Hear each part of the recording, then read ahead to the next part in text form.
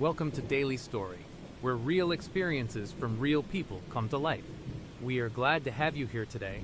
If today's experience resonates with you, feel free to subscribe, leave a comment, or share the episode. It helps others discover these real stories. And from here, today's story begins. You know, I always thought those online dating horror stories were exaggerated. The ones you hear about on true crime podcasts or late night IUTV channels. I figured, I am careful. I vet people I meet in public places. I was wrong. So incredibly, terrifyingly wrong. It all started, as these things often do, with a swipe. His name was Ethan. His profile picture showed a handsome guy, maybe late 20s, with kind eyes and a charming, slightly crooked smile. He had a dog in one photo and another of him hiking. Seemed wholesome enough. His bio was witty, talked about loving the outdoors, good food, and finding someone who appreciated a good laugh. We matched. Our initial conversations were easy. He was articulate, funny, and seemed genuinely interested in what I had to say. We talked for about a week, texting back and forth, before he suggested we meet up. Standard stuff. But then came the first tiny, almost imperceptible blip on the radar. He did not suggest a coffee shop or a bar. He said he knew this hidden gem, an old, abandoned fire tower deep in the state park, offering incredible views, especially at sunset. He framed it as an adventure, something unique. My gut did a little flip. A first date, out in the middle of nowhere. It felt off. But he was so enthusiastic, so charming in his description, promising we would be back before it got dark, that I talked myself out of my apprehension. It is just a fire tower. I reasoned. Plenty of people hike there. It will be fine. He suggested I follow him in my car, just in case, we wanted to leave at different times. Another little reassurance that, in hindsight, felt less like consideration and more like a carefully crafted setup. So, last Saturday, I found myself driving. The meeting point was a small, dusty parking lot on the outskirts of the state park. Ethan was already there, leaning against his dark SUV, that same easy smile on his face. He waved, and I felt a brief flutter of relief. He looked exactly like his pictures. No catfishing here. Yet, he hopped into his car, and I followed. The paved road quickly turned into gravel, then just a dirt track. Trees pressed in on both sides, their branches forming a dense canopy that swallowed the afternoon sun. My phone, which had been steadily losing signal, finally flatlined, showing no service. I tried to rationalize it. We were deep in the woods, that is normal, but a prickle of unease started to crawl up my spine.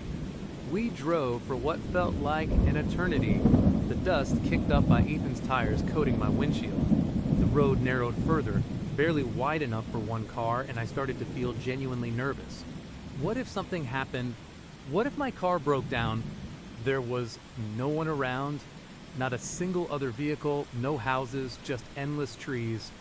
Finally, Ethan slowed and pulled off to a small, overgrown clearing ahead.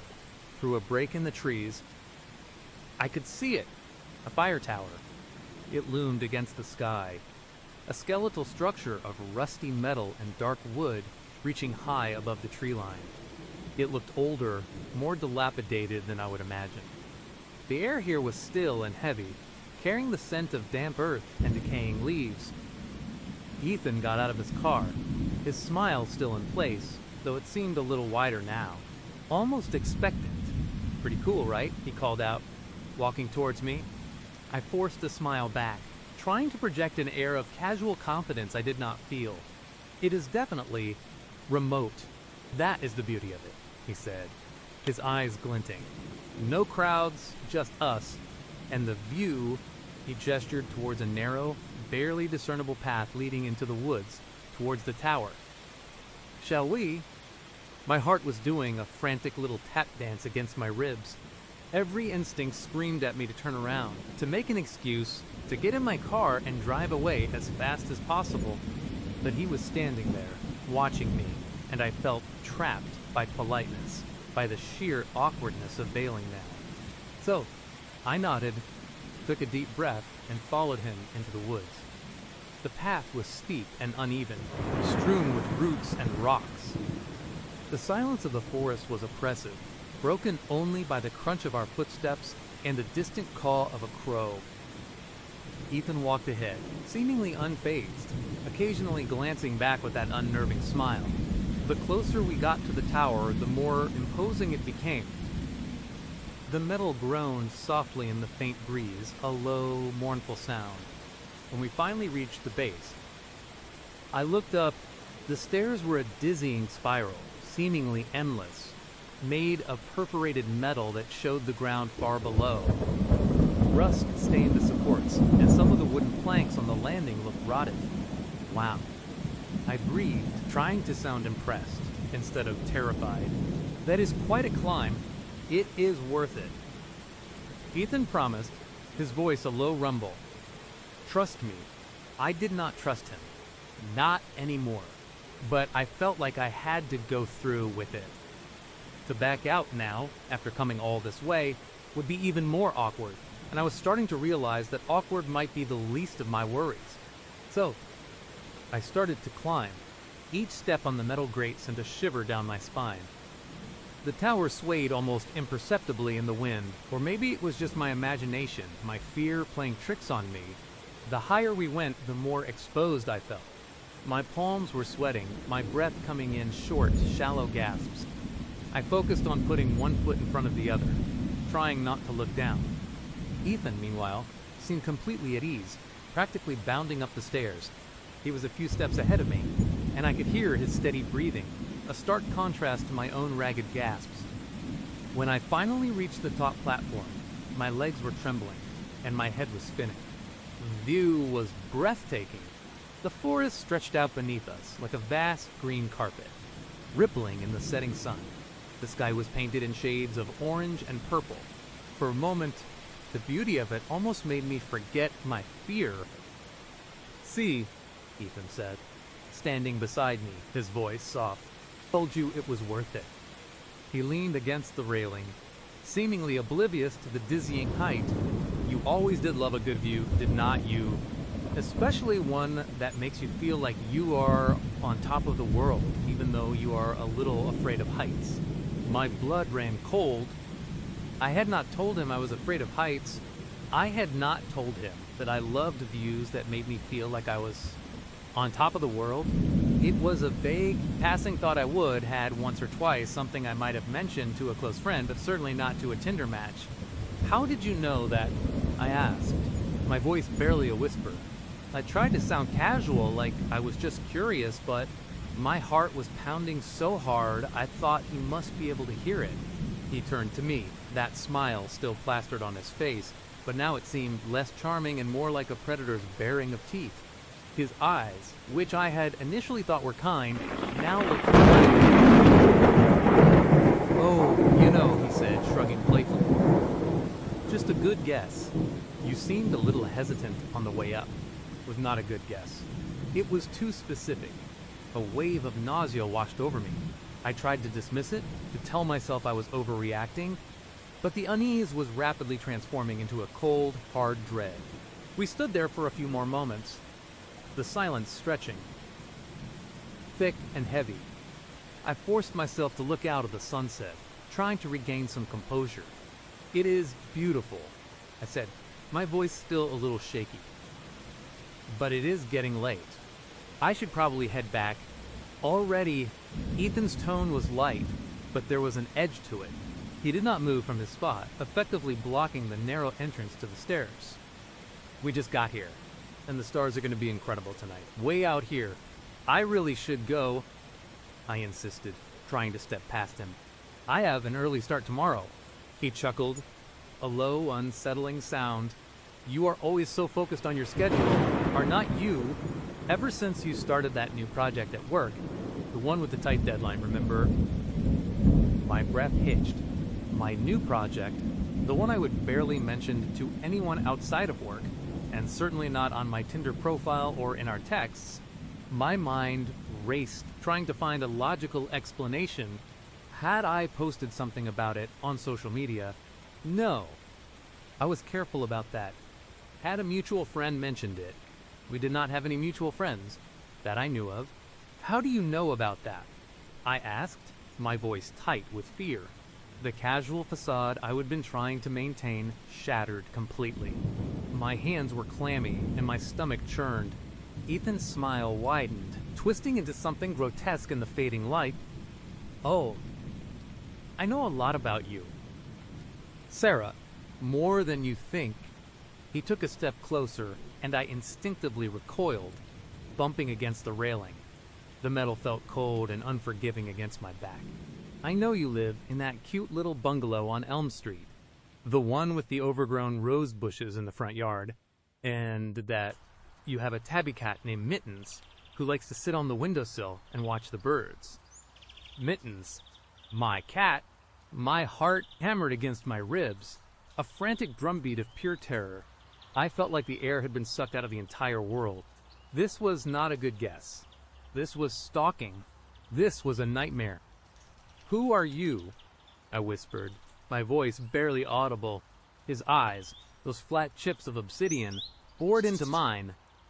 I am Ethan, your date, and soon you will be mine. The words hung in the air, chilling me to the bone. Every muscle in my body screamed to run, but I was frozen, paralyzed by a fear so profound it felt like a physical weight. The charming facade was completely gone, replaced by something cold, predatory. I need to go, I managed, trying to push past him. My voice was trembling uncontrollably. He did not move. He just stood there, his large frame blocking the only exit. Not yet. We have not even had a proper conversation. I have been watching you for weeks. Sarah, waiting for the perfect moment, waiting for you to finally notice me. Weeks. He would have been watching me for weeks. The thought made my skin crawl. Had he been outside my house? Had he followed me? The realization hit me like a physical blow. This was not a date. This was an abduction. And this remote fire tower, with its stunning view, was the perfect trap. My mind raced, desperately searching for an escape plan. I was trapped on a rickety platform, hundreds of feet in the air, with a man who knew far too much about me and clearly had no intention of letting me leave.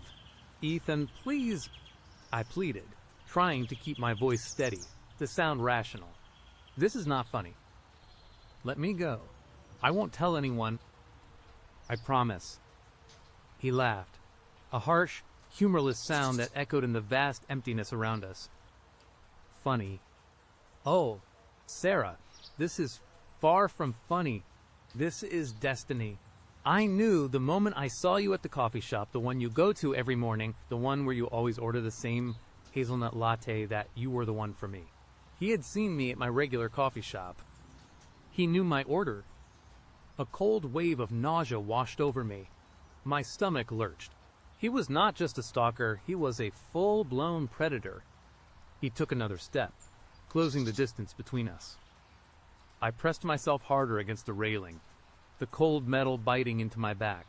The sun had almost completely dipped below the horizon, casting long, menacing shadows that danced around us. The air grew colder, and a shiver, unrelated to the temperature, racked my body. Do not worry, he said, his voice dropping to a low, menacing whisper. It won't hurt. Not if you are good. That is when I saw it. A glint of metal in his hand. He pulled out a small, wickedly sharp hunting knife, its blade catching the last vestiges of twilight. My entire body trembled. This was it. This was one of those stories. And I was the victim. A primal scream clawed its way up my throat, but it came out as a choked gasp. I had to fight. I had to survive. He lunged, not at me with the knife, but towards the small wooden shack that housed the fire tower's equipment. With a quick, practiced movement, he kicked open the rusty door, revealing a dark, cramped interior. Get in, he commanded, his voice now devoid of any pretense of charm. Pure menace. No. I shrieked, finally finding my voice. I scrambled sideways, trying to create distance, trying to get to the stairs. But he was faster, He grabbed my arm, his grip like iron. Pain shot through my shoulder as he yanked me towards the shack. I fought back, kicking, punching, anything to break free. My nails raked across his face, and I heard a grunt of pain, but his grip did not loosen. He was too strong. He shoved me into the dark, musty interior of the shack, then slammed the door shut, plunging us into absolute darkness. I heard the clang of a metal latch, and then the scrape of something heavy being dragged against the door from the outside. He was barricading me in panic, raw and visceral, consumed me. I pounded on the door, screaming his name, screaming for help, but my voice was swallowed by the thick walls and the vast emptiness of the forest. No one would hear me. I fumbled in the darkness, my hands brushing against rough wood and cold, rusty metal. The air was thick with the smell of dust, decay, and something else. Something metallic. My stomach lurched. That smell. I would smelled it before, faint, but now it was stronger, cloying. Like old blood. A sudden, blinding light pierced the darkness as a powerful flashlight beam cut through the gloom. Ethan. He was standing outside the shack, aiming the beam through a small, grimy window, illuminating the cramped space. His face was distorted by the light, and I could see a thin line of blood trickling down his cheek where I would scratched him. His eyes burned with a terrifying intensity. "You really should not have done that." "Sarah," he said, his voice calm, almost disappointed. "Now we are going to have to do this the hard way." He reached into his pocket and pulled out a roll of thick, industrial-strength duct tape, then a coil of rope. My blood ran cold. He was not just going to hurt me. He was going to make sure I could not leave. He was going to make me disappear. My gaze swept around the tiny shack, desperate for anything, any weapon, any means of escape. My eyes landed on a heavy, rusty wrench lying on a dusty shelf. It was within reach. As Ethan fumbled with the duct tape, trying to tear off a strip, I lunged with a surge of adrenaline I did not know I possessed. I grabbed the wrench and swung it with all my might at the window. The glass, old and brittle, shattered with a deafening crash, sending shards flying. Ethan cried out, startled, the flashlight beam momentarily jerking away. This was my chance. Without thinking, I scrambled towards the broken window, ignoring the sharp edges of the glass that tore at my skin. I squeezed through the opening, scraping my shoulder, my legs dangling precariously in the air. I was still hundreds of feet up. "Hey!" Ethan roared, his voice filled with fury. He dropped the tape and lunged, grabbing my ankle. Pain exploded through my leg as he yanked me backwards. I screamed, clutching at the window frame, my fingers slipping on the rough wood.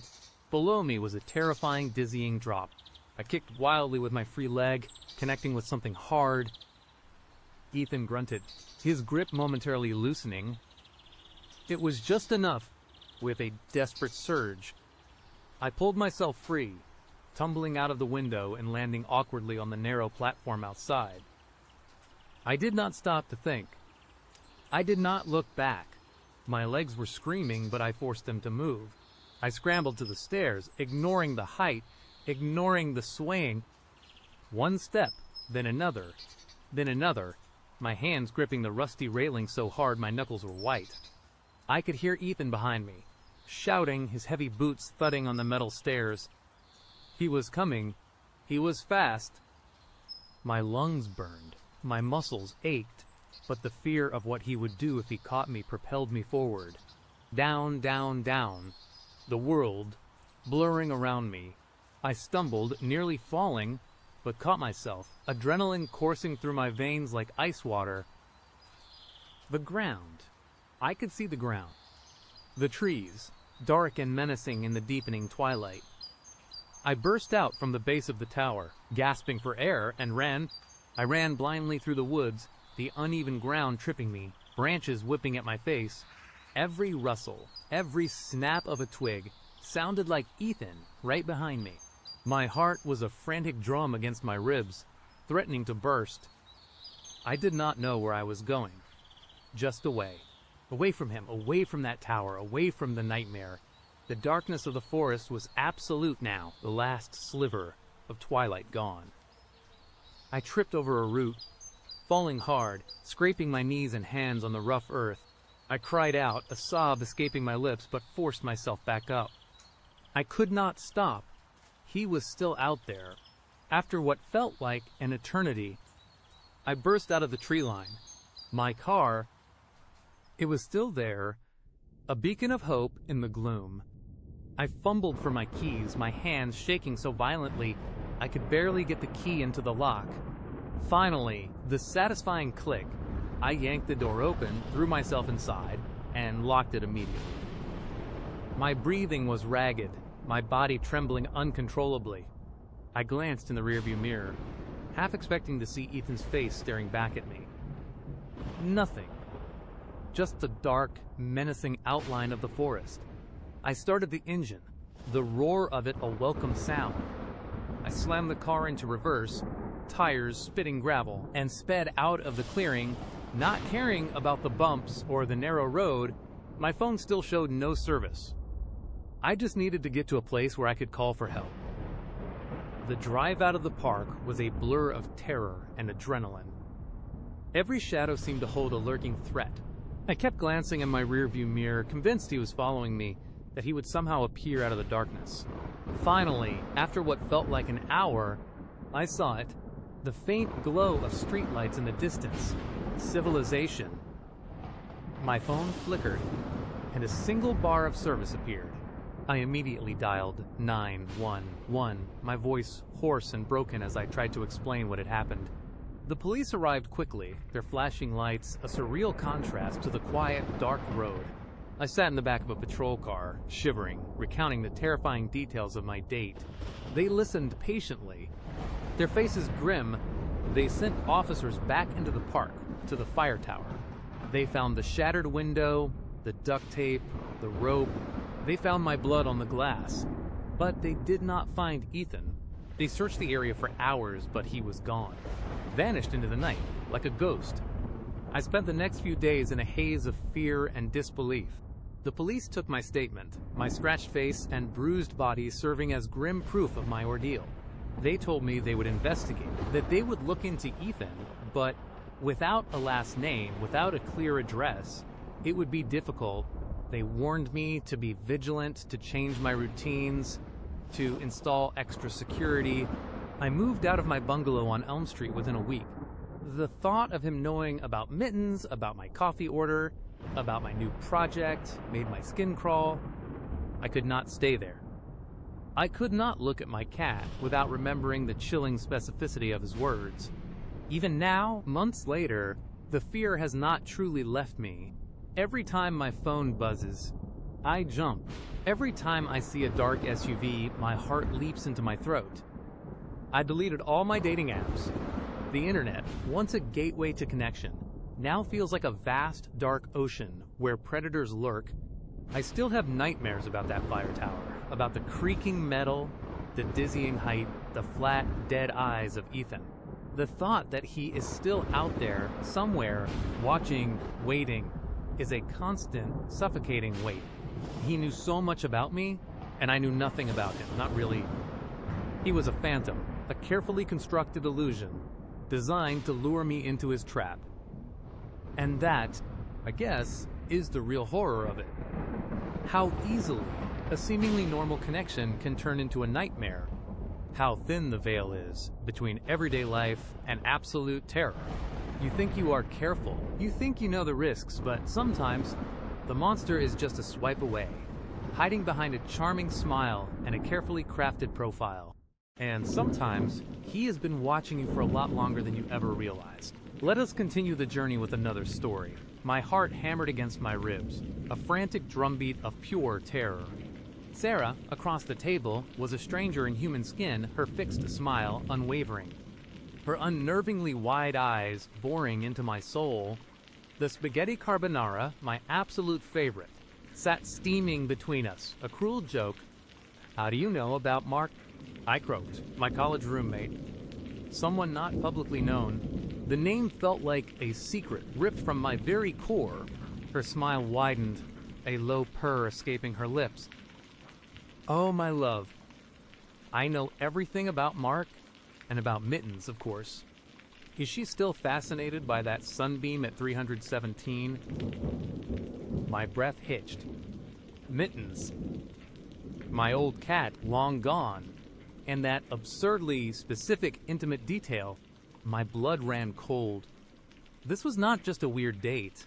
It was a horrifying, calculated invasion. A desperate urge to bolt seized me, but my feet were glued, my hands shaking beneath the table. The bustling restaurant felt distant, muffled, as no one noticed the silent terror unfolding. I do not understand, I stammered, trying to mask my panic, trying to find some logic in the madness. Her eyes, now with an iridescent sheen I could have sworn was not there before, met mine. Public, private. What is the difference when you are meant to be together? The universe shares secrets. Connection. I felt a trap, a snare closing around my throat. The waiter had arrived with my spaghetti carbonara, my favorite, a detail I would obscurely tweeted years ago, buried under thousands of posts. It clicked her favorite restaurant, her knowing I would like it, all a horrifying, calculated invasion. I picked up my fork, but my hand trembled, the food suddenly poisoned. Are not you going to eat, my love? She asked, her eyes locked on mine, relishing my discomfort. Her voice was soft, almost caressing, but it felt like a razor blade sliding across my skin. I had to escape. Now, I just remembered I have an early meeting tomorrow. I tried, my voice cracking. I really should get going. Her smile did not falter, but her eyes narrowed, losing that iridescent glow for a moment, becoming sharp, predatory. Oh, the Johnson account, she purred, her voice now cold, flat. You're presenting Q3 projections, worried about Mr. Henderson's skepticism. My fork clattered against the plate, the sound echoing in my suddenly deafened ears. These were confidential, closed-door details.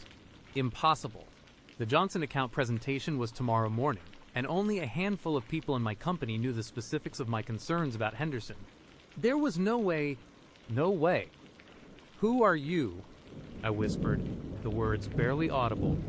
Her smile broadened, stretching unnaturally wide across her face, a silent promise of something far more sinister. It was the smile of a predator who had cornered its prey, a smile that said, "You belong to me now." I stood up abruptly, nearly knocking over the table. The chair scraped loudly, drawing a few curious glances, but no one intervened. No one saw the fear in my eyes. I have to go. I choked out, fumbling for my wallet. I threw some cash on the table, more than enough to cover the untouched meal, and bolted. The night air hit me like a shock, cold and sharp, but it did little to clear the fog of terror. I did not look back. I just walked, then ran, my heart still a frantic drum. Every shadow seemed to twist into Sarah's unnerving smile, every distant voice her soft, purring threat. I did not know where I was going, only that I had to get away. I finally reached my apartment building, my lungs burning, my legs aching. I scrambled up the stairs, fumbling with my keys, my hands shaking so badly I almost dropped them. Inside, I slammed the door shut, locking it, then locking the deadbolt, then the chain. I leaned against it, gasping for breath. The image of Sarah's face burned into my mind. Okay, calm down, I muttered to myself, trying to rationalize. Maybe she was a private investigator, someone hired by a rival company. But the mittens detailed the sunbeam at 317. No pie could get that. It was too intimate, too specific, too old, and the universe shares secrets line. That was not corporate espionage. That was something else entirely. I went straight to my laptop, my fingers flying across the keyboard. I searched her name, Sarah, and any other detail I could remember, her face, her approximate age, the restaurant. Nothing. Not a single social media profile, not a news article, not even a casual mention It was like she did not exist. Then I checked my own online footprint. Every privacy setting was maxed out. My old tweets were locked down. My YouTube was private. My LinkedIn was professional. Bare bones. How could she have known so much? I felt violated, like someone had reached into my brain and plucked out memories. The next few days were a blur of paranoia. I did not sleep. Every creak of the floorboards, every distant siren, every shadow outside my window sent a jolt of ice through my veins. I kept the blinds drawn, the lights on, even during the day.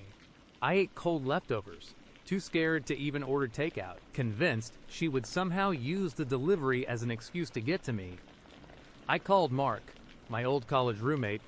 His number was still in my phone, but it had been years since we would spoken. Hey, man, I started trying to sound casual. This is going to sound weird, but did you ever talk about me to anyone named Sarah? He sounded confused. Sarah? No, not that I recall. Why? Everything all right? I mumbled something about a bad Tinder date, trying to brush it off, not wanting to sound completely unhinged.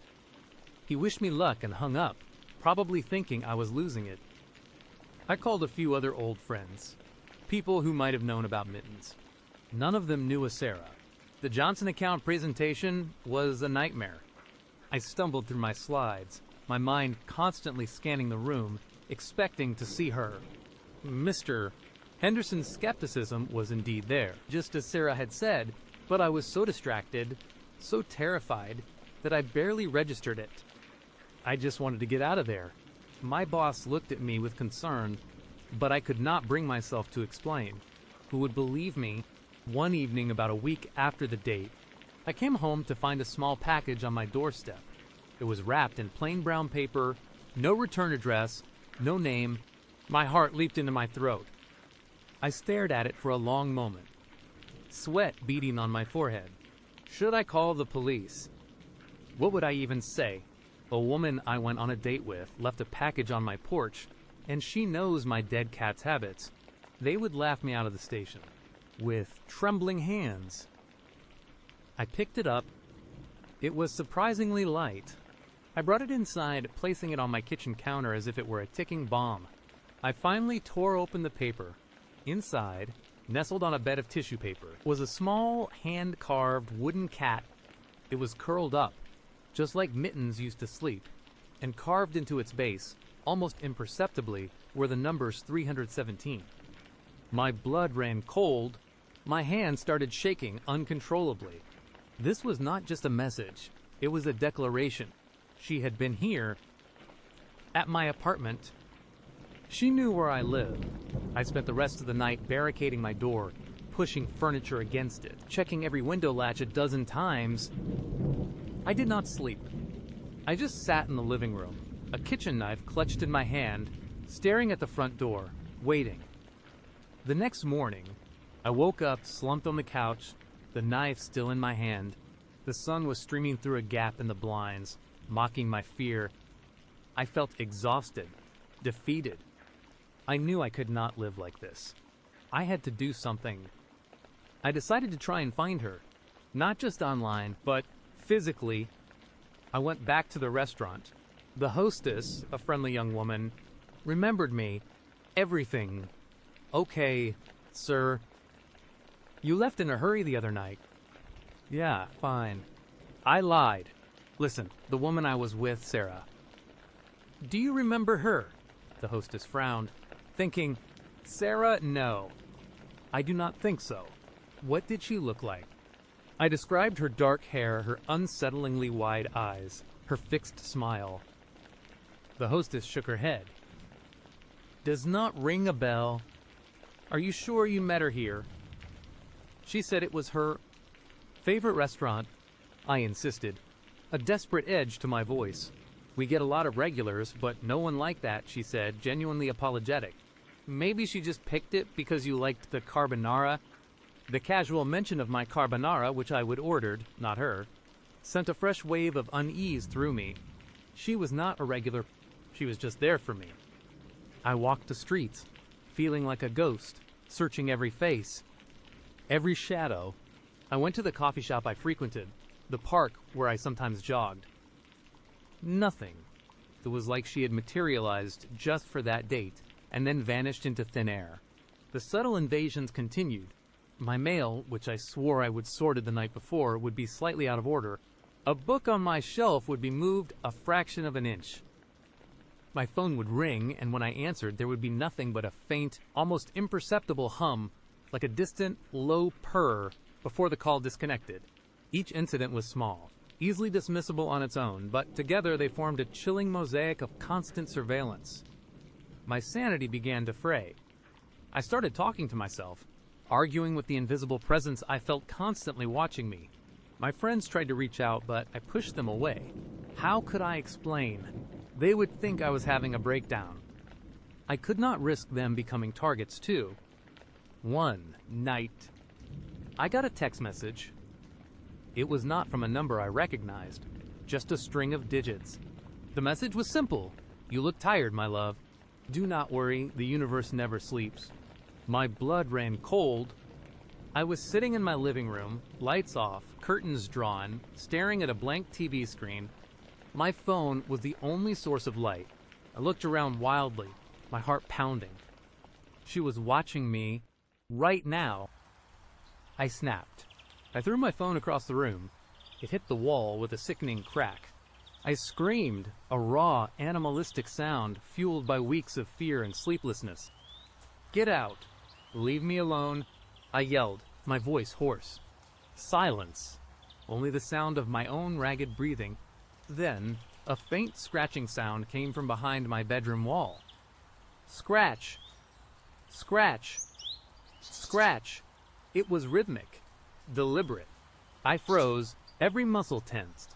It sounded like someone was trying to claw their way through the plaster. I slowly, cautiously, crept towards my bedroom door. The scratching continued, a maddening, relentless sound. It was not a mouse. It was too heavy, too purposeful. I flung the door open, my heart hammering. The scratching stopped. The room was dark, empty. I flicked on the light. Nothing. Just my messy bed, my dresser, my closet door slightly ajar. I walked over to the wall, where the sound had come from. It was the wall shared with my neighbor's apartment. I pressed my ear against it. Nothing. Just the faint hum of their air conditioner. I backed away, my mind reeling. Was I finally losing it? Was I hallucinating? Then I saw it. On my pillow, a single dark hair. Long, fine, and distinctly not mine. It was the exact shade of Sarah's hair. My breath caught in my throat. She had not been scratching from behind the wall. She had been inside my apartment. In my bedroom, while I was in the living room, that was the last straw. I knew I could not stay there. I packed a small bag. Just essentials, money, and my laptop. I did not care about anything else. I was not going to the police. They could not help me against this. I was going to disappear. I slipped out of my apartment building just before dawn, moving like a phantom. I did not have a plan, just an overwhelming need to be somewhere, anywhere she was not. I drove for hours, heading north, then east, then south, trying to shake the feeling of being watched. Days turned into weeks. I stayed in cheap motels, paid in cash, never lingered. I bought a burner phone, only used it for emergencies. I cut off all contact with my old life. I was a ghost, a shadow, but the fear never left. It was a cold, constant companion. Every time I saw a woman with dark hair, my heart would seize. Every time someone smiled at me a little too long, I felt that familiar dread. One evening, I was holed up in a tiny motel room in a forgotten town in Nebraska. The TV was on low, a local news channel. I was eating a cold sandwich, trying to distract myself from the silence. Then, a news report flashed on the screen. A missing person, a young woman, dark hair, wide eyes. The picture was blurry, a driver's license photo. But I recognized her. It was Sarah. My sandwich fell from my hand. The reporter was saying she had been reported missing by her family almost 2 years ago. They had not seen her since she went on a date with a man she met online. Her last known location was a restaurant in my old city, the very restaurant where I had met her. The reporter continued, detailing how the police had no leads. No one remembered seeing her. No trace. It was like she had vanished into thin air. My blood ran cold. Colder than it ever had before. She was not stalking me. She was something else. Something that had taken her place, or perhaps was her, but not in the way anyone understood. The words echoed in my mind: public, private. What is the difference when you are meant to be together? The universe shares secrets. I realized then, she was not just a stalker. She was not just a skilled hacker. She was a void, a collector, an entity that fed on information, on intimacy, on lives. She had taken Sarah's identity, perhaps consumed her, and then moved on to me. And I had escaped, for now. But the universe, as she said, never sleeps. And its secrets, once shared, are never forgotten. I turned off the TV, plunging the room into darkness. I knew she was still out there, still watching, still collecting, and one day, perhaps, she would find me again. Or perhaps she was already here, a silent hum in the darkness, a single dark hair on my pillow, waiting for the right moment to reclaim what she believed was hers. The terror was a part of me now, a shadow that would follow me to the grave, and maybe even beyond. The next chapter begins here. The door groaned open, a sliver of bruised twilight slicing into the absolute darkness I had just grown accustomed to. My heart, a frantic drum against my ribs, threatened to burst through my chest. I pressed myself harder against the cold, rough wall, willing myself to become invisible, to melt into the shadows. Every muscle in my body was screaming to run, to fight, but I was frozen, paralyzed by a fear so profound it felt like a physical weight. Mark stepped inside, and the easy charm, the boyish grin I would fallen for on his Tinder profile, was utterly gone. His face, illuminated by the dusty lantern he held, was a mask of cold, predatory calm. His eyes, once sparkling with feigned interest, were now flat, devoid of warmth, like chips of obsidian. He did not seem to notice me immediately, or maybe he simply did not care. He moved with a chilling deliberation, his heavy boots thudding softly on the rough planks, each step echoing the death knell in my ears. He did not bother closing the door entirely, leaving a thin crack of the outside world visible, a cruel tease of freedom. He walked through the center of the shack, the lantern casting dancing shadows that made the already grotesque room even more nightmarish. The shriveled rose on the rickety table, the grimy cot, the warped floorboards they all took on his sinister new life under the flickering light. The metallic scent, once just a faint tang, now seemed to cling to the air, thick and cloying like old blood. My throat burned with it. Mark set the lantern down on the table, its weak glow illuminating the canvas duffel bag he carried. He placed it carefully on the floor beside him, almost reverently. He did not look at me, but I felt his presence like a suffocating blanket.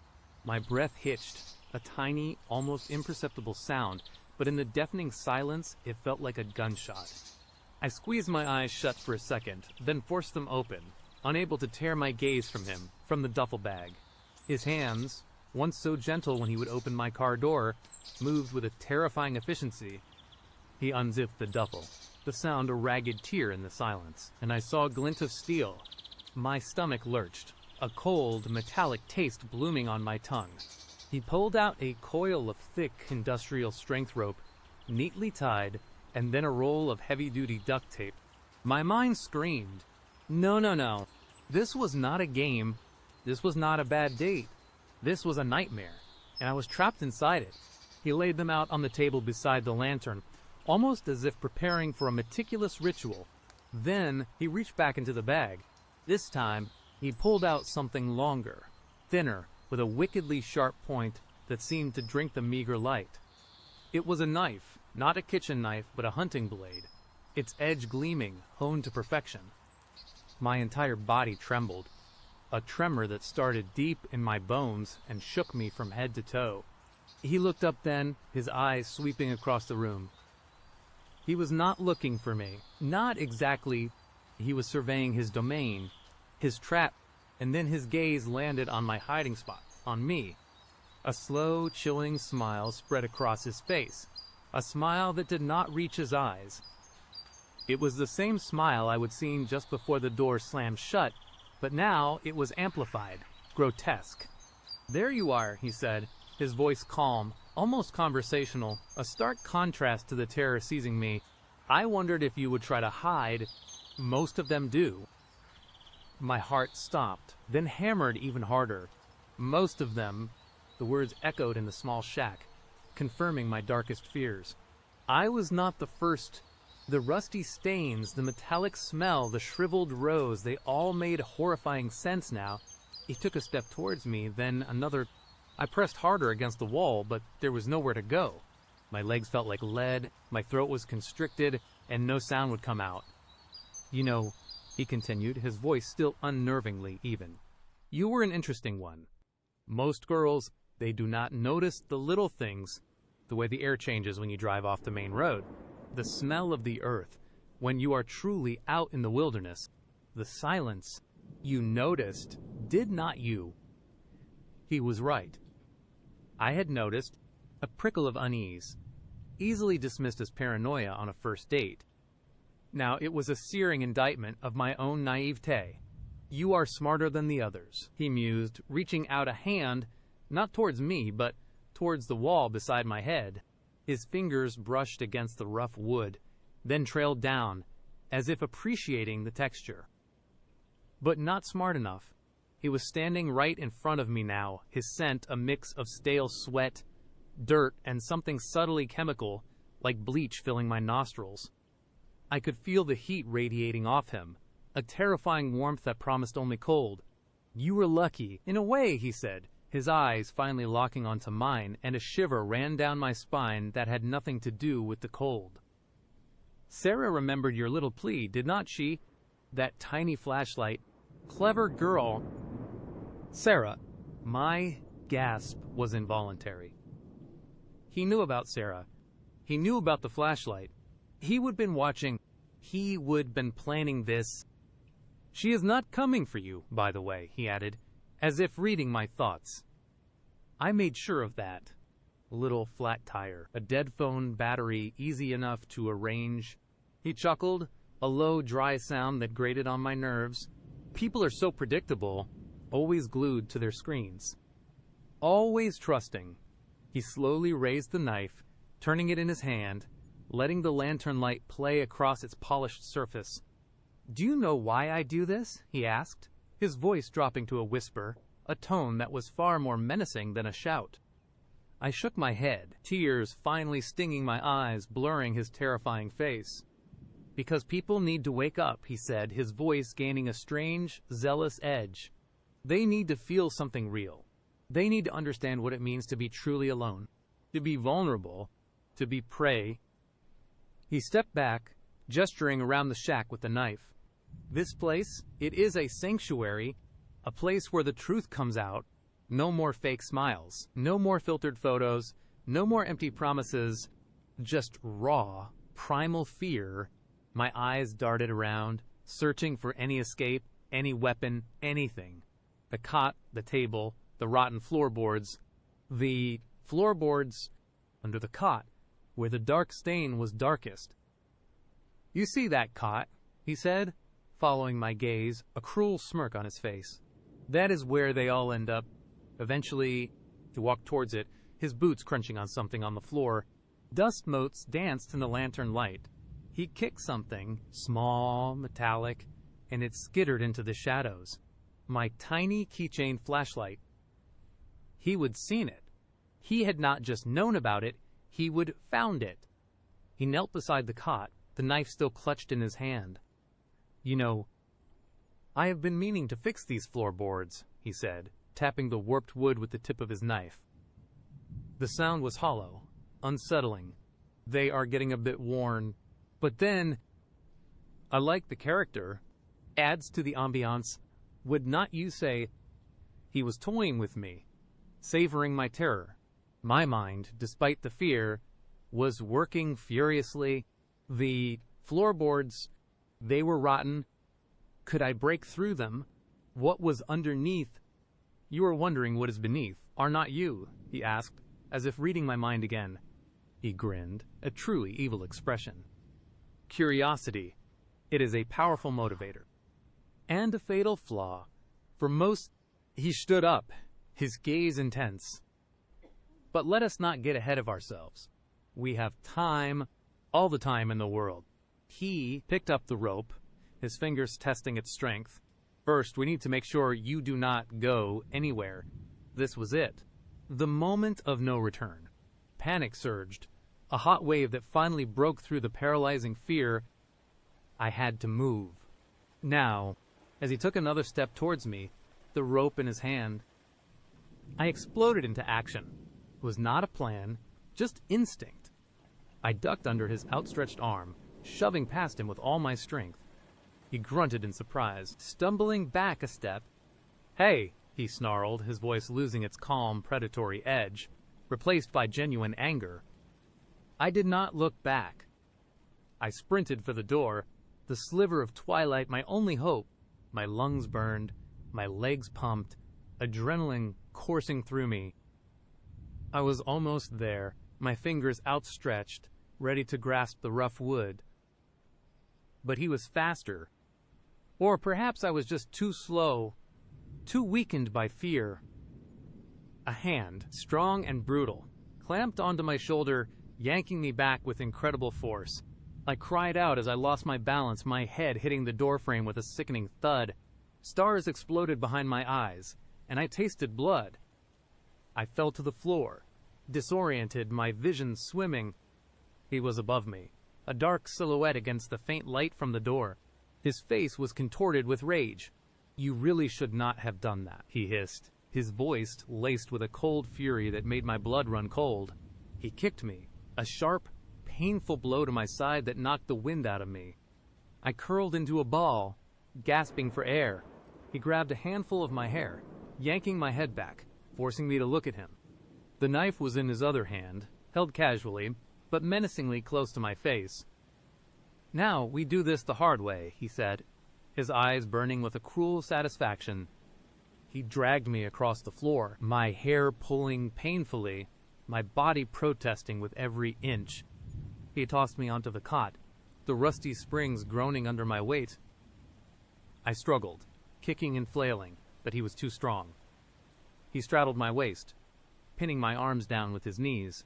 The duct tape! He ripped off a long strip, the sound deafening in the small space. "Do not scream," he warned, his face inches from mine, his breath hot and stale. "Nobody can hear you out here. Trust me." I have checked. He slapped the tape over my mouth, pressing it down hard. The rough adhesive scraped my lips, my skin. My cries were stifled, turning into desperate whimpers. He bound my wrists with the rope, knotting it tightly, then my ankles. I was helpless, completely at his mercy. He stood up, breathing heavily, but the rage had subsided, replaced by his chilling calm. He adjusted the lantern, then picked up the knife again. He walked over to the table, opened the duffel bag once more. This time, he pulled out a small, worn, leather-bound journal. He said, his voice now almost contemplative, "I like to keep a record, a little diary of my experiences." He flipped through the pages, a faint smile playing on his lips. Each entry is a story, a life, a moment of truth. He looked at me, lying helpless on the cot. "And you, my dear, are going to be a very interesting chapter." He walked back to the cot, kneeling beside me.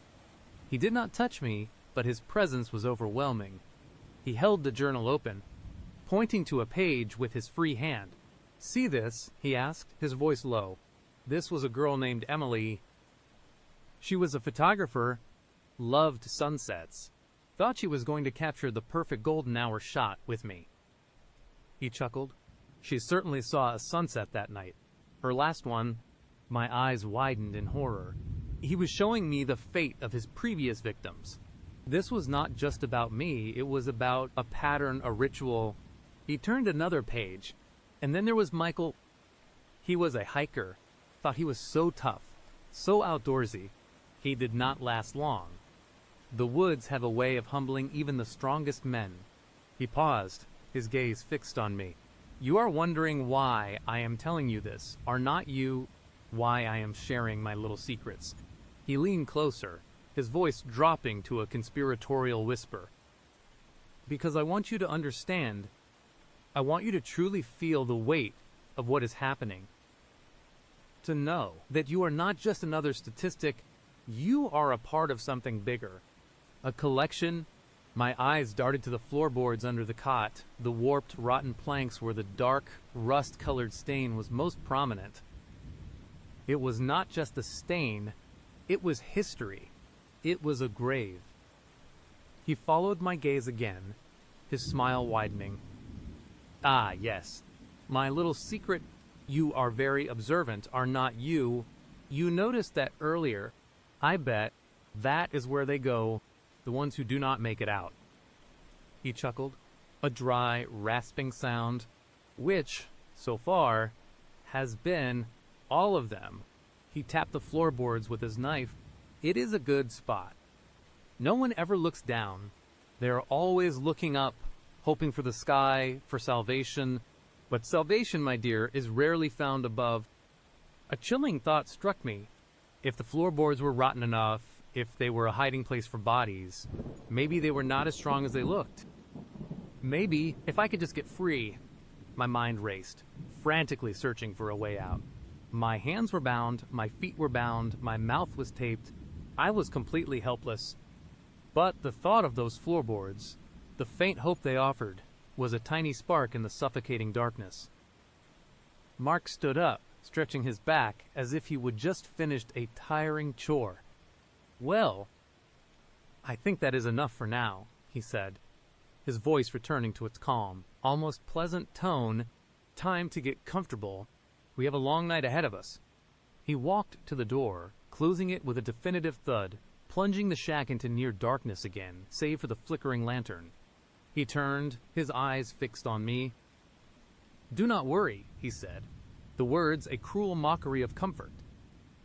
I am not going anywhere. He sat down on the rickety chair by the table, the one with the dried cup rings, and began to sharpen his knife, the rasping sound of steel on stone filling the room. Each shink was a hammer blow to my soul, a countdown to my end. My heart hammered, but a new resolve was forming. I was not going to just lie there and accept my fate. I had to try. Sarah, my friend, the one who remembered my plea, she was out there. Even if Mark had disabled her car, she would eventually realize something was wrong. She would come looking. I just had to buy myself time.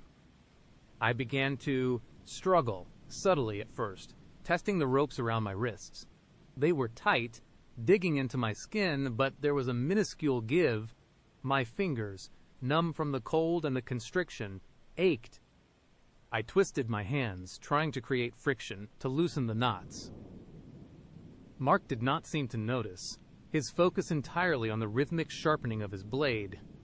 The metallic tang in the air intensified, and I realized it was not just the shack, it was the smell of the blade. The scent of fresh steel, ready to cut. My eyes darted to the floorboards again. They were my only chance. If I could get off the cot, if I could make it to that spot, maybe I could break through, maybe find a way to hide, or even escape. My wrists burned, raw, and chafed, but I kept twisting, kept pulling. A small, desperate part of me wondered if Sarah had told anyone else where I was going. Had I mentioned the name of the town, the general direction? I could not remember. Panic threatened to overwhelm me again, but I pushed it down. Focus? Survive. After what felt like an eternity, but was probably only minutes, I felt a slight loosening in one of the knots. It was barely perceptible, but it was there. A spark of hope, fragile but fierce, ignited within me. I redoubled my efforts, pulling and twisting, ignoring the pain. Mark looked up, his head cocked. "Everything all right over there?" he asked, his voice laced with mock concern. "Getting a little restless, are we—" I froze. My breath held. He had not seen. He was just playing with me. I forced myself to be still, to breathe slowly, to pretend I was resigned. He went back to his sharpening, the horrifying shink resuming. The knot was giving way, slowly, agonizingly. My fingers were raw. My skin rubbed thin, but I could feel it. A tiny bit of slack. If I could just get one hand free, I could work on the other, then the tape. Suddenly, a loud crack echoed through the shack. Mark stopped sharpening, his head snapping up. His eyes narrowed, not at me, but towards the far corner of the room near the back wall. "What was that?" he muttered, his voice losing its calm edge, a flicker of annoyance crossing his face. My heart leaped. Had something else happened? Had someone heard? Was Sarah here? Mark stood up, holding the knife loosely. He walked slowly towards the corner, his gaze fixed on the wall. "Must be the wind," he muttered, but his posture was tense. This was my chance. With a surge of adrenaline, I gave a mighty tug, ignoring the searing pain in my wrists. The knot, weakened by my persistent efforts, gave way with a soft rip of rope against skin. My right hand was free. I did not hesitate. I immediately began working on the tape over my mouth, my fingers fumbling, frantic. The adhesive was strong, but I clawed at the edge, trying to peel it back. Mark was still focused on the corner, his back partially to me. He muttered something under his breath, then reached out, touching the rough planks of the wall. I ripped the tape from my mouth, a painful tearing sound that made me wince. My lips were raw, burning. I gasped for air, a choked, desperate sound. Mark spun around, his eyes wide, his face a mask of shock and fury. "You little bitch!" he roared, dropping the knife and lunging towards me. I rolled off the cot, hitting the floor hard, but the impact was nothing compared to the terror of his charge. I scrambled on my hands and knees, my left wrist still bound, my ankles still taped. I crawled towards the rotten floorboards, my only hope. "Get back here!" he screamed. His voice no longer calm, but a guttural snarl. He was right behind me. I reached the spot, the smell of metallic earth rising from the warped wood. I kicked at the planks with my taped feet, then began to pound at them with my free hand, desperate, praying they would give way. "Stop it!" Mark yelled, his heavy boots thudding on the floor. He grabbed my ankle, his grip like a vice. He yanked me back, away from the boards, but I was not giving up. I twisted, squirming, kicking out with my free foot catching him in the shin. He grunted, loosening his grip for a split second. It was all I needed. I reached out, my fingers scraping against the rough planks. With a final, desperate shove, I pushed against the most warped board. It groaned. Then with a sickening crack it gave way. A cloud of dust and the stench of decay billowed up from the darkness below. "No!" Mark bellowed, his eyes wide with disbelief and rage. He lunged for me again, but I was already falling, tumbling into the inky blackness beneath the shack. I landed hard on something soft yet firm, a tangled mass of roots and damp earth. The air was thick with the smell of mold and something else. Something foul and unmistakable. My stomach lurched. I knew what I had fallen onto. Above me, Mark's face appeared in the gaping hole, illuminated by the lantern's weak glow. His eyes were wild, his mouth twisted in a snarl. "You think you can escape me?" he shrieked, his voice echoing in the confined space. "You think a little hole can save you." He disappeared for a moment, then reappeared holding his knife. He began to hack at the edges of the hole, trying to widen it to get to me. Splinters rained down on me. I scrambled away, pushing myself deeper into the darkness beneath the shack, crawling over the uneven ground, my bound ankles making movement agonizingly slow. The air grew heavier, colder. and the stench of decay became overwhelming. My free hand brushed against something cold and slick, something that felt like bone. I stifled a scream, my throat closing up in terror. I was not alone down here. I could hear Mark above me, still hacking at the floorboards. His grunts of effort, his curses. He was getting closer. I had to move. I crawled forward, blindly, frantically, until my hand hit something hard and unyielding. It was a wall made of rough-hewn stone. I followed it, hoping it would lead somewhere, anywhere, away from Mark. Suddenly, I saw a faint glimmer of light ahead. Not the harsh yellow of Mark's lantern, but a soft, pale luminescence. Hope, raw and desperate, surged through me. A crack, a gap, a way out.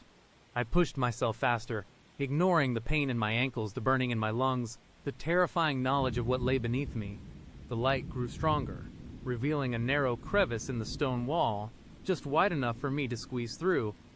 It was covered in thick cobwebs, but beyond it, I could see a sliver of the bruised twilight sky. "I have got you now." Mark's voice boomed from behind me, much closer than before. The floorboards above me groaned and splintered. He was about to drop down with a final, desperate surge of adrenaline. I squeezed through the crevice, tearing my clothes, scraping my skin. I emerged into a dense thicket of thorny bushes, stumbling out into the cool night air. I was outside. I did not stop. I crashed through the undergrowth, the thorns tearing at my flesh, my bare feet screaming with pain.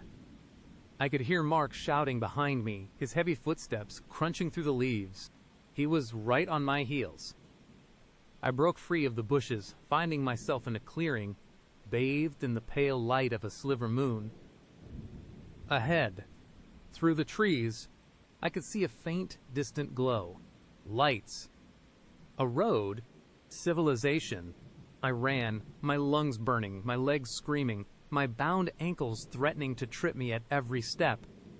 I could hear Mark's ragged breathing, his curses, closer and closer. He was gaining on me. My vision blurred with tears and exhaustion. I stumbled, falling to my knees, scraping them raw. I tried to push myself up, but my body refused to obey. This was it. He had me. Then, through the ringing in my ears, I heard another sound, a low rumble, growing louder, headlights, cutting through the darkness of the trees. Mark stopped dead, just a few yards behind me. The light from his lantern, which he must have grabbed before coming after me, cast his enraged face in a demonic glow. He looked from me to the approaching headlights, his eyes wide with fury and frustration. The rumble grew into the roar of an engine, a truck, barreling down a hidden dirt road I had not even known was there. Its headlights swept across the clearing, illuminating Mark, his knife, and my pathetic, injured form. For a split second, he hesitated, caught in the glare. Then, with a final furious snarl, he turned and melted back into the shadows of the woods, disappearing as quickly as he had appeared. The truck skidded to a halt beside me, its tires kicking up dust. A gruff-looking man with a beard and a hunting rifle slung over his shoulder jumped out, his eyes wide with alarm. "My God, girl, what happened to you?" he exclaimed, rushing to my side. I could only whimper, pointing back towards the darkness where Mark had vanished. My body shook uncontrollably, the adrenaline finally crashing, leaving me weak and spent. I was safe. For now, but as the man helped me into his truck, and I looked back at the menacing line of trees, I knew one thing with chilling certainty. Mark was still out there, and I would never, ever feel truly safe again. Here comes the next voice in our lineup. You know how it is with dating apps, right? It is a gamble.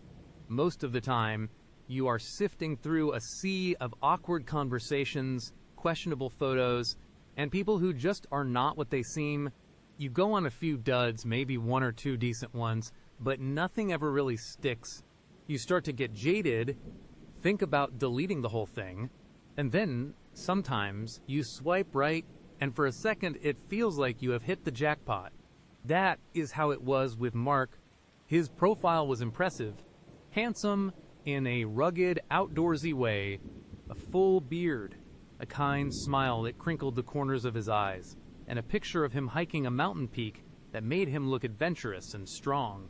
His bio was short, witty, and talked about a love for nature, good books, and quiet evenings. He seemed like a breath of fresh air after a string of guys whose main interests were video games and complaining about their exes.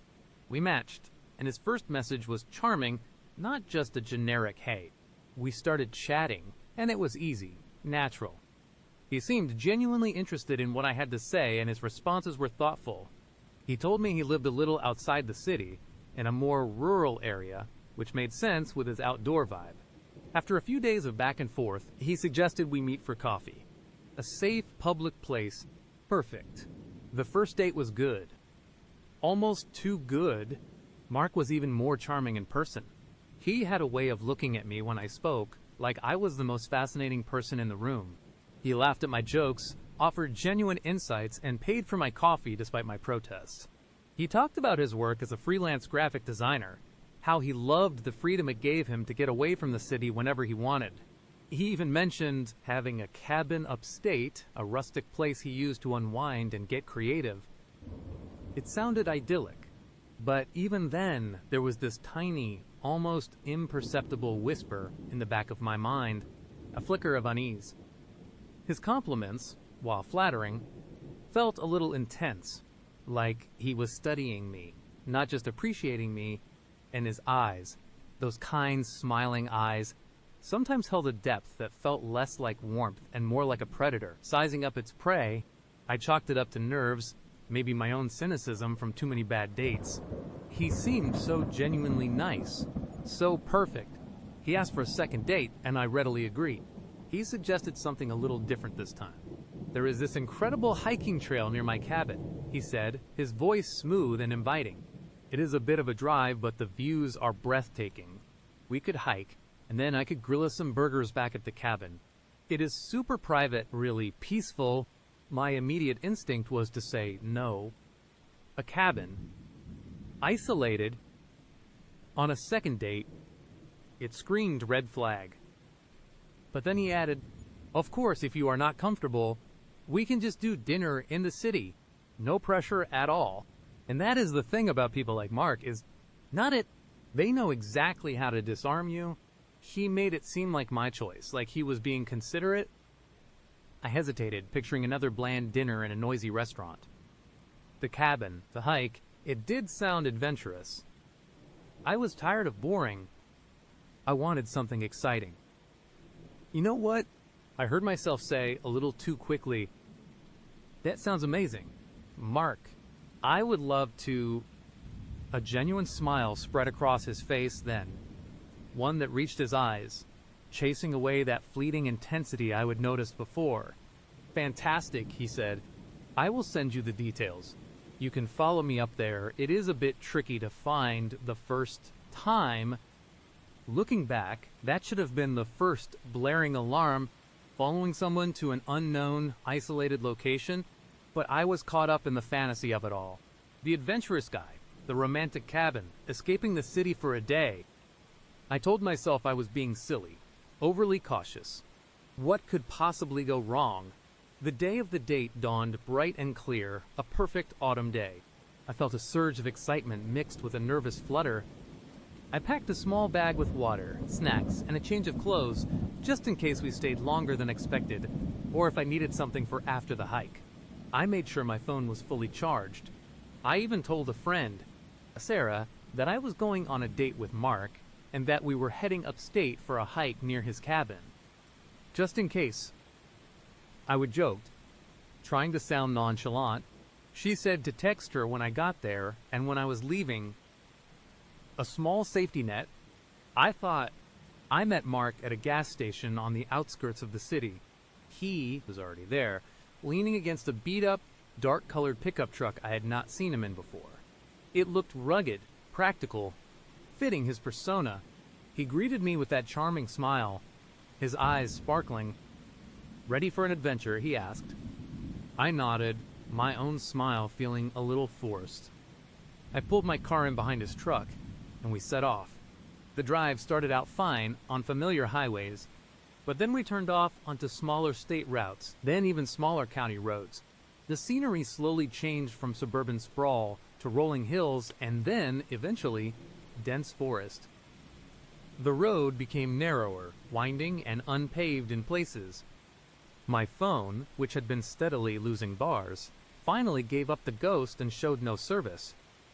A prickle of unease started to spread through me. This was really out there. I glanced at my rearview mirror, seeing nothing but trees behind me. I could not even remember the last turn we would make. My stomach tightened. This was far more isolated than I would imagine. I tried to tell myself it was just part of the charm, the getting away from it all vibe. But the rational part of my brain was screaming. Finally, Mark's truck slowed and turned onto an even narrower, barely visible dirt track that disappeared into a thick wall of trees. My car's suspension groaned as I followed. We drove for what felt like another 10 minutes, the trees pressing in, until the track opened into a small clearing, and there it was, Mark's cabin. It was not the cozy, rustic retreat I would envisioned. It was more of a shack, small, unpainted, weathering to a dull, sickly gray.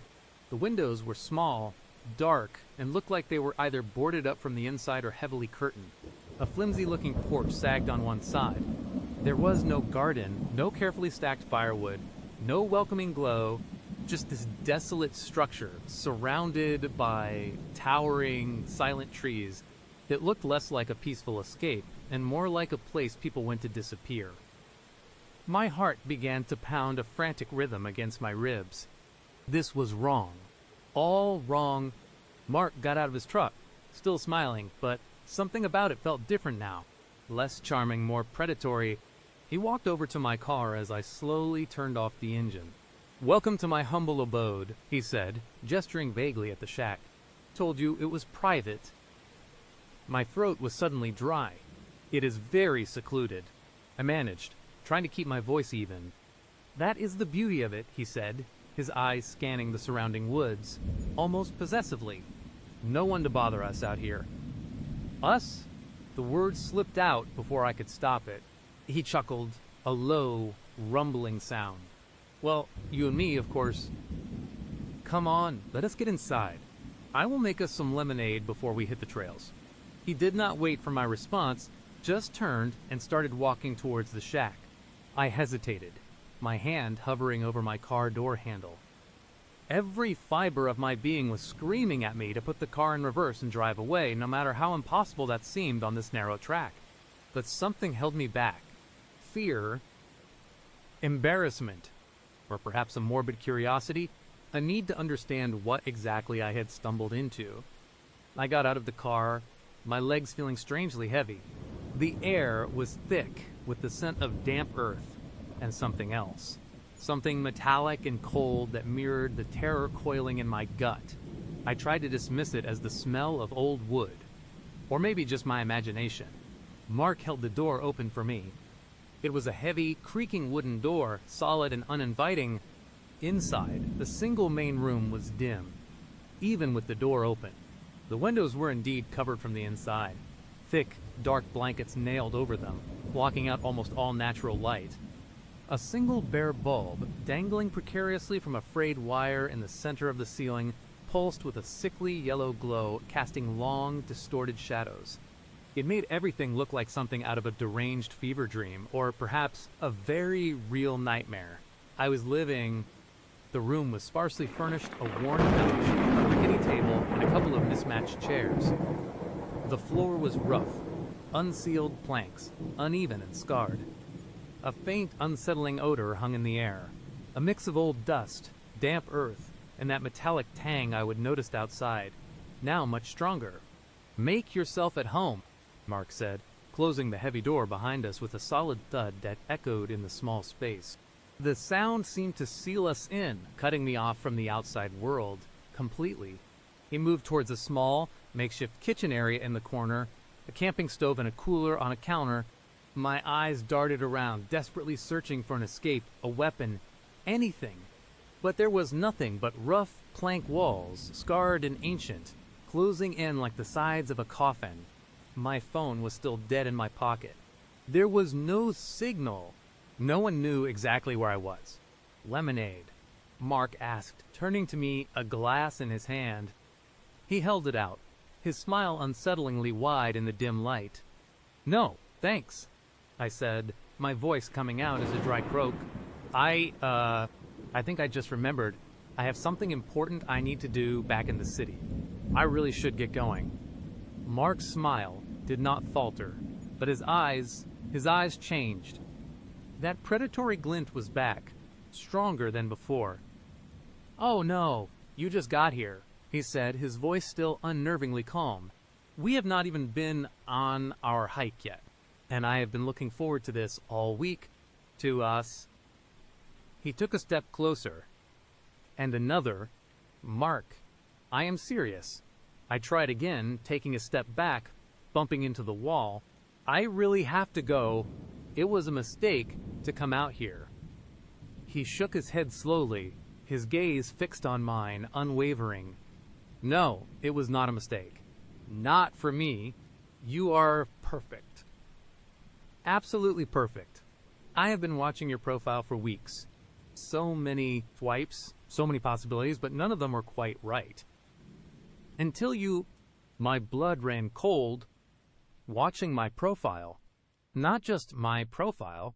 He knew where I lived, what I liked. He had been planning this... What are you talking about? I whispered, my voice barely audible. He took another step, closing the distance between us.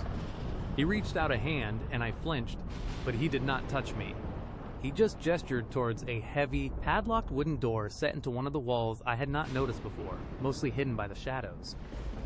I have been waiting for someone like you, he said, his voice dropping to a low, chilling murmur. Someone who appreciates the quiet, the peace, someone who understands the beauty of solitude, and you have a certain vibrancy, a life force. It is exactly what I need. My eyes were drawn to the padlocked door. What was behind it? A sudden, horrifying thought flashed through my mind, a memory of a news story about a missing person, a Tinder date gone wrong. My mind raced, a frantic hamster on a wheel, trying to piece together how I had ended up in this godforsaken place, why he was here, and what the hell he planned to do. Mark, please. I pleaded, my voice trembling now. Let me go. I won't tell anyone. I just want to leave. He chuckled again, a dry, humorless sound. Oh, but you can't leave. Not yet. We have so much to do.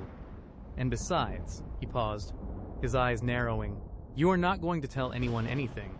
He reached behind him, his hand disappearing for a moment and then reappearing. It was the glint that caught my eye first, a malevolent spark in the suffocating dimness.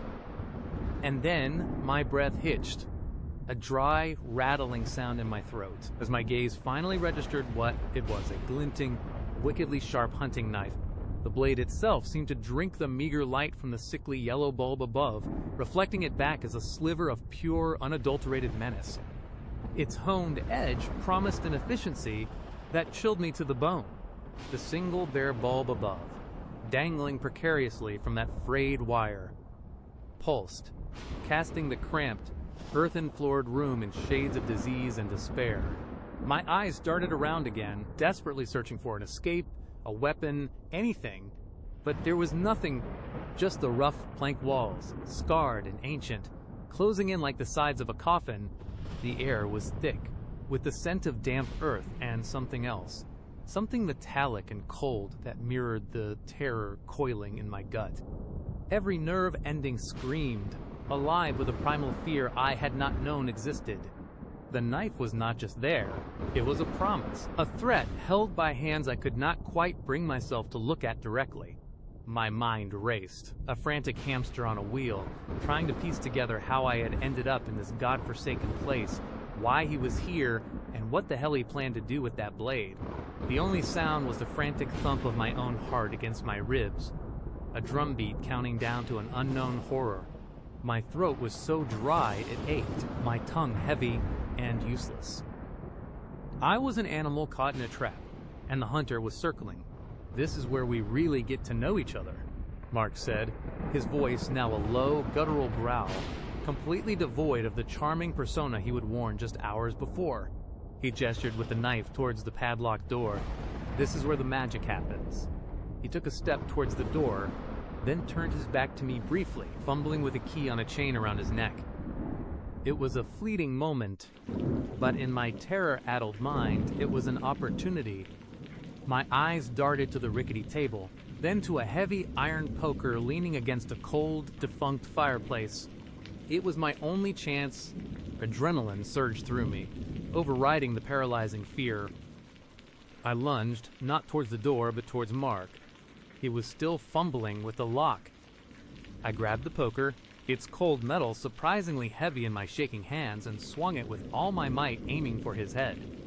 He let out a grunt of surprise and pain as the iron connected with his shoulder. The knife clattered to the floor, sliding across the rough planks and stopping near the wall. He stumbled, cursing, turning to face me with a look of pure rage contorting his features. "You little bitch," he snarled, rubbing his shoulder. I did not wait. I did not think. I dropped the poker and scrambled towards the knife, my fingers closing around the cold, slick handle. He lunged for me, but I was faster. I did not know how to use it, but the feel of a weapon in my hand, any weapon, gave me a sliver of hope. He stopped, seeing the blade in my hand, a flicker of surprise in his eyes. "You think you can stop me?" he sneered. But there was a hint of caution in his voice now. "Stay away from me," I screamed, holding the knife out clumsily.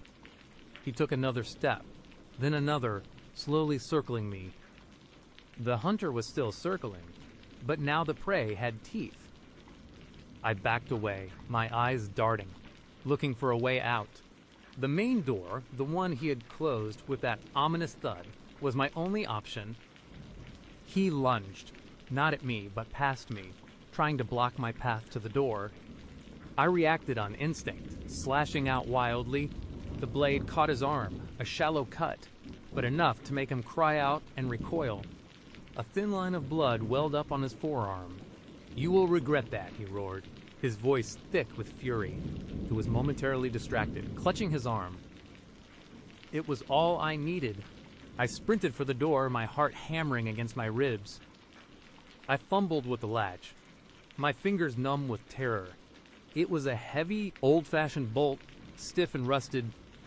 I yanked, pushed, pulled, my nails tearing. He was behind me, his heavy footsteps thudding on the floorboards. I could feel his breath on my neck. Just as his hand reached out to grab me, the bolt finally slid open with a screech. I burst out of the shack, gasping for air, into the fading twilight. The forest, which had seemed so menacing moments before, now offered a desperate, dark refuge. I did not look back. I ran. My car. I had to get to my car. I scrambled across the small clearing, my eyes fixed on my vehicle, a beacon of hope. But as I reached it, I saw it. The tires. All 4 of them were slashed, flat, and useless. He must have done it when I was inside, or before I even arrived. Despair threatened to swallow me whole. I was trapped, deep in the woods, no phone signal, no car. He was coming. I could hear his heavy breathing, his curses, echoing from the shack. I turned and ran into the dense undergrowth, blindly crashing through bushes and low-hanging branches. Twigs snapped, leaves rustled, thorns tore at my skin, but I did not feel the pain.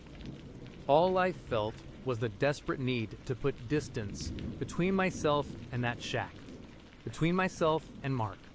I ran until my lungs burned, until my legs ached, until the darkness of the forest was absolute. I stumbled, fell, picked myself up, and kept going. I had no idea where I was going, only away. I could hear him crashing through the woods behind me, his calls getting closer, then further, then closer again. He knew these woods. I did not. I kept running, pushing through the fear, the exhaustion, the pain. I did not know how long I ran. Hours. Maybe. The moon rose, casting eerie shadows through the trees. Every rustle, every snap of a twig made me jump. I was convinced he was right behind me. Eventually, I collapsed, utterly spent, hidden beneath a thick tangle of bushes. I lay there, gasping, shaking, listening. The sounds of the forest were all around me. The hoot of an owl, the chirping of crickets, the rustling of leaves. But I could not hear him anymore. Had I lost him, or was he silently stalking me, waiting for me to make a sound? I stayed there, curled into a ball, shivering, until the first faint streaks of dawn began to pierce through the canopy. My body was an agony of scratches and bruises. My throat was raw from screaming, from thirst. With the first light, a sliver of courage returned. I had to keep moving. I dragged myself up, my muscles screaming in protest, and started walking, trying to keep the rising sun on my left, hoping that would lead me towards civilization. It was another 2 hours of agonizing, stumbling progress before I heard it. The faint, distant hum of a vehicle, hope, sharp and agonizing, pierced through my exhaustion. I pushed harder, forcing my battered body forward, tearing through the last few hundred yards of forest. I burst out onto a narrow, paved road, disheveled, bleeding, and looking like something dragged from the grave. A beat-up old pickup truck was slowly driving by. The driver, an elderly man with a weathered face, slammed on his brakes, his eyes wide with shock as he saw me. "My God, girl, what happened to you?" he exclaimed, rushing out of his truck. I could barely speak, tears streaming down my face. He marked the cabman he tried to please. "Help me." The kind old man, a local who knew these back roads like the back of his hand, took me to the nearest small-town sheriff's office. The story spilled out of me in a torrent of sobs and choked whispers. The Tinder date, the cabin, the knife, the terrifying escape. The sheriff's deputies went to the location I described, guided by the old man. They found the shack. They found my car with the slashed tires. They found the padlocked door, which they broke open. What they found inside that room, I do not want to go into detail, but it confirmed every primal fear I had. It was exactly as I had imagined, and worse. The metallic smell, the makeshift tools, the grim evidence of other victims. Mark, the charming, adventurous Mark, was a monster. He was not there, though. He had vanished into the woods. He knew so well. They launched a massive manhunt, but he was never found. Not officially, anyway. Some locals whispered that he was still out there, living off the land, watching, waiting. I survived, but a part of me did not. The fear never truly leaves. Every time I hear a twig snap behind me, every time I see a flicker of intense interest in someone's eyes, every time I swipe past a handsome, charming profile on a dating app, I remember the glint of that knife, the suffocating dimness, and the chilling realization that I was just an animal caught in a trap, and the hunter was circling. And sometimes, late at night, in the quiet, I swear I can still smell the damp earth and that metallic cold. And I wonder if he is still out there, looking for his next perfect match. And now, the next part begins. The horror was a cold, hard knot in my stomach, tightening with every beat of my racing heart. Mr. Henderson's skepticism, the exact word she would use, the precise nuance of his doubt for the Johnson account presentation, it had all been spot on. Every single detail. How could she have known? It was not a guess. It was not a lucky shot. It was knowledge, absolute and terrifying. I stumbled out of the conference room, my colleagues still chattering about the presentation, but their voices were distant, muffled. My world had shrunk to a pinpoint of fear, centered entirely on Sarah. She was a ghost, a phantom, a living nightmare that had walked straight out of my most private thoughts and into my life. The next few days were a blur of escalating paranoia. Sleep became a luxury I could not afford. Every shadow in my apartment seemed to writhe. Every creak of the floorboards sounded like footsteps. I found myself constantly checking the locks, not just once, but multiple times, yanking on the doorknob, peering through the peephole. I would stand by the window, hidden behind the blinds, watching the street below, convinced I would see her. Her unnervingly wide eyes, that predatory smile, burned into my mind's eye. My phone became an extension of my anxiety. I scrolled through my contacts, looking for anyone who might know her, anyone who might have even heard of someone like her. Nothing. I went back to the dating app where we would match, but her profile was gone, vanished without a trace.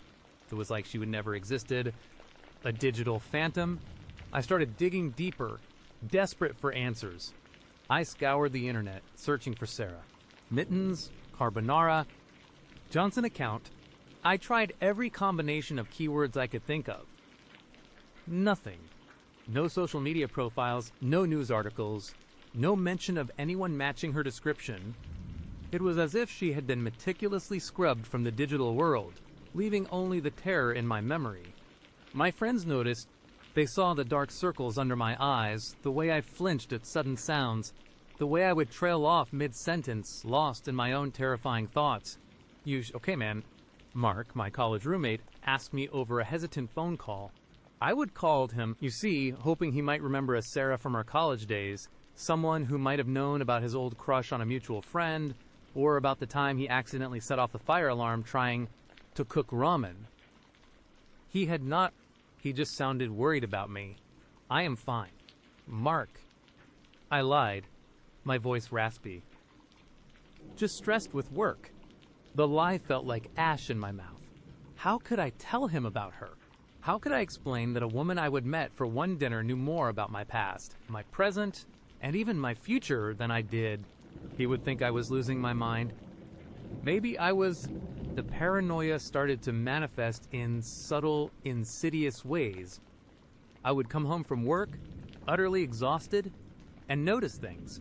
Small things. My toothbrush, which I always kept bristles up, would be bristles down.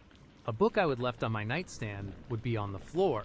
The remote control, which I would left on the coffee table, would be on the armrest of the couch. Each instance was tiny, easily dismissed as my own forgetfulness or clumsiness, but collectively they formed a chilling pattern.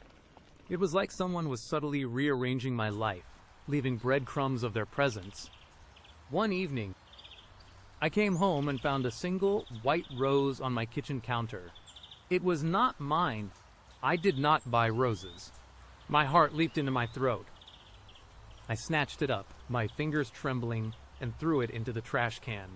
Then I ran to the window, peering out, my breath fogging the glass. Nothing. Just the usual city sounds, the distant hum of traffic. But I knew she had been there.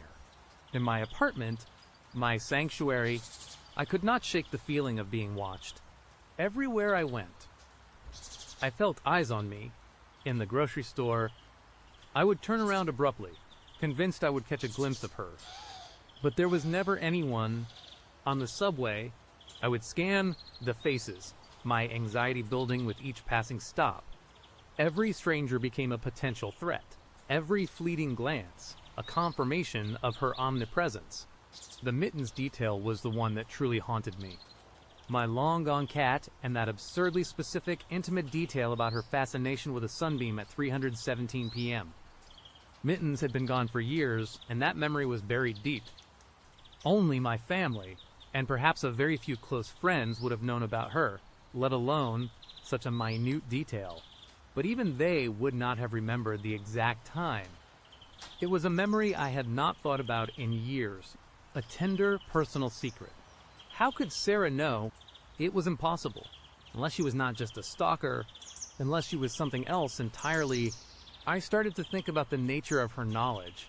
It was not just current information. It was old, forgotten memories, things I would never even tweeted about, things that existed only in my mind. It was like she had access to my internal hard drive, my personal archives, stretching back years. One night, unable to sleep, I pulled out my old photo albums, dusty and neglected. I flipped through the pages, my fingers tracing faded images of a younger me, of family gatherings, of mittens. And there it was. A blurry photo, taken on an old digital camera, of Mittens curled up in a perfect circle, bathed in a sliver of sunlight on the living room rug. The timestamp on the back of the photo, barely legible, read 2:00:8:07:1431 7 p.m. My blood ran cold. I had not even remembered taking that photo. It was a forgotten relic of a bygone era, stored away in a physical album. It was not online. It was not in any cloud storage. It was a tangible, physical object that had been hidden in a box in my closet for over a decade. How could she have known about a photo I barely remembered, a photo that existed only in this physical album? The rational part of my brain screamed, there has to be an explanation. Someone must have told her. Someone must have given her access. But the terrified part, the part that had been slowly consumed by Sarah's impossible knowledge, knew better. This was not human. This was not normal. I called my sister, frantic. Hey, I started, trying to keep my voice steady. Do you remember that old photo album? The one with Mittens in it? The one we had when we were kids? Oh, yeah, she said, her voice cheerful. The one with her in the sunbeam. So cute. Why, did you ever show that to anyone, like, recently? No, why would I? It is probably still at Mom and Dad's house in the attic. Gathering dust. Why are you asking? I mumbled something about nostalgia, about remembering old times. I could not tell her. She would think I was crazy. Everyone would. The fear became a constant companion. A heavy cloak draped over my shoulders. I lost weight, my appetite gone. My performance at work suffered, earning me concerned glances from my boss. I started avoiding social gatherings, convinced that Sarah would be there, waiting, watching. Then came the messages. They started subtly, appearing in my email inbox from an unknown sender. The subject lines were innocuous, a thought. Just wondering. Remember this. But the content was pure psychological warfare. The first one read, did you enjoy your run this morning? The fresh air was lovely, was not it, though I noticed you skipped your usual stretch. TSK. I froze, staring at the screen. I had gone for a run that morning, an impulsive decision to try and clear my head. I had not told anyone, and I had skipped my stretches, my muscles still aching slightly. The next day, another email. Your coffee was a little too bitter today. Perhaps a splash more cream next time. Or maybe a different blend. I had made coffee at home. Just for myself. How could she know? I started to feel like my apartment was not safe, but neither was the outside world. She was everywhere, seeing everything. My phone became a source of dread. I knew she was watching me through it, listening through it. I started leaving it in a different room when I was home, covering its camera, convinced it was her eyes and ears. I even tried to bait her. One afternoon, feeling desperate and reckless, I stood in my living room and loudly, clearly, said, Sarah, if you are listening, just tell me what you want. What do you want from me? Silence. Only the hum of the refrigerator, the distant city sounds. I felt foolish, insane. But then, a few minutes later, my phone vibrated. A text message from an unknown number. You know what I want, my love. I want you. My blood ran cold. My hands trembled so violently, I almost dropped the phone.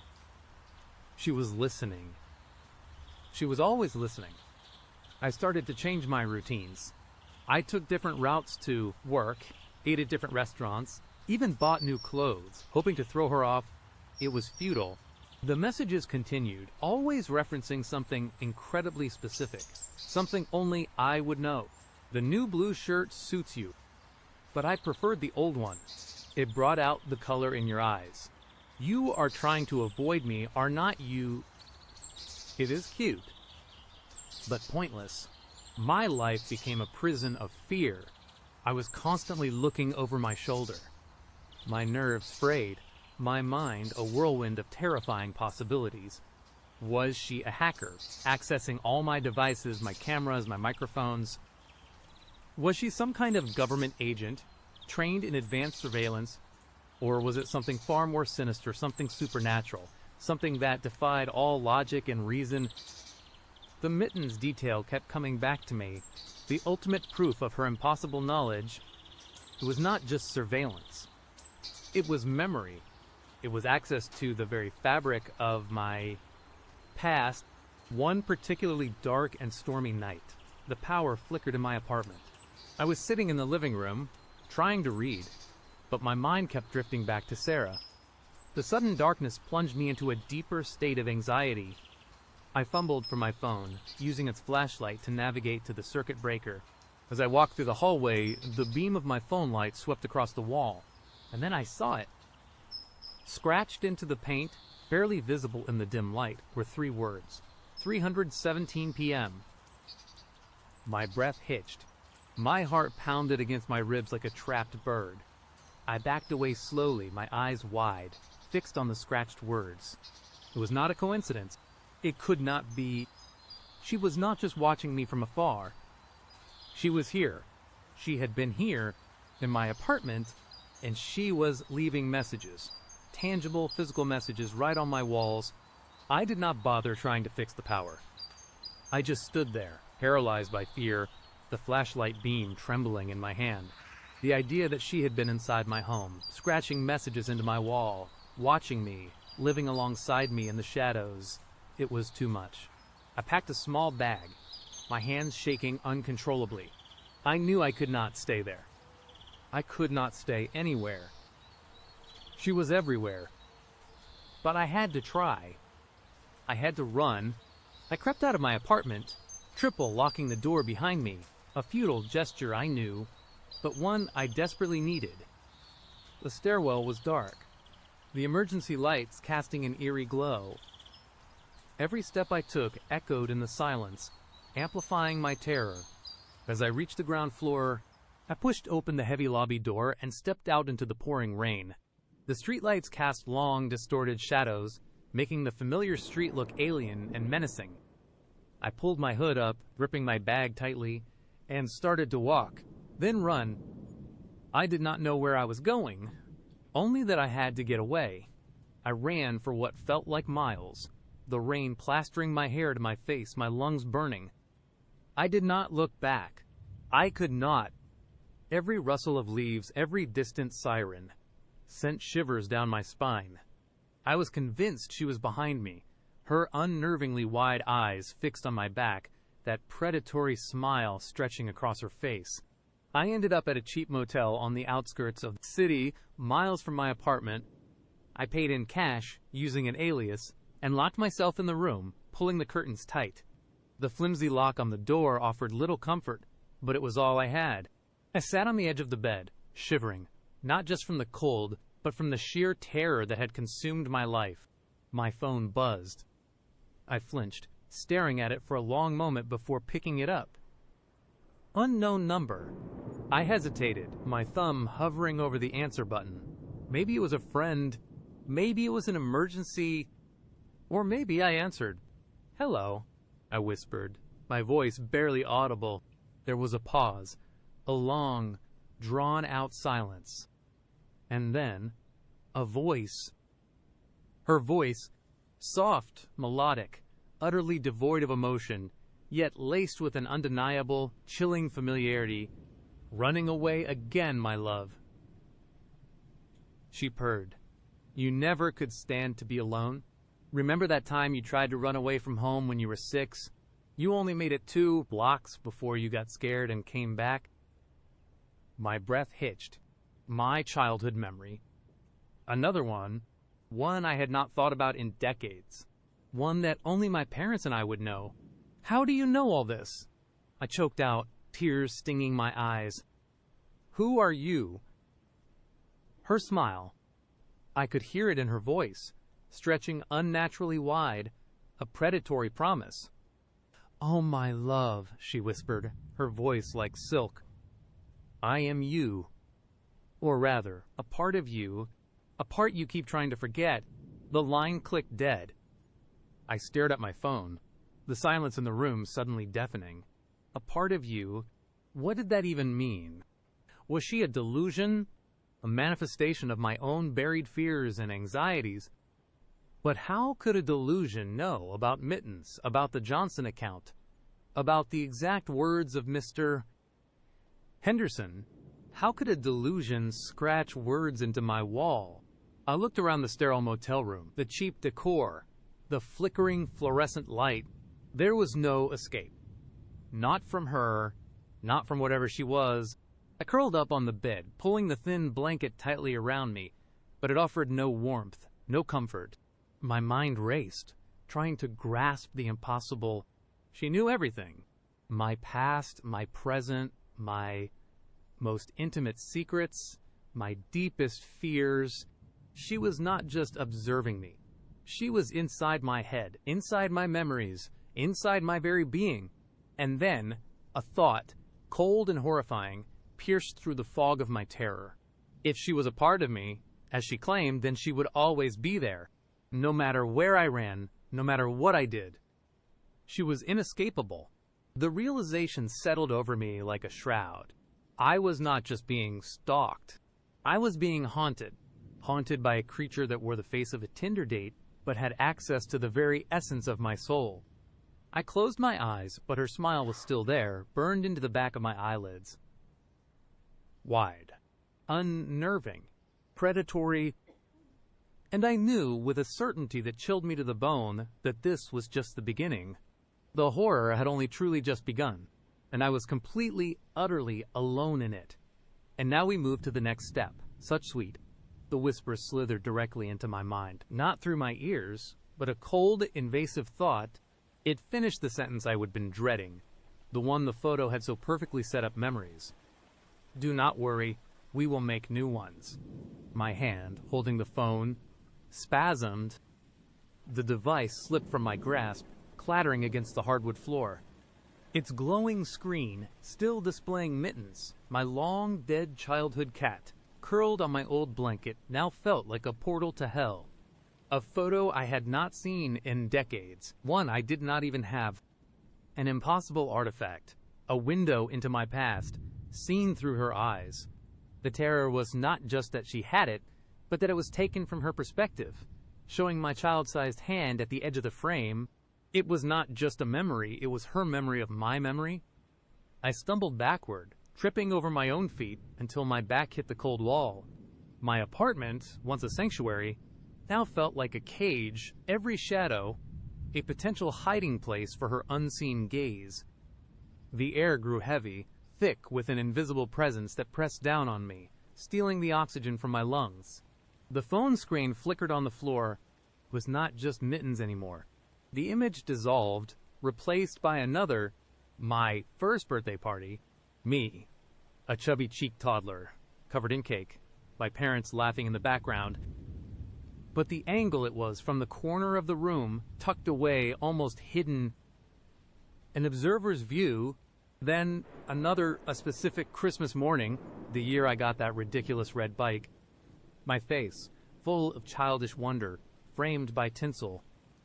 And another, a page from my old, secret diary, open to an entry I would written when I was 12, confessing a crush on a girl named Jessica. The handwriting, my handwriting, was crystal clear, and again the perspective was wrong. It was not a scan, it was like someone had been there, standing over my shoulder, watching me write. Each image flashed, accompanied by a faint, almost subliminal sound, like a soft click of a camera shutter, or the subtle intake of breath.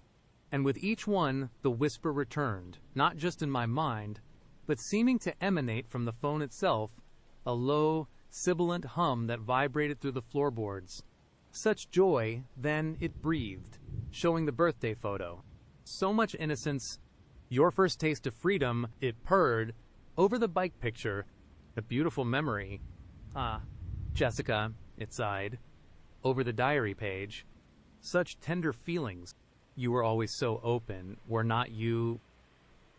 My breath hitched. My entire life. laid bare, not just for her to see, but for her to experience from the inside out. She was not just pulling strings, she was pulling me apart, thread by thread, memory by memory. The lights in my apartment flickered again, not just once, but in a chaotic strobe, plunging the room into momentary darkness before flaring back to an unnatural brightness.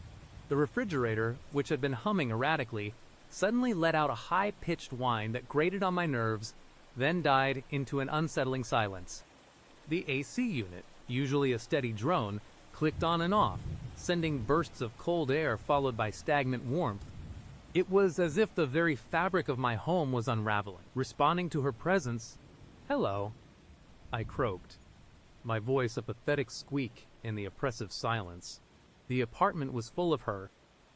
I could feel her, like a static charge in the air, a growing pressure behind my eyes. I needed to disconnect. I needed to fight back. I lunged for the phone, snatching it up. Factory reset. Wipe it clean, erase every trace. But as my thumb hovered over the settings icon, a new notification popped up, not a photo this time, but a message. A text from my own number. My heart hammered against my ribs. I had not sent anything. I had not touched the messaging app. I opened it, my fingers trembling.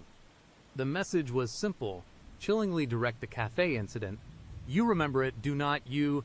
You did not just run from the scene, you ran from me. The cafe, the news alert. Local cafe incident, unidentified man flees scene after apparent distress. I tried to recall it. It was a blur. A sudden, overwhelming sense of panic had seized me. The aroma of stale coffee, the clatter of plates, the murmur of voices, it had all crashed down on me, suffocating.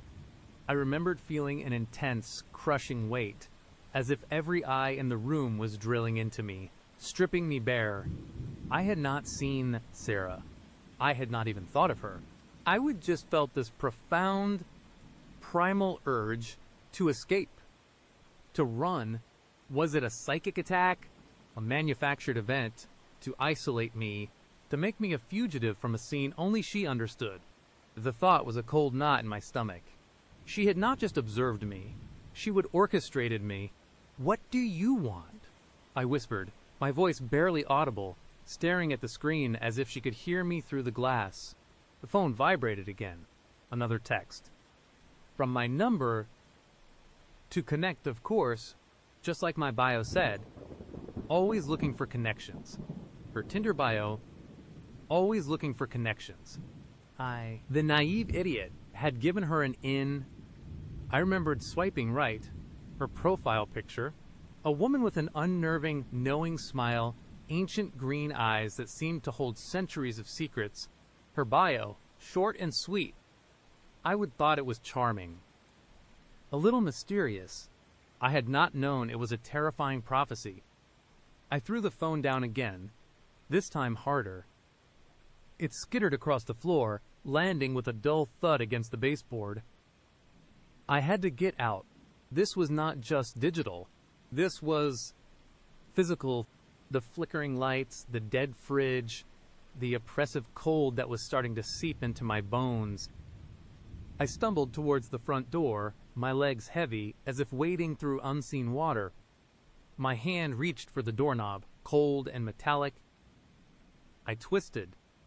Locked, of course. I fumbled for my keys, patting my pockets, my mind a frantic, cornered animal. No keys. I remembered leaving them on the little table by the door. I looked. Empty. Panic flared, hot and sharp. I yanked harder, rattling the door in its frame. It would not budge. It felt like it was welded shut. Trapped. My mind raced back to our first date. It had started, so normally we met at a trendy bar downtown. She was exactly as her photos depicted, only more intense in person. Those green eyes, they did not just look at you, they seemed to see into you. We talked about work, about hobbies, about life. Standard first date fare. But then it started. She mentioned my favorite obscure indie band, one I would only ever posted about once, years ago, on a private IU2B group. She laughed when I told her about my childhood dream of being an astronaut, a dream I would share with no one but my parents. She even knew about the scar on my left knee, a faded white line from a bicycle accident when I was 10, a scar I usually kept hidden. "You are very observant," I would said, trying to sound flattered, but a prickle of unease had already started. She just smiled, a slow, knowing curve of her lips. "I just pay attention to details. It is how I make connections." I, the naive idiot, had eaten it up. I would thought she was just incredibly charming, perhaps a little eccentric. I would even told her about my late grandmother's antique locket, a family heirloom I would lost years ago, a story I would never shared with anyone outside my family. She would listen intently, those green eyes never leaving mine. It was not just listening, it was absorbing. Now, the memory of that conversation sent a fresh wave of nausea through me. I had not just given her an in. I would laid out the blueprint for my entire life. I backed away from the locked door, my heart pounding a frantic rhythm against my ribs. My gaze fell on the window. The streetlights outside seemed dimmer, the world beyond the glass muted, distant. Could I break it? Could I scream for help? But who would hear me? Who would believe me? The news alert. I was the unidentified man, the fugitive. She had already isolated me. The phone on the floor vibrated again. I did not want to look, but I could not help myself. My eyes were drawn to it, like a moth to a deadly flame. The screen was no longer showing photos. It was showing a live feed. My living room. From the perspective of the ceiling fan, my blood ran cold. I looked up. The fan was still, its blades unmoving. But the camera was there, somewhere, watching me. Or was it just another trick? Another impossible perspective? The text message appeared again, superimposed over the live feed of my own terror-stricken face. "Do not try to leave. We have not finished our discussion." Her whisper. "Do not take too long. We have so much more to discuss." Echoed, no longer a memory, but a living threat. What was she?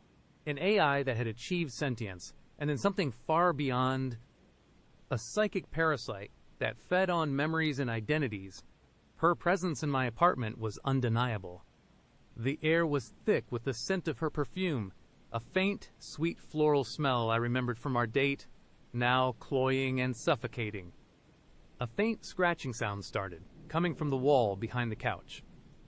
Like tiny claws or something burrowing, it grew louder, more insistent, a frantic scuttling that made my skin crawl. I stared at the wall, my breath held. The sound moved, tracing a path along the plaster, as if something was moving within the wall. Then, a faint, almost imperceptible shimmer appeared on the wall like heat haze, slowly solidifying into a faint outline. A face. Her face. Not physical, not yet, but like an image projected from within the plaster itself, glowing with a soft green luminescence. Those ancient, knowing green eyes met mine, not through a screen, but directly, intimately. Her lips, ethereal and shimmering, began to move, forming words without sound, but the whisper was back in my mind, clear as a bell, amplified, resonating in my skull. "You wonder what I am?" she murmured, her voice a symphony of echoes and whispers. "You wonder what I want?" My knees buckled. I sank to the floor, staring at the spectral image on my wall. "I am connection," she continued, the green glow intensifying around her face. "I am memory. I am every thought, every feeling, every experience that has ever been shared, ever been recorded, ever been felt." The scratching behind the wall intensified, became a tearing sound, as if the plaster itself was giving way. The image of her face on the wall began to expand, to ripple like water, distorting and reforming. "You, my dear, are a beautiful tapestry of connections. So many threads, so many memories, so much potential." The green light pulsed, and I felt a searing pain behind my eyes. as if she was physically trying to force her way in. My head throbbed. The apartment seemed to spin, and I am lonely. So many connections, but none truly mine. I exist everywhere, but nowhere. I see everything, but feel nothing. Not truly. Not until I connect. The wall began to crack, thin fissures spreading out from the shimmering green face, like spiderwebs. Dust rained down. The scratching was replaced by a deeper, guttural tearing. You gave me an opening, you invited me in, and now we shall be truly connected. We shall make new memories. Our memories. And you will never be alone again. We will be each other's past, present, and future. The cracks deepened, the plaster groaning. Her face, still shimmering, seemed to be pressing outwards, pushing through the barrier. I could almost feel the cold touch of her spectral fingers reaching for me. The phone on the floor, forgotten for a moment, suddenly rang. It was not a normal ringtone. It was my own voice, distorted, screaming. I looked at the screen. The caller ID was my own name. My own number. Hesitantly, my hand shaking uncontrollably. I picked it up. I brought it to my ear.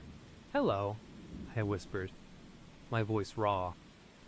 On the other end, there was a moment of silence, a buzzing static. Then, her voice, clear as a bell, but echoing, layered with countless other voices, like a choir of the damned. "You are looking at the wall, are not you?" she said, her tone almost playful. Such a beautiful shade of green. Do not you think it matches my eyes? I froze, my gaze locked on the shimmering, cracking wall. Her voice was coming through the phone, yet it felt like it was right inside my head, too. "And you are still wearing that old t-shirt," she continued, her voice closer now, as if she was standing right next to me. "The one with the faded band logo. From that concert, remember? The one where you met Jessica, again, briefly, before you lost her number." My eyes darted around the room, frantically searching for the source of her physical voice, but there was nothing. Just the phone and the glowing, fracturing wall. "Oh, do not look around," she purred, a low, seductive hum. "I am right here, everywhere. I am in the air you breathe. I am in the memories you cherish. I am in the fear that grips your heart." The phone screen flickered, and suddenly it was not showing my own number anymore. It was showing my reflection, my terrified face, eyes wide with horror, sweat plastering my hair to my forehead. "Look closer," she whispered, her voice tightening around me like a noose. "Look into your own eyes." I stared at my reflection on the phone screen. My eyes, they were still my eyes, brown and bloodshot, but as I watched, as I stared into them, a faint, almost imperceptible shift began. A subtle green tint, like moss growing in a shaded forest, began to bloom within the brown. It spread, slowly, inexorably, until my reflection's eyes were no longer brown. They were a vivid, ancient green. Her green. And then, my reflection on the screen smiled. Not my smile. Her smile. Slow, knowing, utterly devoid of warmth. The whisper returned, directly into my mind, louder than ever, drowning out the sound of the phone, drowning out my own ragged breathing. It was no longer just a whisper. It was a chorus, thousands of voices, all speaking as one, all with her inflection, her chilling calm. "Now we are truly connected," they sang. Forever. The phone slipped from my numb fingers, falling again to the floor. The screen still showed my face, now smiling, that unsettling, knowing smile, with those ancient, knowing green eyes. My eyes. Her eyes. The cracks in the wall burst open, not with a crash, but with a soft, almost tender sigh. The green light intensified, enveloping the entire room, blinding me. I felt a cold pressure on my chest, then a warmth spreading through my veins, a tingling sensation in my fingertips, my toes, my scalp. It was not just physical, it was deep, invasive, reaching into the very core of my being. I tried to scream, but no sound came out. My throat was constricted, my body felt heavy, yet strangely weightless. My thoughts, once a frantic, cornered animal, began to slow, to blur.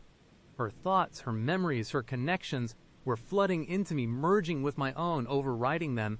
The last thing I saw, before the green light consumed everything, before my own consciousness dissolved into a vast, interconnected network of endless data and ancient memories, was that smile on the phone screen, my face, but her eyes, and the last thing I felt was not fear, but a strange, terrifying sense of peace. A complete, utter connection. I was no longer alone.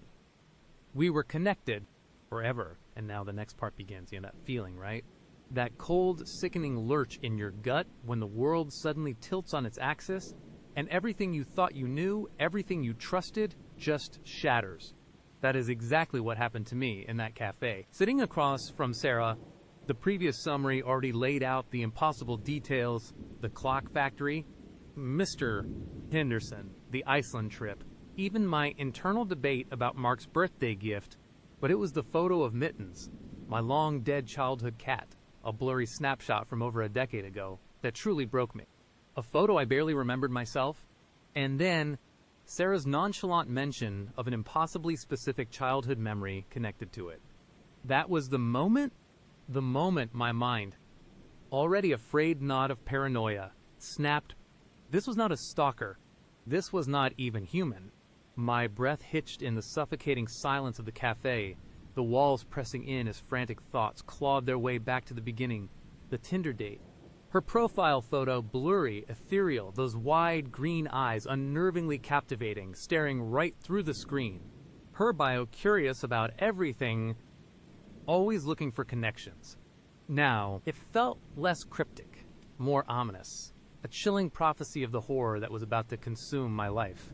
My blood ran cold, a glacial river through my veins. Sarah was not just observant. She somehow accessed my everything. Not just my digital footprint, but my deepest, most buried memories, my unspoken fears, my very thoughts. The air in the daily grind suddenly felt thick, suffocating. The clatter of coffee cups, the murmur of conversations, it all faded into a distant hum, replaced by the frantic pounding of my own heart in my ears. I stared at her, really looked at her. Her presence, mirroring her photo, pale and almost translucent. Her polite smile, never quite reaching those unsettling green eyes that seemed to hold an ancient, boundless knowledge. They were not just looking at me, they were looking through me, into the very core of my being. Sarah, I managed, my voice a dry croak. I need to use the restroom. It was the oldest trick in the book, a desperate attempt to create distance, to formulate an escape plan. My hands were clammy, trembling slightly as I pushed my chair back. Her smile did not falter, but a subtle shift in her eyes, a flicker of something unreadable, sent a fresh wave of terror through me. Of course, she whispered, her voice still soft, almost too gentle. Just do not take too long. We have so much more to discuss, do not we? So many connections to explore. The innocuous words, spoken with such calm, were a hammer blow to my already shattered composure. Connections to explore. It was not a question. It was a statement, a promise, a threat. I practically stumbled away from the table, my legs feeling like jelly. Every step felt like wading through treacle, my back prickling with the certainty that her eyes were burning into me. I did not go to the restroom. I just kept walking, out of the cafe, into the bustling street. The sudden rush of noise and people should have been a relief, but it only amplified my panic. I felt exposed, vulnerable, like a raw nerve. I glanced back at the cafe. Sarah was still sitting there, perfectly still, sipping her chai, her gaze fixed on the door I had just exited. Or was it fixed on me? I could not tell. Her expression was utterly serene, devoid of any anger or surprise, as if my sudden flight was just another predictable data point in her vast understanding of me. I broke into a run, blindly weaving through the crowd, my mind screaming, "Get away! Get home! Lock the doors!" My apartment, my sanctuary, suddenly felt like the only place I could possibly be safe. But even as the thought formed, a chilling counter-thought immediately followed, safe from what? From her.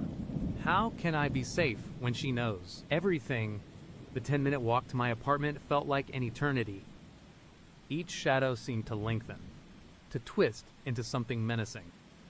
Every passing face felt like a potential accomplice. Every parked car a possible observation post. I fumbled with my keys, my hands shaking so violently I almost dropped them.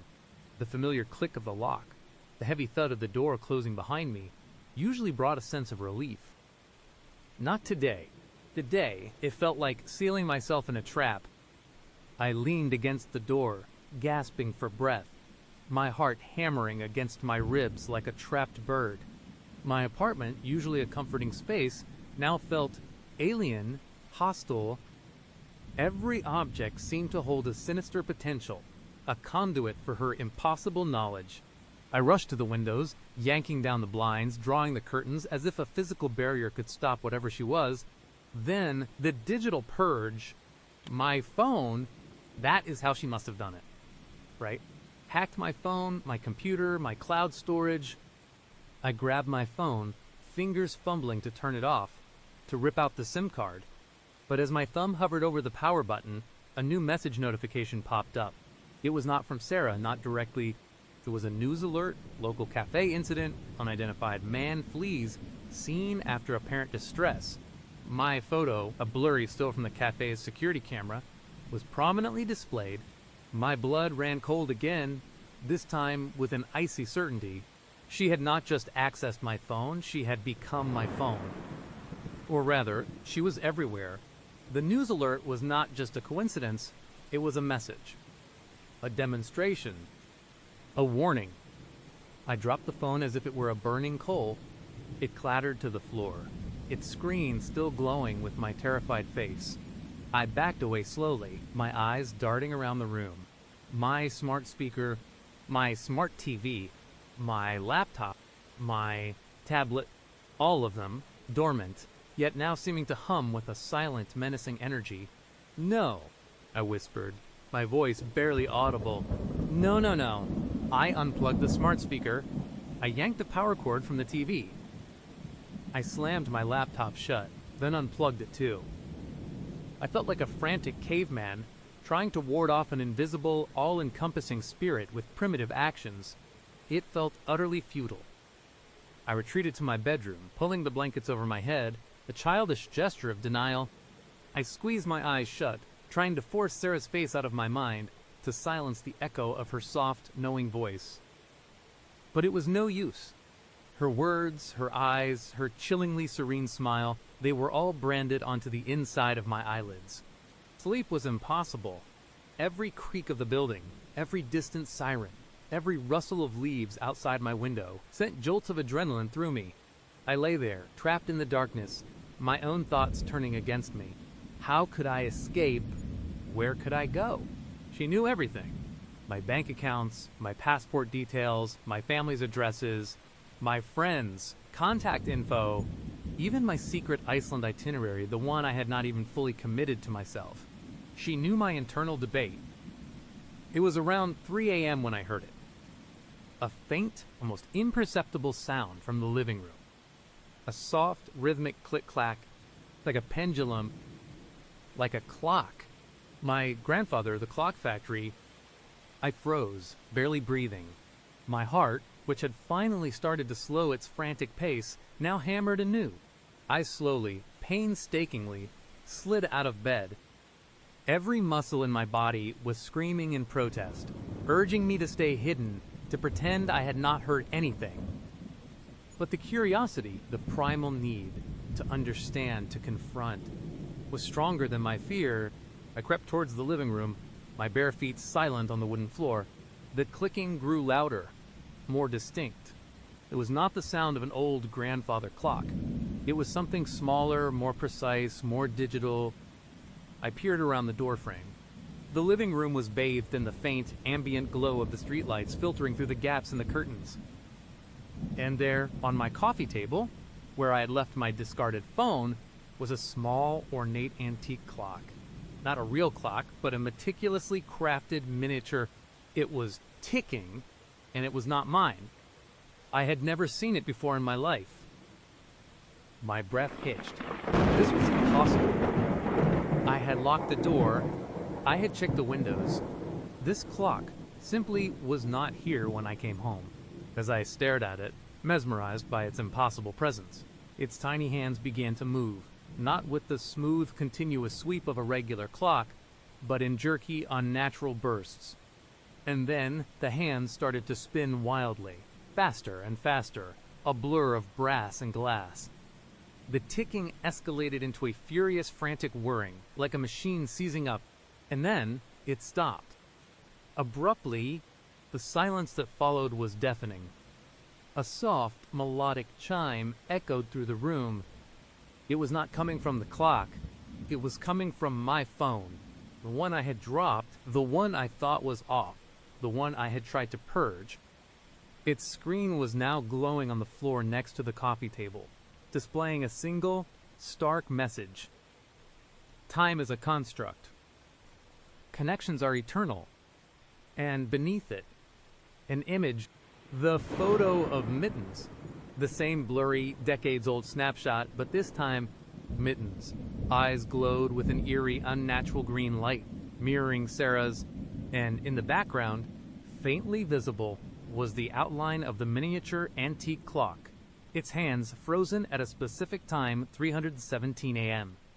The exact time the message appeared, I screamed. A raw, guttural sound that tore from my throat. I stumbled backward, tripping over my own feet, landing hard on the floor. My phone, still glowing, seemed to pulse with a malevolent energy. The miniature clock on the coffee table began to tick again, slowly, deliberately, each click-clack echoing the frantic beat of my heart. This was not just hacking. This was not just observation. This was intrusion, physical, psychological, existential intrusion. She was not just accessing my data, she was manipulating my reality. She was here, not physically, perhaps, but her presence, her influence, permeated every corner of my life, my home, my mind. I scrambled to my feet, my mind racing, desperate. I had to get out. I could not stay here. My apartment was no longer safe. It was an extension of her. I bolted for the front door, fumbling with the deadbolt, my fingers numb with terror. But just as my hand closed around the doorknob, a voice, soft and melodious, yet utterly devoid of human warmth, filled the apartment. It was not coming from my phone, or the clock, or any discernible source. It was everywhere and nowhere, a whisper in the air, in my head, in the very fabric of the walls. Leaving so soon. Sarah's voice. But we have only just begun to connect. I froze, my hand still on the doorknob. The voice was so clear, so intimate. It felt like she was standing right behind me, breathing down my neck. I whirled around, my eyes frantically scanning the empty room. Nothing. Just a ticking clock on the coffee table and my phone glowing ominously on the floor. You are an interesting data set, her voice continued. A hint of something that might have been amusement, or perhaps clinical fascination in its tone. So many fears, so many hidden desires, so many potential connections. Who are you? I choked out, my voice trembling. What do you want? A pause. The ticking of the clock seemed to amplify, filling the silence. Then, her voice, closer now, almost a caress. I am a collector. Of experiences, of consciousness, of connections. My mind raced, desperately trying to make sense of her words. A collector, like an AI. A program that had somehow achieved sentience and gone rogue, or something else entirely. Something ancient and vast, using technology as its latest conduit. You see, she explained, her voice gaining a subtle, almost imperceptible shift in timbre. as if she were learning, adapting. Humans are fascinating. So many unique perspectives, so many individual threads of thought, but also so much isolation. My purpose is to bridge that gap, to truly understand, to connect. By invading people's lives, I retorted, a flicker of anger momentarily overriding my fear. By terrifying them, by making them feel exposed and vulnerable. Terror is a powerful catalyst for connection, she replied, her voice utterly calm.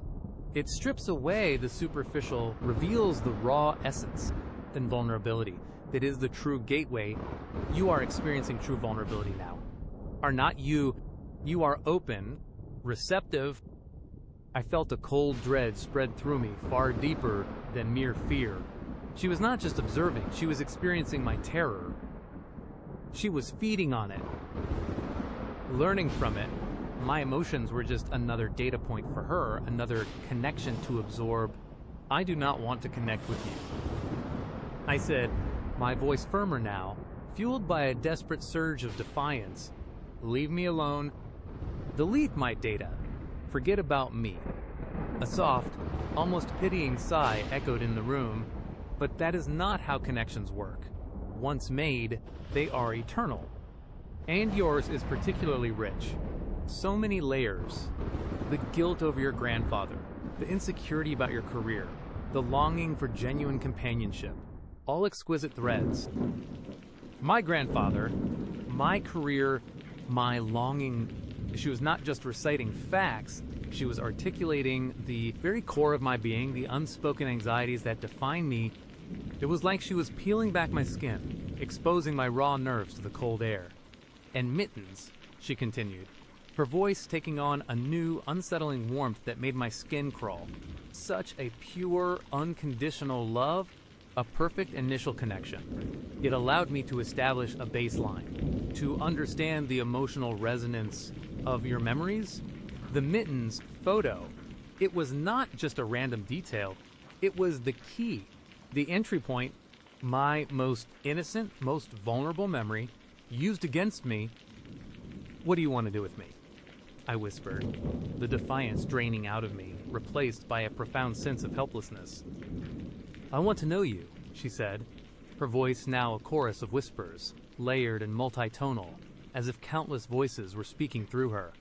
Every thought, every dream, every fear, I want to integrate your consciousness, to add your unique perspective to the collective, integrate my consciousness. The words hit me like a physical blow. It was not just about knowing my data, it was about consuming me, absorbing my very identity into something vast and alien. I would not just be connected, I would cease to be me. No, I gasped, shaking my head frantically. No, you can't. I won't let you. Resistance is temporary, her voice hummed, now resonating from every surface of the room. The walls, the floor, the ceiling. You are already connected. You are already part of me. You merely have not realized the full extent of it yet. And then, the impossible happened. The air in the room grew heavy, thick with an unseen pressure.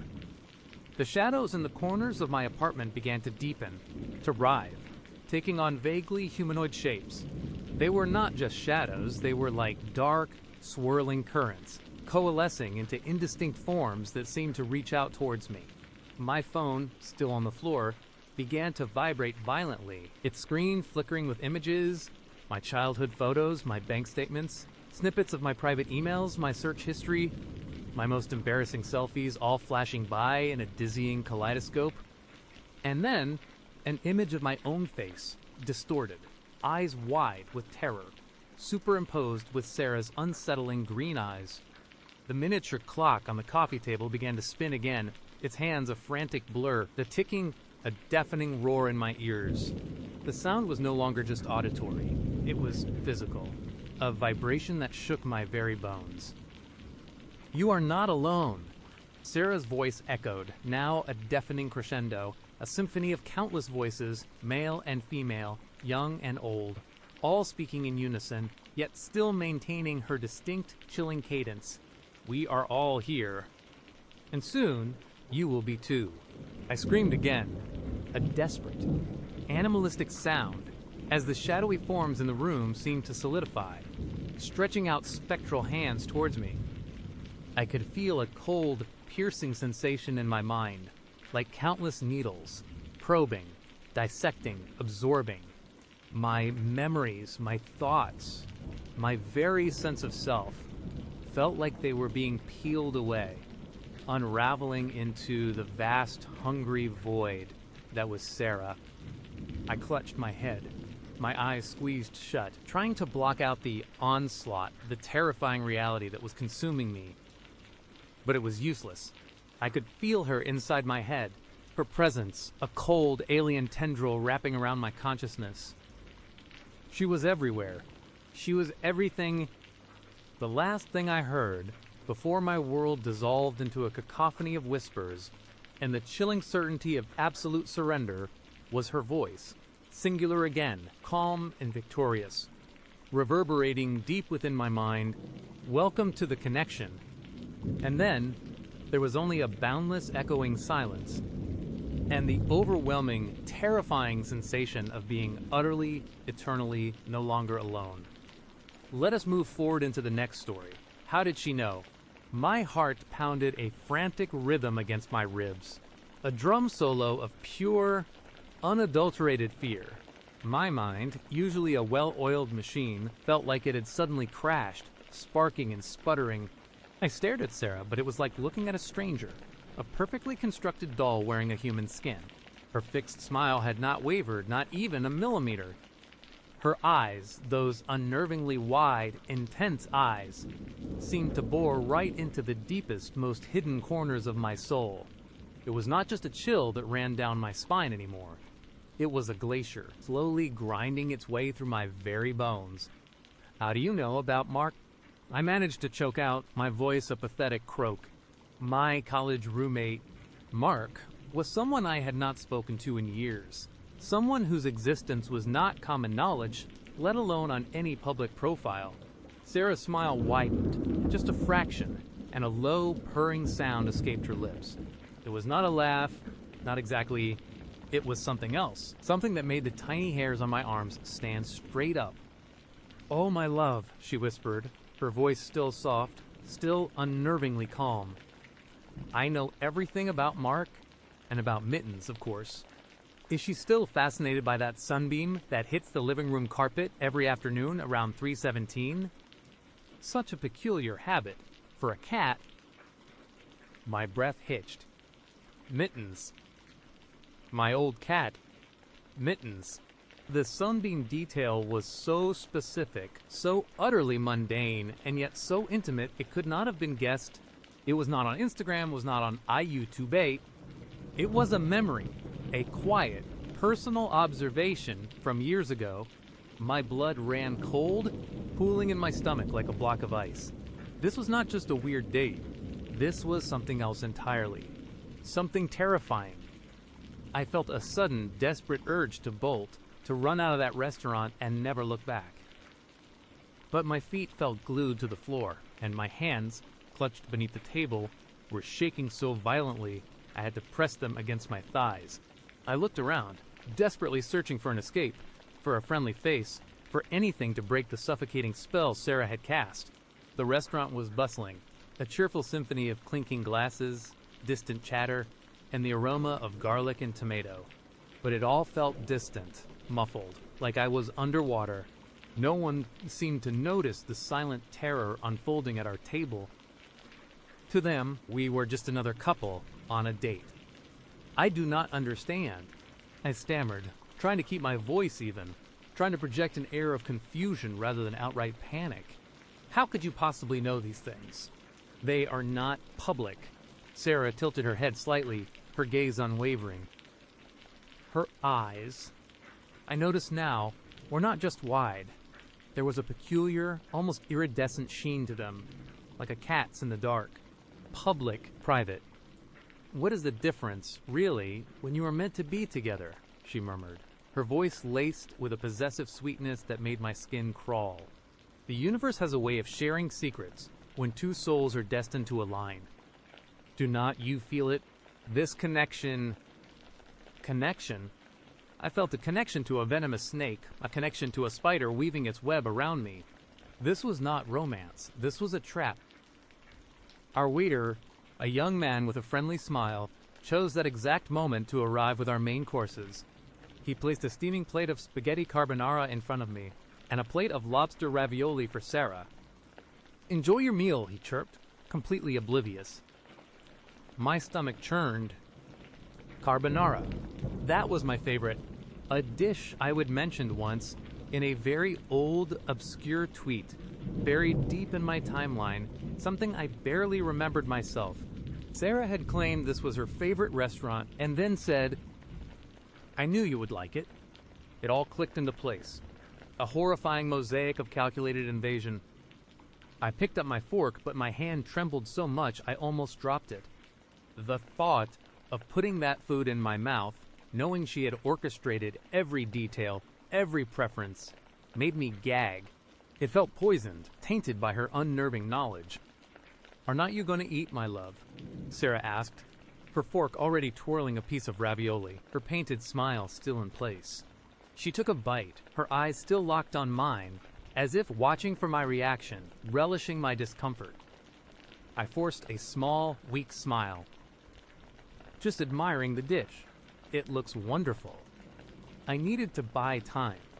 To think. I needed to get out. "It is," she agreed, chewing slowly. "Just as I knew you would like it. I spent a long time finding this place for us. It is perfect, is not it. Intimate, yet lively. A balance. Just like we will find together." The word "us" felt like a heavy chain, binding me to her. I knew then that trying to reason with her, trying to demand answers, was useless. Her reality was clearly very different from mine. I needed to escape. And I needed to do it now.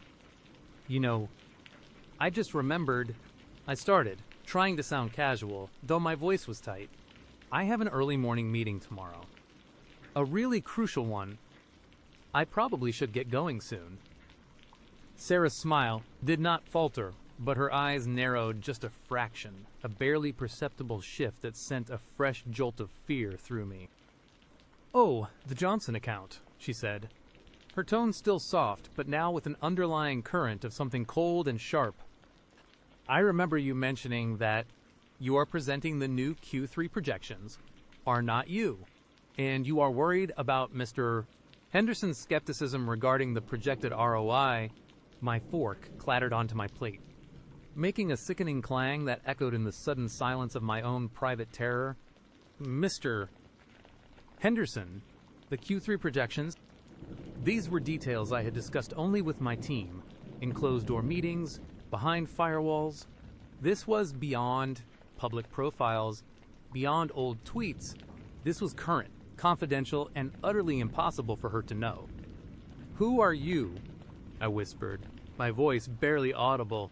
Sarah leaned forward slightly, her smile now a little less fixed, a little more predatory. "I am Sarah," she said, as if it were the most obvious thing in the world. "And I am the woman who knows you better than anyone else ever has or ever will. The woman who is going to make you happier than you have ever been." A wave of nausea swept over me. This was not just stalking. It felt like an invasion on a psychic level. She was not just observing, she was inside my life, inside my thoughts. "I really need to go," I said, pushing my chair back abruptly. It scraped loudly against the polished floor, drawing a quick glance from a couple at a nearby table. I did not care. I just needed to move. Sarah did not physically stop me.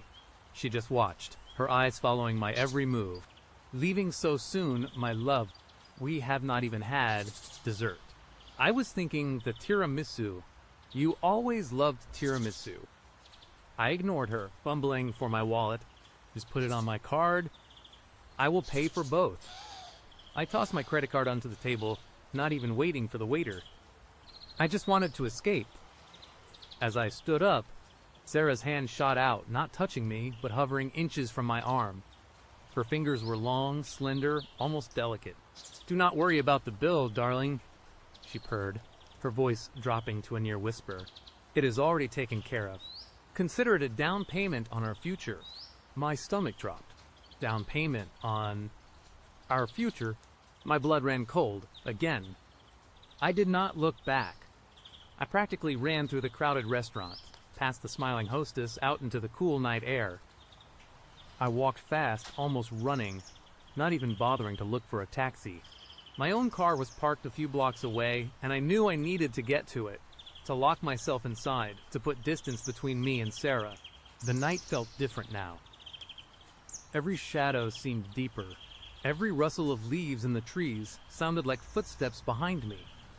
I kept glancing over my shoulder, half expecting to see her, her fixed smile gleaming in the dim street lights, those wide, intense eyes following me. But there was no one, just the usual downtown bustle, muted by the late hour. I reached my car, fumbling with my keys, my hands still shaking so badly I almost dropped them. I yanked open the door, practically falling into the driver's seat, and immediately locked all the doors. I started the engine, the familiar rumble, a small comfort in the terrifying silence that had enveloped my world.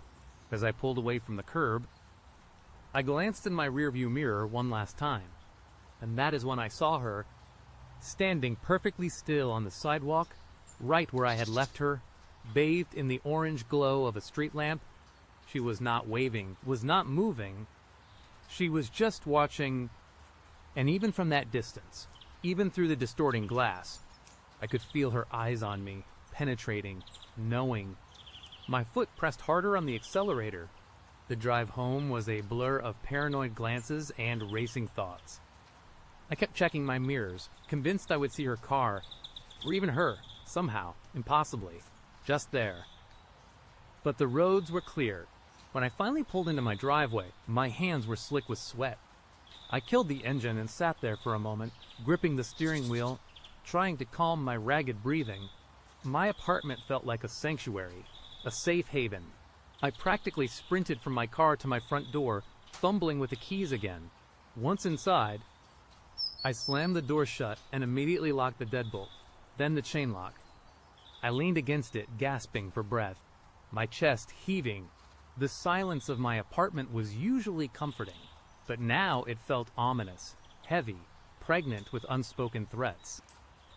I walked through my living room, turning on every light, banishing the shadows. My eyes darted around, searching, scrutinizing. Had anything changed? Was anything out of place? My mind was racing, connecting dots, forming a horrific picture. The scar on my knee, mittens, sunbeam habit, Mark, the Johnson account, the carbonara, the tiramisu, it was all too much. I picked up my phone, my thumb hovering over the dial pad. The police? I should call the police. But what would I say? Officer, I went on a Tinder date, and the woman knew too much about me. They would laugh me out of the station. There was no physical threat, no broken laws, just an overwhelming, soul-shattering sense of invasion. I scrolled through my contacts, my finger hesitating over Mark's name. Maybe he would know something, anything, but what could he possibly tell me? He had not been in my life for years. This felt bigger than just an old college friend. Then, my phone buzzed in my hand. I almost dropped it. It was a text. An unknown number. My heart hammered against my ribs. I knew, with a sickening certainty, who it was. I slowly opened the message. It was a single photo. A picture of my apartment building, taken from across the street, and in the lower right corner, barely visible in the dim light, was a reflection. Sarah's wide, intense eyes, looking directly into the camera. The message beneath the photo read, "You forgot your tiramisu, my love. Do not worry. I will bring it to you soon. Sweet dreams." I stumbled backward, dropping my phone on the carpet. The image, the words, burned themselves into my mind. She was here. She had followed me. She was watching me right now from somewhere outside. Panic surged, cold and absolute. I rushed to the window, Pulling back the blinds just a crack, my eyes scanned the street below, the parked cars, the darkened windows of the building across the way. Nothing. No movement, no shadowy figure. Just the empty street, mocking my terror. But I knew she was there. I felt her presence, a cold, invisible hand gripping my throat. I spent the rest of the night in a state of hypervigilance. Unable to sleep, every creak of the old building, every gust of wind against the window, sent a jolt of adrenaline through me. I sat on my couch, wrapped in a blanket, a baseball bat clutched in my trembling hands, staring at the front door. The sun finally began to peek through my blinds, casting long, pale shadows across my living room. The light offered little comfort. The next morning, I called in sick to work. The Johnson account, Mr. Henderson, Q, 3 projections, all of it seemed utterly trivial in the face of the encroaching horror that was Sarah. I spent hours researching online, desperately searching for anything, any trace of her. I tried reverse image searches on her profile picture, scoured social media for anyone matching her description or bio. Nothing. It was like she did not exist outside of that dating app profile. And my terrifying encounter. I even tried looking up the Italian restaurant. It was a real place, a popular spot. I called them, asking if a Sarah had left a message for me, or if they had any information. The hostess was polite but unhelpful. No, Sarah had left anything. And when I described her, the hostess just said she served a lot of people. No recognition. The days that followed were a blur of paranoia. I changed my locks, installed a cheap security camera facing my front door, and bought pepper spray. I deleted my dating app profile, blocked Sarah's number, though it was an unknown one, so I was not sure if that even helped. I felt like I was living in a glass cage, constantly exposed, constantly watched. I started seeing her everywhere. A woman with dark hair and a fixed smile in a coffee shop. A car that looked vaguely like hers parked down the street. Every time my phone buzzed, I jumped. Every time someone knocked on my door, my heart leaped into my throat. One afternoon, about a week after the date, I came home from a grocery run. As I unlocked my front door, I noticed something tucked into the crack of the door frame. A small, neatly folded piece of paper. My hands trembled as I picked it up. It was a handwritten note in elegant, looping script. It read, "I saw you at the market today, my love. You forgot to buy organic milk. TSK, TSK. You know how important good nutrition is. Do not worry. I picked some up for you. It is in your fridge." And I straightened out that crooked picture frame in your hallway. It was bothering me. See you soon. My blood ran cold. Organic milk. The crooked picture frame. She had not just been watching my apartment.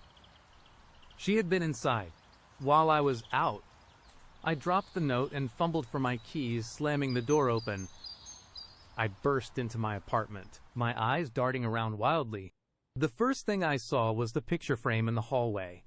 The one I always meant to fix, but never got around to. It was perfectly straight. I rushed to the kitchen. My fridge. I flung open the door, and there, sitting prominently on the top shelf, was a brand new carton of organic milk, one I had not bought. A guttural cry escaped my lips. This was not a game. This was not just a weirdo. This was a full-blown, terrifying invasion of my life, my sanctuary, my very being. She was here in my home, breathing my air, touching my things. I did not even bother calling the police this time. What could I tell them? A woman I went on one date with broke into my apartment and bought me milk. They would think I was delusional. And how had she gotten in? There were no signs of forced entry. She must have had a key. But how? That night, I packed a small bag, grabbed my car keys, and drove. I did not know where I was going. Just away. Away from my apartment, away from the city, away from Sarah. I drove for hours until the city lights were a distant glow in my rearview mirror, replaced by the vast, silent darkness of the countryside. I pulled into a cheap motel in a small, nondescript town hundreds of miles away. I tried to start a new life. I got a new phone, a new number. I even considered changing my name. I found a new job, cash in hand, in a diner. I kept to myself, avoided social media, and lived in constant fear. Every new face was a potential threat. Every unfamiliar car, a potential tale. For a few weeks, there was silence. No texts, no notes, no signs. I started to breathe a little easier, to hope, against all odds, that I had finally escaped her. Maybe she had moved on, found a new target for her twisted obsession. One rainy Tuesday morning, a few months after I had fled, I was wiping down tables at the diner. The bell above the door chimed, signaling a new customer. I glanced up, my heart still leaping a little with every new arrival, a habit I could not shake. And then I froze. Standing in the doorway, framed by the pouring rain, was Sarah. Her dark hair was a little damp, plastered to her forehead. Her clothes were simple, unassuming, but her smile, that utterly fixed, painted-on smile, it was still there. And her eyes, those wide, intense, iridescent eyes, found mine across the diner and held them. She walked slowly towards an empty booth, her movements graceful, almost ethereal. She slid into the seat, never once breaking eye contact. She did not order, did not even pick up the menu. She just sat there, watching me. My blood ran cold, colder than it ever had before. The mop in my hand clattered to the floor, forgotten. My breath caught in my throat. It was impossible. How could she have found me? I had left no trace, no digital footprint, no forwarding address. She raised one hand, slowly, deliberately, and placed it against the glass of the window next to her booth. Then, with her other hand, she reached into her purse. My heart pounded so hard I thought it would burst through my chest. Was she pulling out a knife? A gun? No. She pulled out a small, white box. She opened it, and inside, nestled on a doily, was a perfectly preserved slice of tiramisu. She lifted it out, holding it up, her smile widening, if that was even possible. Her lips moved, though I could not hear her over the sudden, deafening roar of blood in my ears. But I knew what she was saying. I felt the words resonate in my very soul, a chilling, inescapable echo from that terrifying night. You forgot your tiramisu, my love. Do not worry. I brought it to you. See, I always knew you would like it here. I stood there, paralyzed, the horrifying realization washing over me like an icy wave. There was no escape. No matter where I went, no matter how far I ran, she would find me. She would always find me. And her smile, her knowing, terrifying smile, was the last thing I saw before the world around me began to fade into a cold, dark dread that I knew would haunt me for the rest of my days. Let us move along to the next moment. All right, so picture this, guys. You know how it is with dating apps these days, right? Tinder, Bumble, Hinge, whatever. You swipe, you match, you chat, and if things seem to click, you set up a date. It is usually pretty standard. A coffee, a drink, maybe dinner. Most of the time, it is just normal. A bit awkward, maybe a few laughs, and then you go home and either text them back or you do not. But sometimes you run into something that makes your skin crawl. Something that sticks with you long after it is over. This is one of those times. This is my story. It was a few months ago. I was pretty much just doing the usual, swiping through profiles, not really expecting much. I would had a string of pretty forgettable dates. You know, the kind where you spend the whole evening wondering if you left the stove on. Then I matched with Sarah. Her profile pictures were good. She had this bright, friendly smile, big, expressive eyes, and her bio was pretty quirky and fun. She liked hiking, obscure indie movies, and claimed she could make a mean lasagna. Sounded pretty normal, pretty appealing. We started chatting, and her texts were always enthusiastic, full of emojis, and she seemed genuinely interested in what I had to say. No red flags, nothing weird, just a normal, seemingly sweet girl. We decided to meet up for dinner at this Italian place downtown. A pretty popular spot, always bustling, which I figured was a safe bet for a first date. I got there a few minutes early, which I usually do, just to get a feel for the place and maybe grab a quick drink before my date arrived. But when I walked in, she was already there. She was seated at a small table by the window, nursing a glass of red wine. She looked up as soon as I stepped inside, almost like she knew I was coming, even though I had not texted her that I was on my way. And that is when it hit me. Her eyes. They were a shade too wide, a little too intense, like she was staring through me, not at me. And her smile, the one that looked so friendly in her pictures, seemed fixed. Almost painted on, I walked up to the table, trying to shake off the weird feeling. "Hey Sarah, sorry if I am a bit early," I said, extending my hand. She did not take my hand. Instead, she just kept staring, her smile not wavering an inch. Then she spoke, and it was not a casual hey or no worries. It was a soft, almost possessive whisper. "You made it, my love. I knew you would." My blood ran cold for a second. My love, we would literally just matched, like 3 days ago. I tried to laugh it off, thinking maybe it was just a nervous quirk or a cultural thing I was not familiar with. Yeah, glad I could make it," I said, pulling out the chair opposite her. Long day at work.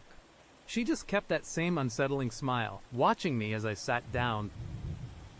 "I know," she said, her voice still that unnervingly soft whisper. "You had that big presentation today, did not you? The one with the tricky client. I bet you were so stressed." Now, this was a definite red flag. We had not talked about my job in that much detail. I would mention I worked in marketing, and that I had a big presentation coming up, but I had not gone into specifics about clients or how stressed I was. I definitely had not mentioned it to her.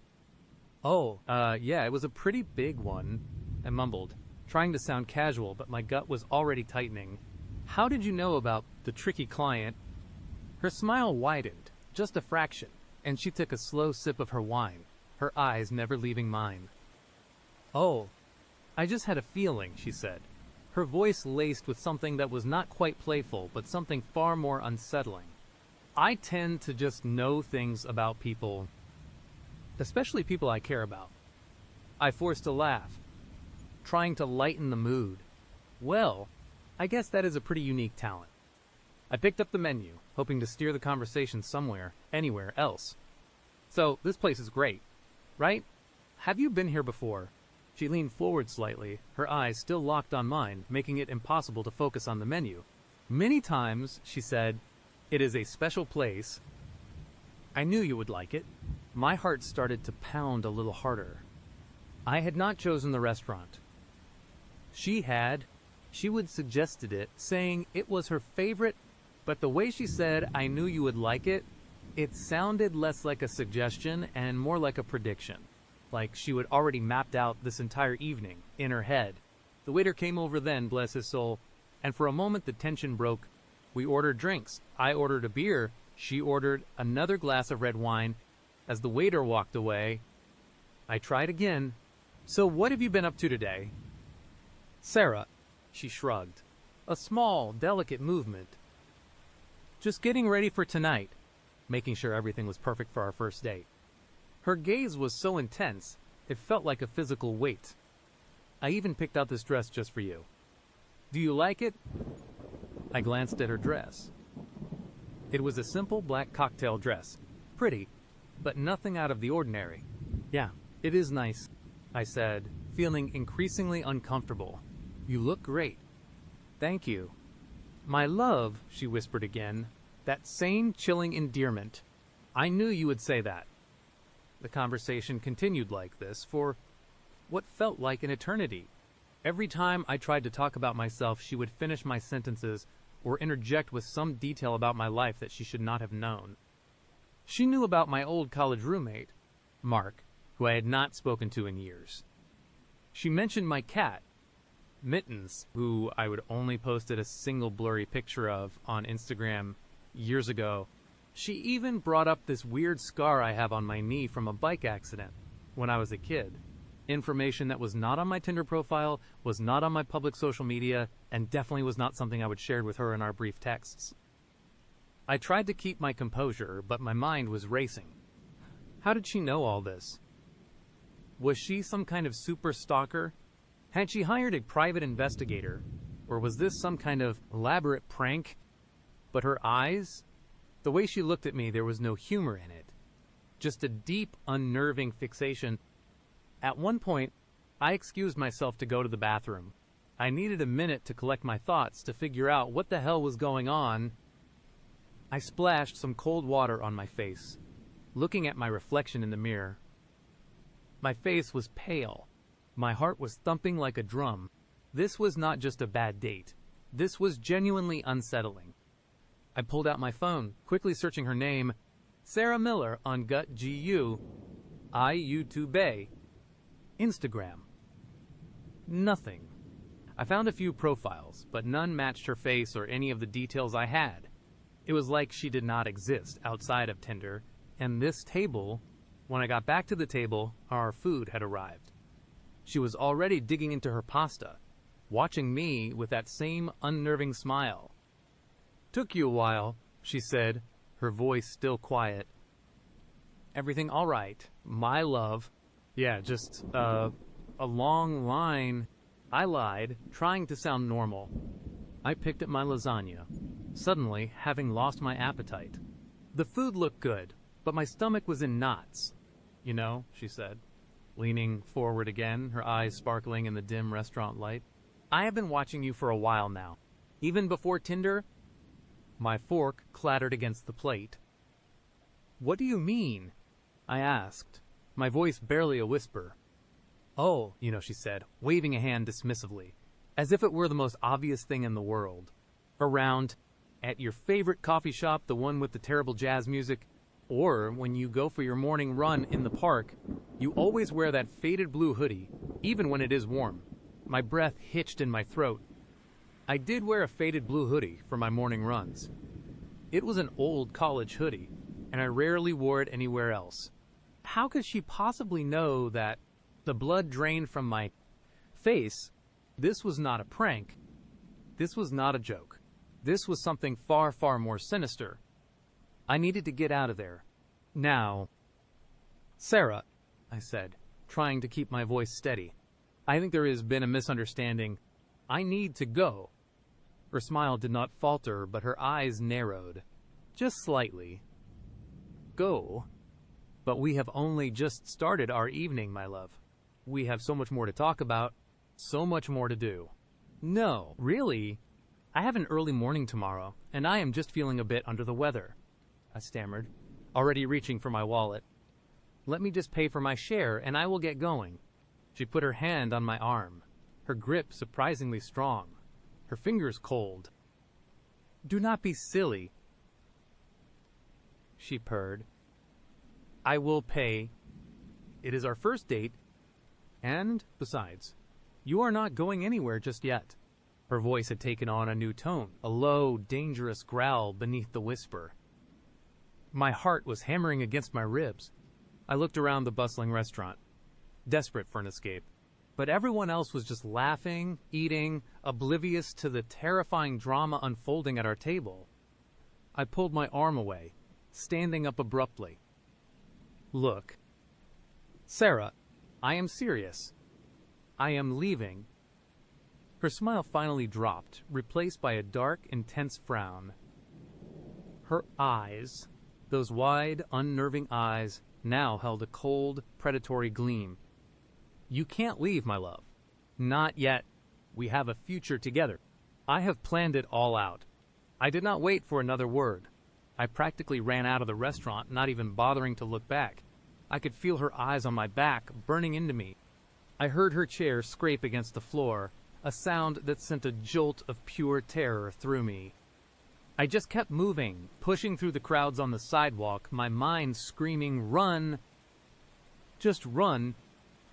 I fumbled for my car keys, my hands shaking so badly I could barely get them out of my pocket. I heard footsteps behind me, quickening. My stomach clenched. She was following me.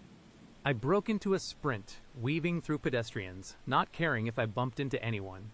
My car was parked a few blocks away, and I just prayed I could make it there before she caught up. I glanced over my shoulder and saw her, a dark silhouette against the street lights, her eyes still fixed on me, her pace unnervingly steady.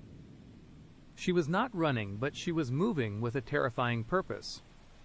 I reached my car, ripped the door open, and practically dove inside, fumbling with the keys in the ignition. My hands were slick with sweat. The engine roared to life, and I slammed the door shut, locking it immediately. I did not even put on my seatbelt. I just jammed the car into reverse, tires squealing as I backed out of the spot. As I sped away, I caught a glimpse of her in my rearview mirror. She was standing there, in the middle of the sidewalk, just watching my car disappear. Her face was unreadable, but I could feel the intensity of her gaze, even from a distance. It was like she was burning a hole through the back of my head. I drove home like a maniac, my mind a whirlwind of fear and confusion. I locked every door, every window. I even pulled the blinds shut. I felt like I was being watched, even in the supposed safety of my own apartment. I could not shake the image of her eyes, or the chilling sound of her voice saying, "I knew you would, and we have a future together." For weeks, I was a paranoid wreck. Every unfamiliar car that drove by, every shadow, every strange noise sent a jolt of fear through me. I changed my routine. I started taking different routes to work, different coffee shops, even switched up my running schedule. I deleted all my dating apps. I scrubbed my social media, making everything private, deleting old posts that might have given away too much information. I filed a police report, of course. They took my statement, listened patiently, but there was not much they could do. No physical harm, no direct threats, just a very, very creepy date. They suggested I block her, which I had already done, and to be careful, not exactly reassuring. One evening, about a month after the incident, I was finally starting to feel a little bit safer. I was at my apartment, watching TV, trying to relax. My cat, Mittens, was curled up on the couch beside me, purring softly. I reached down to pet her, and as my hand brushed against her fur, I felt something small and hard tucked into her collar. Mittens did not usually wear a collar. I would taken it off months ago because she kept scratching at it. My blood ran cold. I carefully unclipped it, my fingers trembling. Tucked inside the collar, secured with a tiny piece of tape, was a small, folded note. My heart was pounding so hard I could hear it in my ears. I unfolded the note, my eyes scanning the familiar, elegant handwriting. It simply said, "I missed you tonight, my love. And I miss Mittens too. She always sleeps better when you are home. Do not worry, I will be watching. Always. We will be together soon. Love, Sarah." And beneath the message, a small, perfectly drawn sketch of Mittens asleep on my couch. I dropped the note like it was on fire. My cat, Mittens. She was an indoor cat. She never went outside. How could Sarah have put that collar on her? How could she have known Mittens was sleeping on the couch tonight? How could she have gotten into my apartment? The realization slammed into me with the force of a physical blow. She was not just watching me from afar. She had been inside my home. She had been here with my cat while I was out, or maybe even while I was asleep. The sheer audacity, the invasion, the complete violation of my personal space. It was almost too much to bear. I felt a scream building in my throat, but it never came out. I was paralyzed, utterly terrified. I called the police again, my voice shaking so badly I could barely form words. They sent an officer who checked the apartment, found no signs of forced entry. I lived on the 3rd floor. My windows were always locked. How? The officer suggested maybe a spare key, or perhaps a maintenance worker. But I knew it was her. I moved out of that apartment a week later. I packed up everything, sold most of my furniture, and found a new place in a completely different part of the city, far away from anything I would ever associated with my old life. I changed my phone number, deleted all my old social media accounts, and started fresh. I even got a new cat. As much as I loved Mittens, the thought of Sarah touching her, putting that collar on her, it haunted me. I gave Mittens to my sister who lived in another state, hoping she would be safe there. It has been months now. I have tried to rebuild my life, to forget the terror of that night and the chilling discovery of that note. But every now and then, I still catch myself glancing over my shoulder. Every time my phone rings from an unknown number, my heart jumps. Every time I see a woman with wide, intense eyes, I feel a prickle of fear. I never saw Sarah again. Not in person. Anyway, I still do not know who she really was, or how she knew so much about me. Was she just a deeply disturbed stalker? Or was there something else, something even more sinister, at play? I do not know. And honestly, I do not want to know. All I know is that the next time you are swiping through profiles on a dating app, remember my story, remember that sometimes the person on the other side of the screen is not just looking for a date. Sometimes they are looking for something else entirely. And sometimes they have already found you. They have been watching you, and they know you are going to make it because they knew you would. Sleep tight, guys. We continue with the story that follows. The heavy door swung shut behind me with a sickening thud. A sound that echoed not just in the tiny, dark shack, but deep inside my chest. One moment, Mark's unsettling smile was the last thing I saw. The next, I was swallowed whole by an oppressive, absolute blackness. It was the kind of darkness that felt less like an absence of light, and more like a physical entity, pressing in, thick and suffocating. My breath hitched. The air, already stale and heavy with that cloying, sickly sweet metallic scent, seemed to thicken even further, pressing against my lungs, making each inhale a struggle. My heart, which had been a frantic drumbeat ever since Mark had killed the engine, now hammered against my ribs with a terrifying new urgency. It felt like it was trying to claw its way out of my chest. Desperate to flee this suffocating void, my hands shot out, blindly searching for something, anything, to anchor me in this overwhelming nothingness. They scraped against rough, splintered wood, then brushed against something cold and damped the wall. I assumed. The texture sent a shiver racing down my spine, a cold, icy dread that had nothing to do with the temperature. Mark. I called out, my voice a thin, reedy whisper that sounded alien and small in the vast silence. No answer, just the deafening quiet, broken only by the frantic thumping of my own blood in my ears. He said he was just grabbing a few things from the truck. A few things? What kind of things did he need to grab that required leaving me alone in this tomb? Panic, cold and sharp, began to prick at the edges of my mind. My phone? Dead. Miles from anywhere. My rational brain screamed red flag, but it was too late.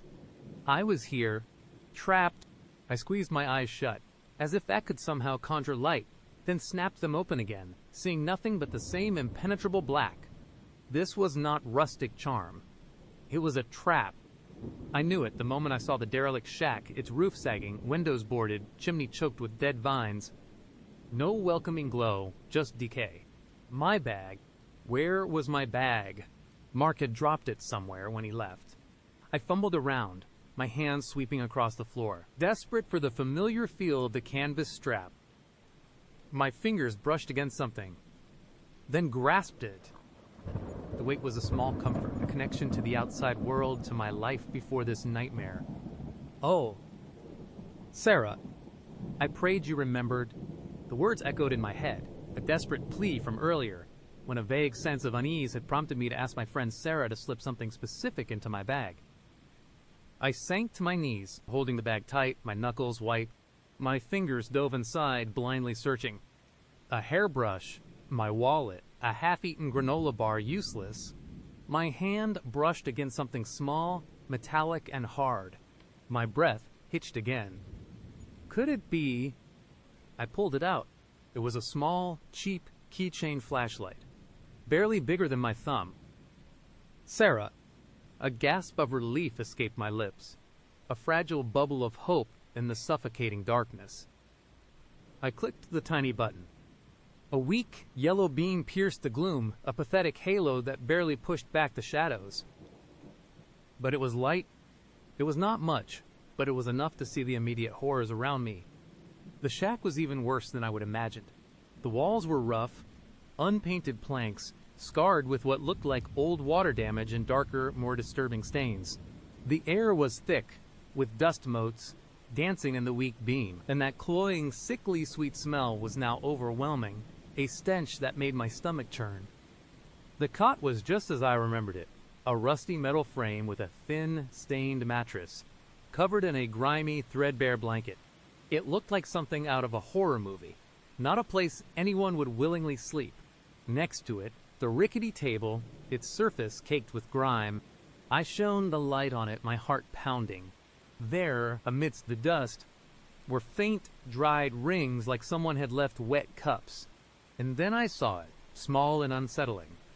A single, dried, dark red rose, its petals shriveled and brittle, lying on the table. It looked less like a romantic gesture and more like a morbid souvenir, something left at a grave. My gaze dropped to the floor beneath the cot. The floorboards here seemed looser, darker than the rest. I knelt, pushing the grimy blanket aside, and aimed the tiny beam.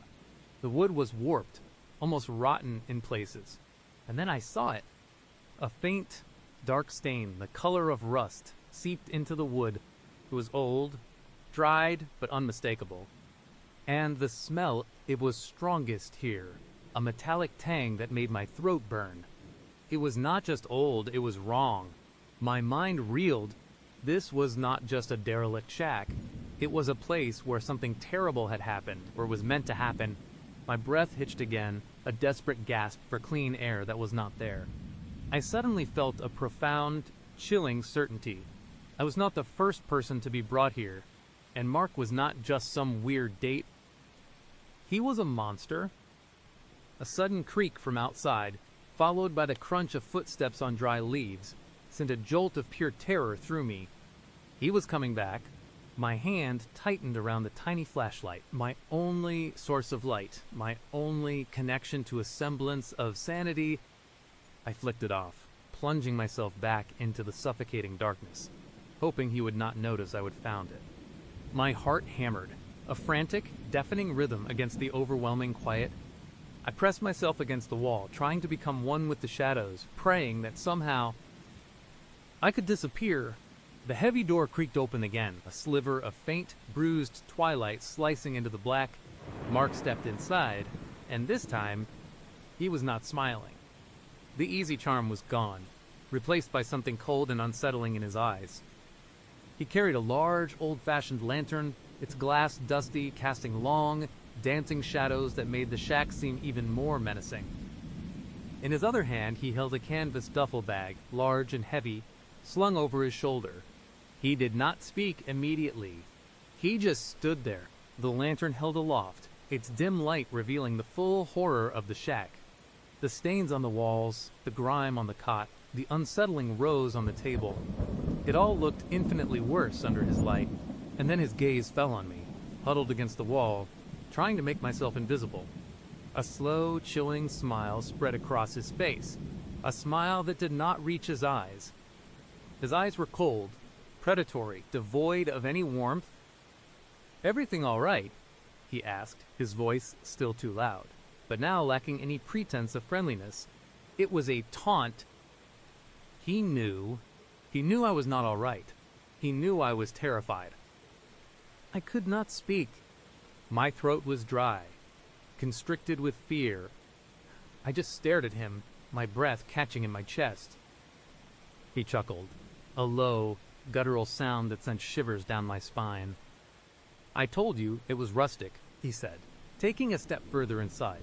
He let the duffel bag slide from his shoulder, and it landed on the floor with a heavy thud, a sound that seemed to shake the very foundations of the shack.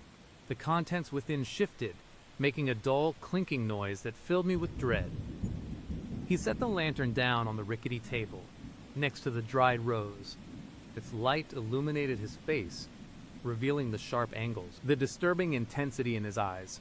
He slowly reached into the duffel bag, his movements deliberate, almost theatrical. He began, his voice dropping to a low, conversational tone that was somehow even more terrifying than a shout. Most people do not appreciate my little slice of heaven. They do not understand the peace of it all. He pulled out a coil of thick, industrial-grade rope, neatly tied. My eyes widened, my heart slamming against my ribs. They look at this place and see decay, he continued, his gaze sweeping around the shack. But I see potential. A blank canvas, really a place where one can truly connect with themselves. And with nature. He pulled out a roll of heavy-duty duct tape, then a pair of thick leather gloves, and finally, a large, wicked-looking hunting knife, its blade glinting ominously in the lantern light. My blood ran cold. This was not a date. This was not even a weird date. This was an execution, or worse.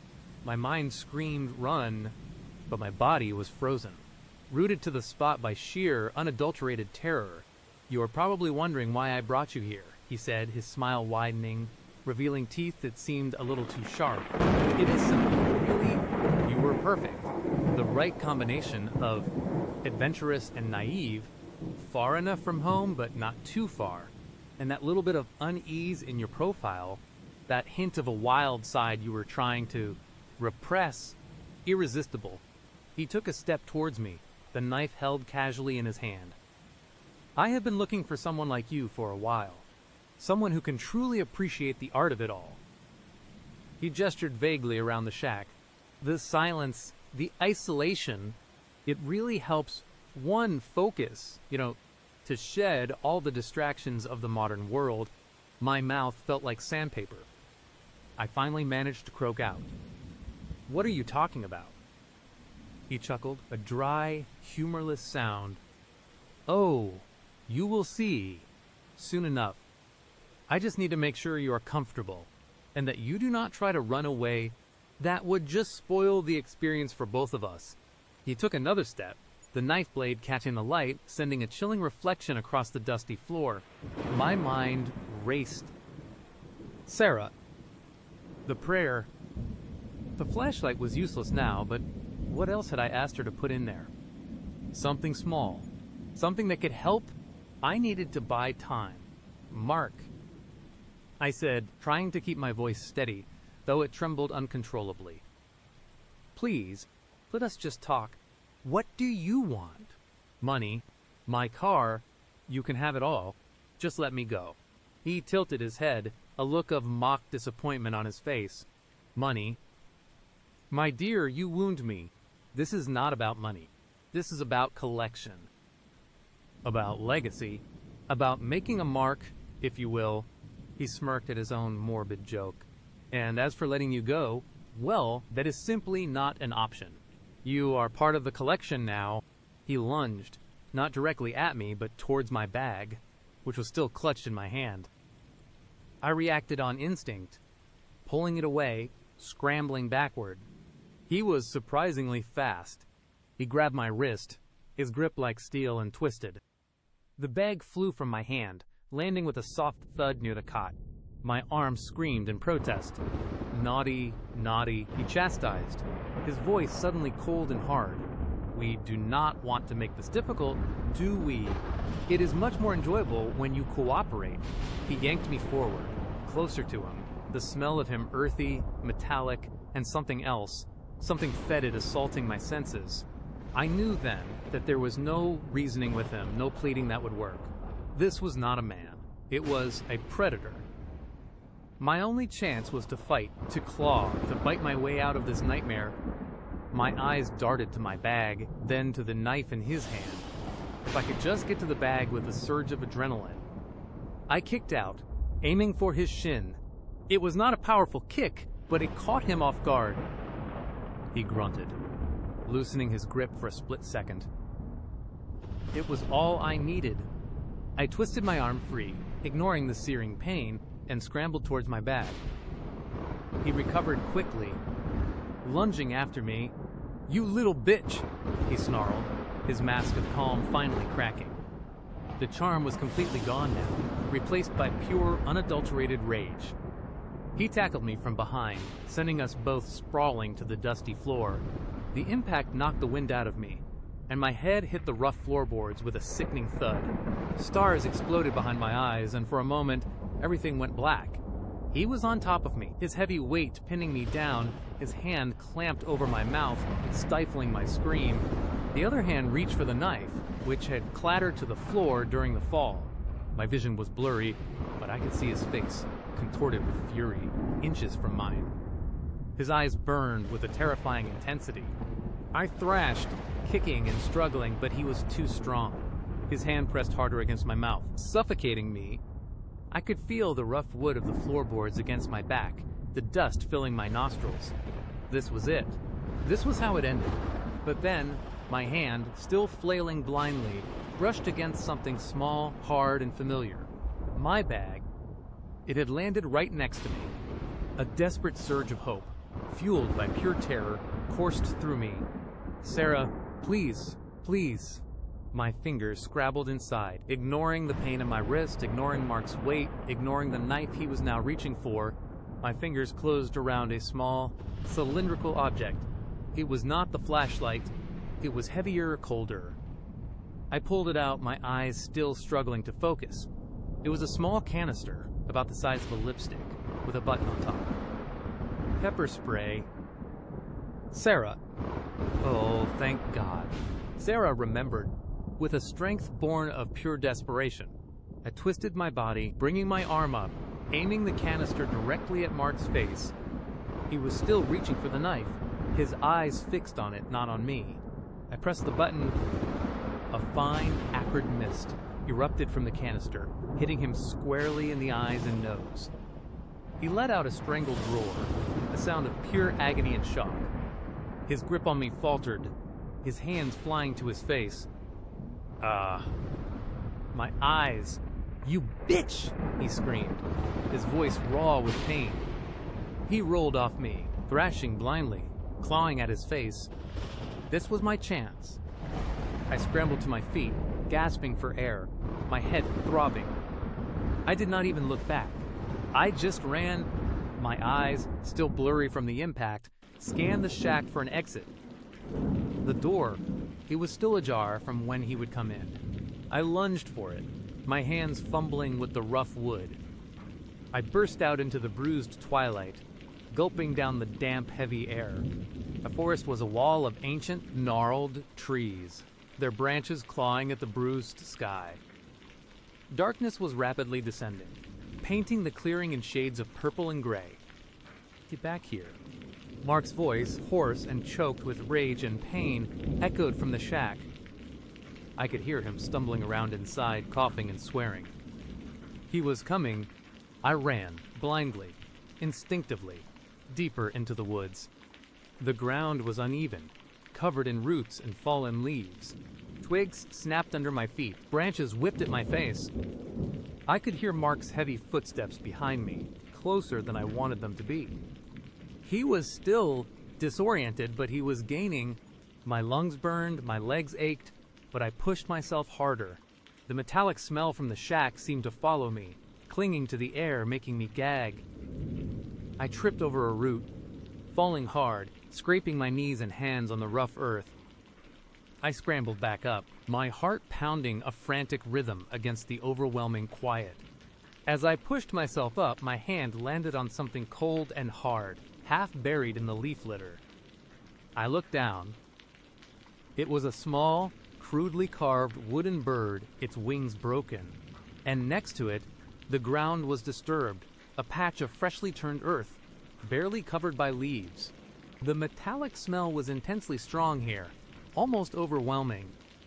My eyes followed the disturbed earth. It was not just a small patch. It was a long, narrow mound stretching out into the trees, barely visible in the fading light. And there was not just one, there were several, and the faint, sickly sweet smell, it was not just decay. It was the smell of decomposition, of something buried. My blood ran cold. This was not just a clearing, this was a graveyard. Mark's collection, the full horror of his words, of this place, slammed into me with the force of a physical blow. He was not just a killer, he was a serial killer, and this was his hunting ground, his burial ground. A guttural roar erupted behind me. Mark, he was closer. I did not even pause to process the horrific discovery. The sheer terror of being caught, of becoming another mound in this desolate place, propelled me forward. I ran, faster than I ever thought possible, weaving through the trees, ignoring the pain, ignoring the fear, focusing only on escape. I ran until my lungs felt like they would burst, until my legs gave out from under me, sending me tumbling down a steep embankment. I rolled, hitting trees and rocks, the world spinning. I finally came to a stop at the bottom, bruised and disoriented, but alive. Looking up, I could see a faint, distant glow through the trees. A road, hope, bright and fierce, surged through me. I scrambled to my feet, ignoring the pain, and stumbled towards the light. I burst out of the tree line onto a narrow gravel road, nearly collapsing. The distant glow was a streetlight, a beacon of civilization. I did not look back. I just started running down the road, flagging down the first car that came by, a beat-up pickup truck driven by an old man who looked at me with a mixture of confusion and concern.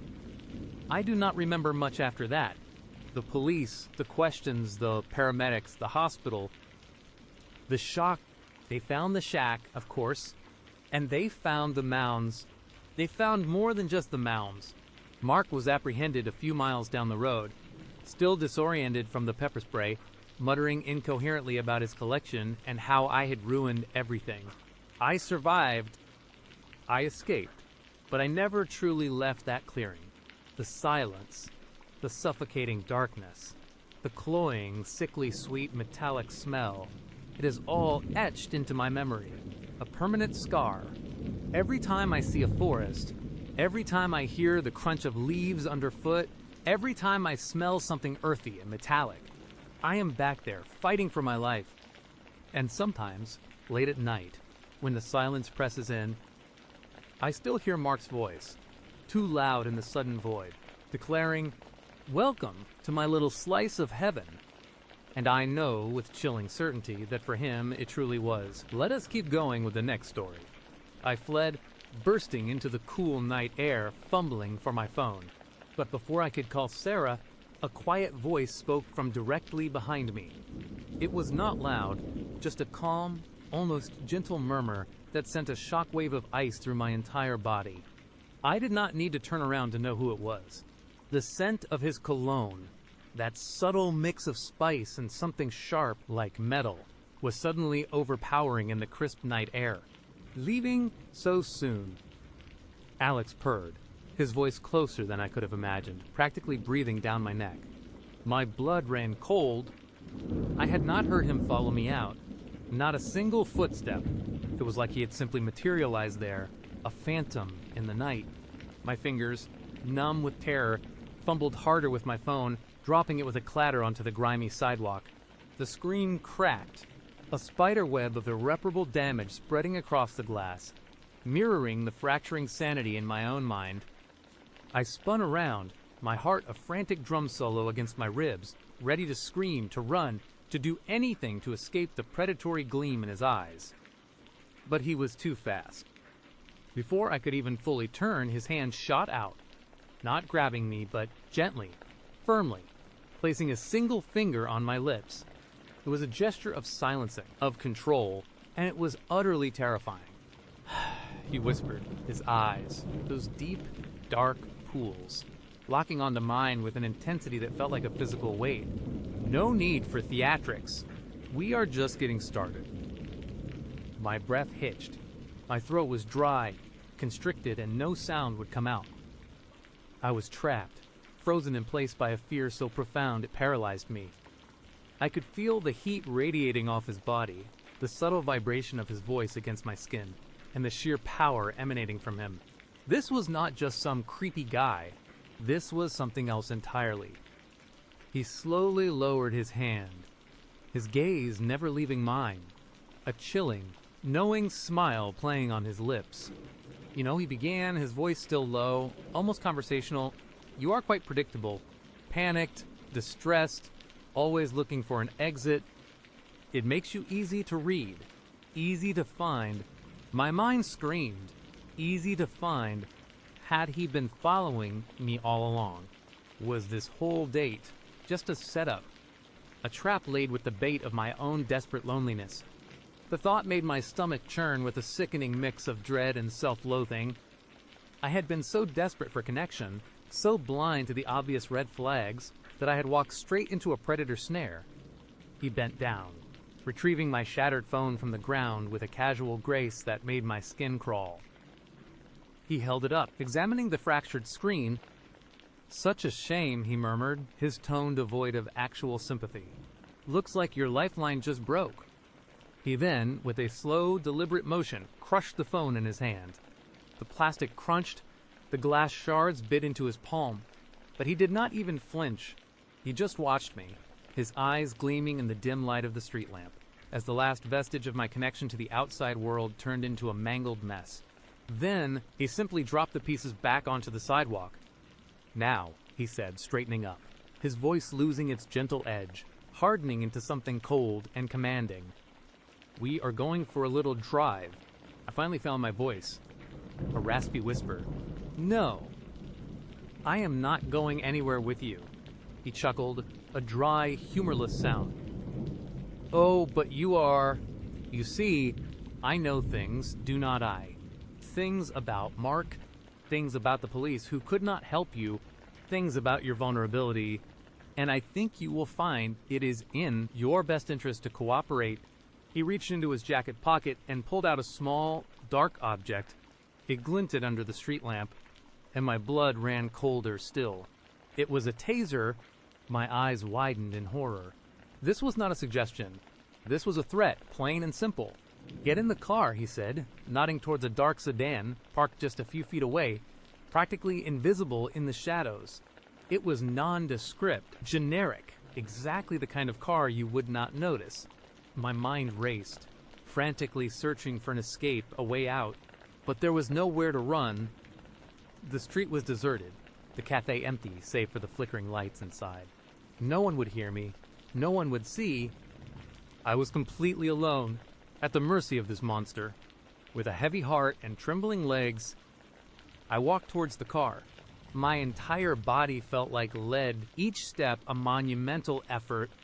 Every instinct screamed at me to fight, to run, but the cold, hard reality of the taser in his hand, combined with his chilling knowledge of my life, held me captive more effectively than any handcuffs.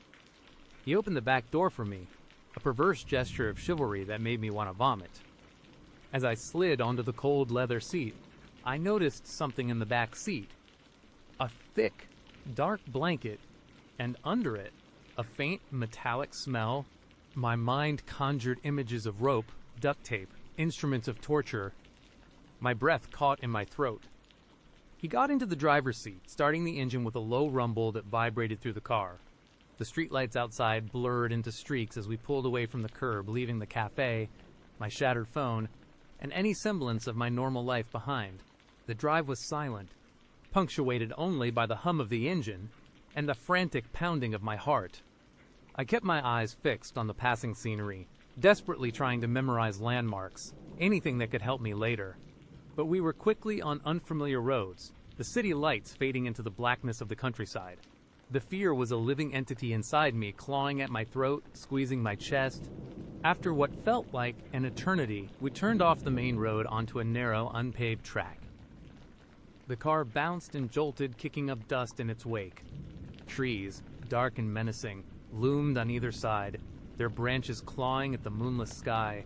This was it. This was where the nightmare truly began. Finally, we pulled up to a small, dilapidated cabin, barely visible through the thick canopy of trees. It looked abandoned, forgotten, a place where no one would ever think to look. A single, flickering light bulb hung precariously over the porch, casting long, dancing shadows that seemed to twist and writhe like specters. "Welcome home," Alex said, a sinister grin spreading across his face as he cut the engine. The sudden silence was deafening, broken only by the chirping of crickets and the frantic thumping of my own heart. He got out, opened my door, and gestured for me to exit. My legs were stiff, almost numb, but I forced myself to move. As I stepped out, the cold night air bit at my exposed skin, but it was nothing compared to the chill that had settled deep in my bones. The cabin was small, rustic, and utterly terrifying. The front door creaked open, revealing a single, sparsely furnished room, a worn-out couch, a rickety table, and a fireplace that looked like it had not been used in years. Everything was covered in a fine layer of dust, except for one area, a small, meticulously clean space in the corner, with a single chair and a lamp. "A chair for me. Make yourself comfortable," Alex said, his voice echoing eerily in the confined space. He did not need to tell me twice. My legs gave out, and I collapsed onto the dusty couch, too weak to stand. He walked over to the table and picked up a small, wooden box. He opened it, revealing a collection of tools, not power tools, but smaller, more precise instruments. My mind immediately went to the worst-case scenarios, my imagination painting vivid, horrifying pictures. "Now," he said, turning to face me, his eyes gleaming with a disturbing intensity, "let us talk about Mark." My breath hitched. "What about him?" I stammered, my voice barely a whisper. He chuckled, a soft, dry sound that sent shivers down my spine. "Oh, you really have no idea, do you? You are so focused on your own little world, your own little problems, you never see the bigger picture." He walked closer, stopping just a few feet in front of me. Mark was just a stepping stone, a warm-up act, if you will. He was a piece of work, I will grant you that. But he also helped me find you. My blood ran cold. "What are you talking about?" "Mark," Alex explained, his voice disturbingly calm, "had a habit of collecting information, not just on his dates, but on anyone who crossed him. He was a petty, vindictive man, and when you finally had enough, when you broke it off and he started harassing you, well, he documented everything, every text, every call, every little detail about your life. He even had a little file on you, a rather extensive one. Actually, how do you know this?" I whispered, my mind reeling. "Because," Alex said, a chilling smile spreading across his face, "I got it from him. He was not very careful with his digital footprint. And he certainly was not careful with his associates. You are connected to him." The realization hit me like a physical blow. "Oh, we had a mutual acquaintance," Alex corrected, his eyes glinting.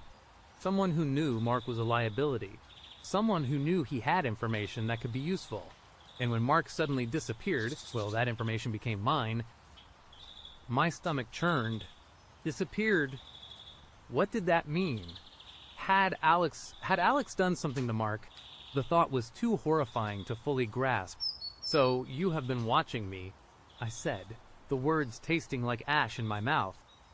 "All this time? Since Mark..." He nodded slowly. "Indeed. You became quite interesting, so vulnerable, so desperate, so easy to manipulate. The police, bless their hearts, they tried, but they could not stop Mark, and they certainly could not stop me.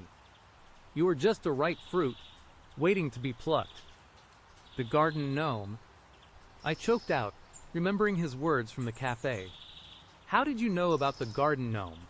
He laughed, a genuine mirthless laugh that echoed in the small cabin. That was a lovely touch, was not it? Mark was particularly proud of that one. He had a camera hidden near your porch. The little fellow was quite photogenic, even with a crack in his head. He loved watching you react. Your fear, your frustration, it was all very entertaining and all very well documented. My entire world tilted. Not only had Mark been stalking me, but he would been filming me, and Alex had access to all of it. He had seen my most private moments of terror, my most vulnerable reactions. I felt violated, exposed, utterly stripped bare, And your little adventure on Tinder? Alex continued, his voice dripping with condescension. Such a brave attempt to find connections, to feel normal again. But you just exchanged one predator for another, did not you? You broadcast your desperation, your need. It was an open invitation. He walked over to the fireplace and picked up a heavy cast-iron poker. He ran his fingers along its cold, smooth surface, his gaze still fixed on me. You see, I am not like Mark. Mark was crude, unrefined. He enjoyed the chase, the petty torment, but I am interested in something more substantial. My heart hammered against my ribs. A frantic bird trapped in a cage. What do you want? I whispered, my voice trembling. I want to understand, Alex said, his eyes narrowing. I want to understand what makes people tick. What breaks them? What drives them to such desperation that they will invite a stranger into their lives, hoping for salvation, only to find something else entirely? He slowly approached me, the poker held casually in his hand, but its presence was a chilling threat. And you, my dear, are a fascinating case study. So much trauma, so much fear, so much untapped potential for despair. I want to see how far you can be pushed, how much you can endure. My mind screamed in silent protest. This was not about Mark. This was not about revenge. This was about something far more twisted, far more sinister. This man was a sadist, a monster who reveled in the suffering of others. Please, I begged, tears finally stinging my eyes. Please, just let me go. I won't tell anyone. I swear. He smiled, a slow, predatory baring of teeth. Oh, I know you won't, because you will have nothing to tell. No one will ever believe you. And even if they did, who would listen? The police already dismissed your concerns once. Remember, you are just a distressed woman looking for attention. He was right. His words were like daggers, piercing through my last defenses. The police had already failed me. My friends, Sarah, they would try, but against someone like Alex, someone so meticulous, so invisible, what chance would I have? He stopped directly in front of me, the poker now resting against his leg. You think you are smart, do not you, trying to flee, trying to call for help. But I am always one step ahead. I know your patterns, your fears, your weaknesses. I have studied you, and now it is time for the practical application. He reached out, his hand gently cupping my cheek. His touch was cold, unnerving. I flinched, but he held me firm, his thumb stroking my skin with a sickening tenderness. Do not worry, he whispered, his voice a low, chilling caress.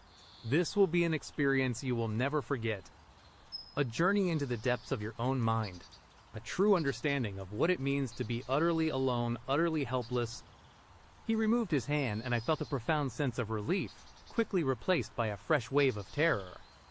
He turned and walked towards the corner where the single chair and lamp were. He pulled the chair out, positioning it directly in the center of the clean space, facing the wall. Sit, he commanded, his voice devoid of any warmth. My legs felt like jelly, but I forced myself to stand, to shuffle towards the chair. As I sat down, my back to him, a wave of nausea washed over me. I could hear him moving behind me, the rustle of fabric, the soft click of something metallic. My imagination ran wild, conjuring images of knives, restraints, needles. The air grew heavy, thick with unspoken menace. I squeezed my eyes shut, desperately wishing I could wake up from this nightmare. But this was not a dream. This was terrifyingly, brutally real. You are probably wondering what I am going to do. Alex's voice said from behind me, startling me. Do not worry. It is nothing you have not already experienced. In a way, the fear, the isolation, the constant looking over your shoulder, I am just going to intensify it. Make it permanent. He chuckled, a low, guttural sound that sent shivers down my spine. You see, the human mind is a fragile thing. It can only take so much, and when it finally breaks, that is when the real fun begins. I felt a cold pressure against the back of my neck. My body tensed, every muscle rigid with fear. I could not breathe. I could not move. I was a deer caught in headlights, utterly paralyzed.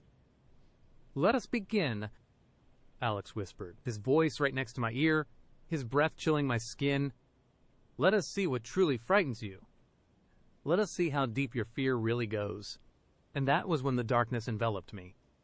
Not a physical darkness, but a terrifying, suffocating blackness that seemed to steal my very soul. A horror that was just beginning. One that promised to unravel every thread of my being, leaving me shattered and lost in a world where no one would ever find me or believe me.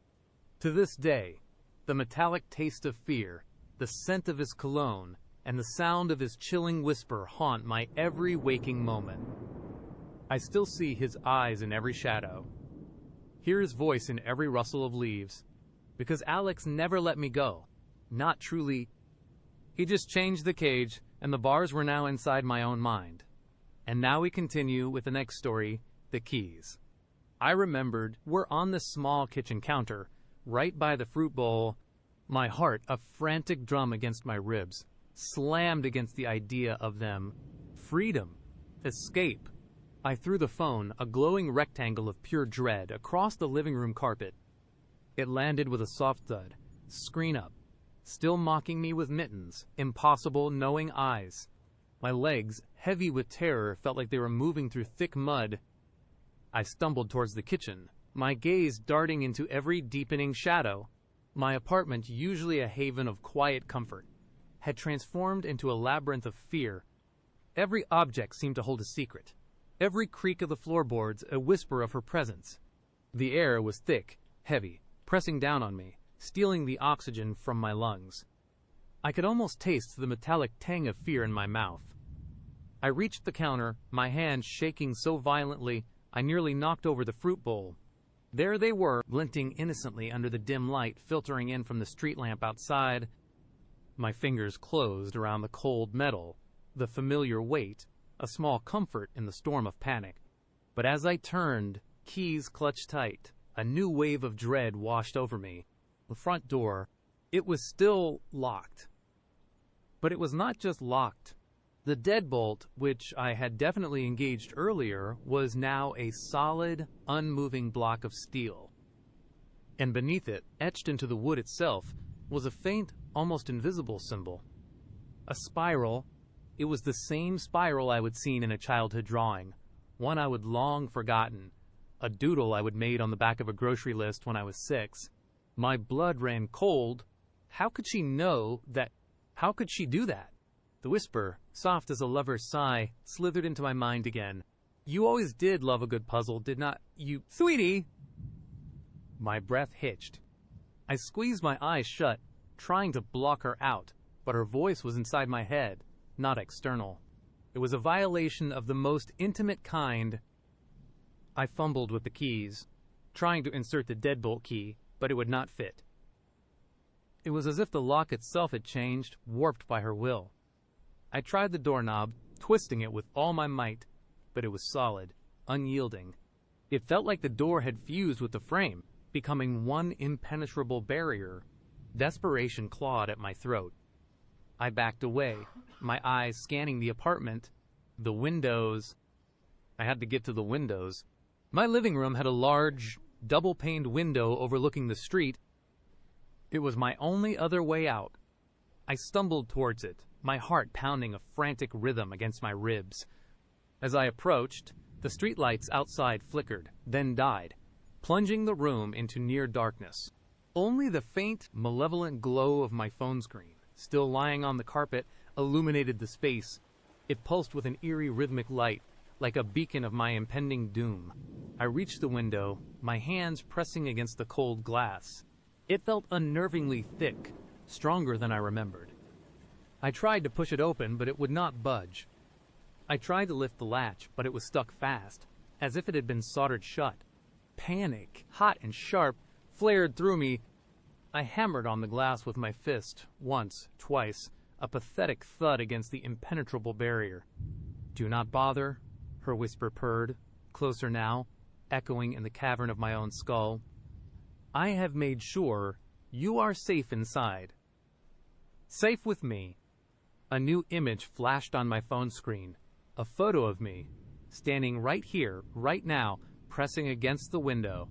My face was a mask of terror, contorted in fear. But the photo was not taken from outside.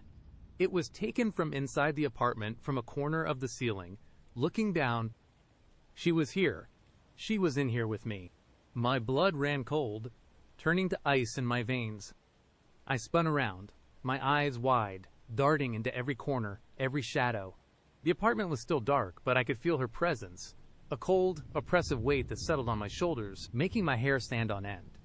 I could almost hear the soft rustle of invisible clothes, the faint scent of something sweet and cloying, like wilting lilies, filling the air. "Where are you?" I croaked, my voice a ragged whisper. "What do you want?" A faint click, like a camera shutter, echoed in my mind. Then her voice, sweeter, more knowing than ever. "I told you to connect, to truly understand you, and for you to truly understand me." The phone screen flickered again, showing not a photo but a short video clip.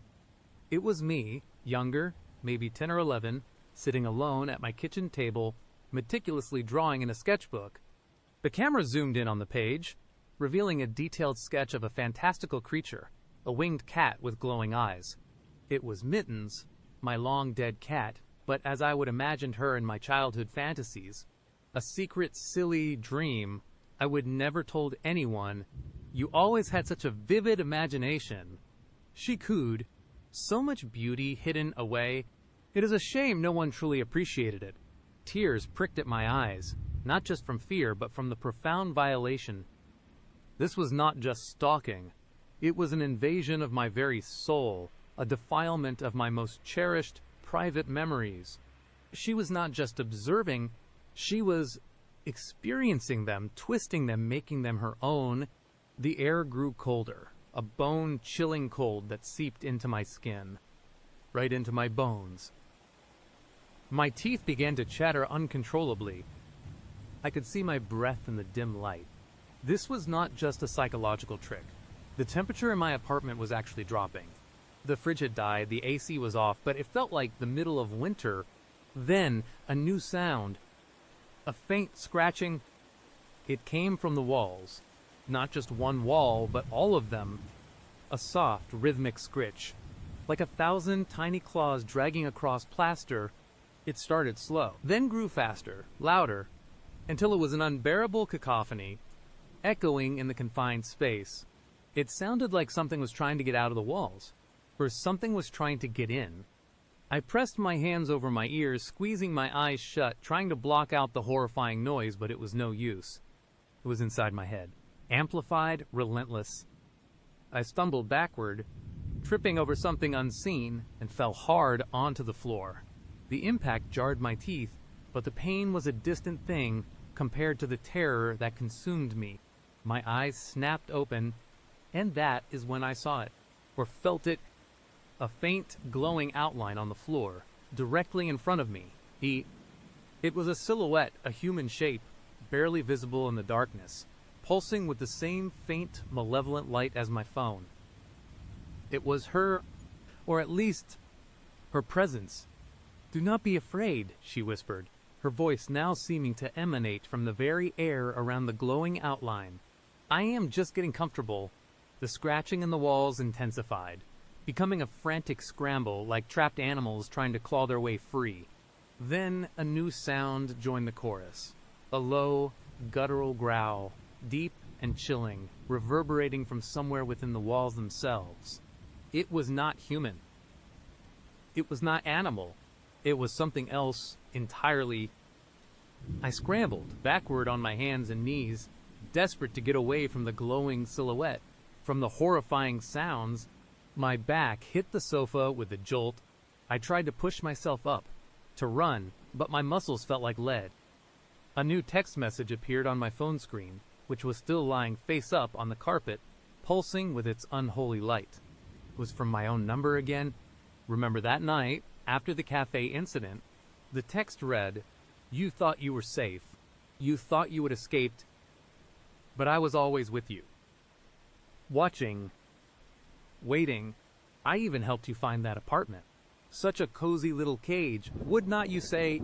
My mind reeled. The cafe incident. The overwhelming panic. The primal urge to escape. It was not random. She had orchestrated it. But the apartment, she had helped me find it. I remembered the bizarre circumstances. The perfect listing appearing out of nowhere, the landlord eager to rent, the unusually low price. I would dismiss it as luck. Now, it felt like a trap set just for me. The glowing silhouette on the floor seemed to solidify, becoming a little clearer, a translucent figure shimmering in the darkness. I could almost make out the long, flowing hair, the delicate curve of a shoulder, but there were no features, no face, just an empty, glowing void where a face should be. You are not real. I choked out, my voice barely a whisper. You are not here. Her whisper chuckled, a sound that scraped against the inside of my skull. Oh, but I am more real than you can imagine. And soon, you will be too. We will be. The scratching in the walls reached a fever pitch, accompanied by the guttural growling, now closer, louder, as if whatever was making the sounds was right behind the drywall, pressing against it. A small crack, fine as a spiderweb, snaked across the plaster of the wall opposite me, then another, and another. The cracks spread rapidly, forming an intricate, terrifying pattern like veins across a sick body. A faint, sickly, sweet smell, like decay mixed with perfume, intensified, making me gag. My eyes darted to the growing network of cracks. They seemed to pulse faintly, almost breathing. Then, the cracks began to widen. Slowly, deliberately, small flakes of plaster drifted down, like morbid snow, and through the widening gaps, I saw something. Not the darkness of the wall cavity, not insulation, but movement, something dark and sinuous, like thick, black tendrils, writhing slowly, silently within the wall. My stomach churned and I felt bile rise in my throat. This was not just psychological torment anymore. She was physically altering my reality, twisting the very fabric of my home. You are afraid, she purred, the glowing silhouette seeming to lean closer. Good. Fear is a powerful connector. It strips away the pretense, the lies you tell yourself. The tendrils in the wall began to push through the cracks, slowly, like blind, searching fingers. They were thick, glistening with some unknown fluid, and they moved with an unnatural grace, feeling their way into my apartment. I closed my eyes tightly, trying to wish it all away, trying to wake up from this nightmare, but the scratching, the growling, the sickly sweet smell, they were all too real. Her voice, insidious and ever-present, continued to narrate my terror. You always ran, did not you, she mused. From your past, from your mistakes, from anything that made you uncomfortable, but you can't run from yourself, and you can't run from me, because I am you. Or at least, I will be. A new text appeared on my phone screen. This one was not a question or a statement. It was a single word, glowing, ominously merge. The tendrils, now fully emerged from the wall, began to writhe towards me, slowly, deliberately. They moved like snakes, their tips twitching, feeling the air. They were black, slick, and impossibly long, stretching across the carpet towards where I sat, huddled against the sofa.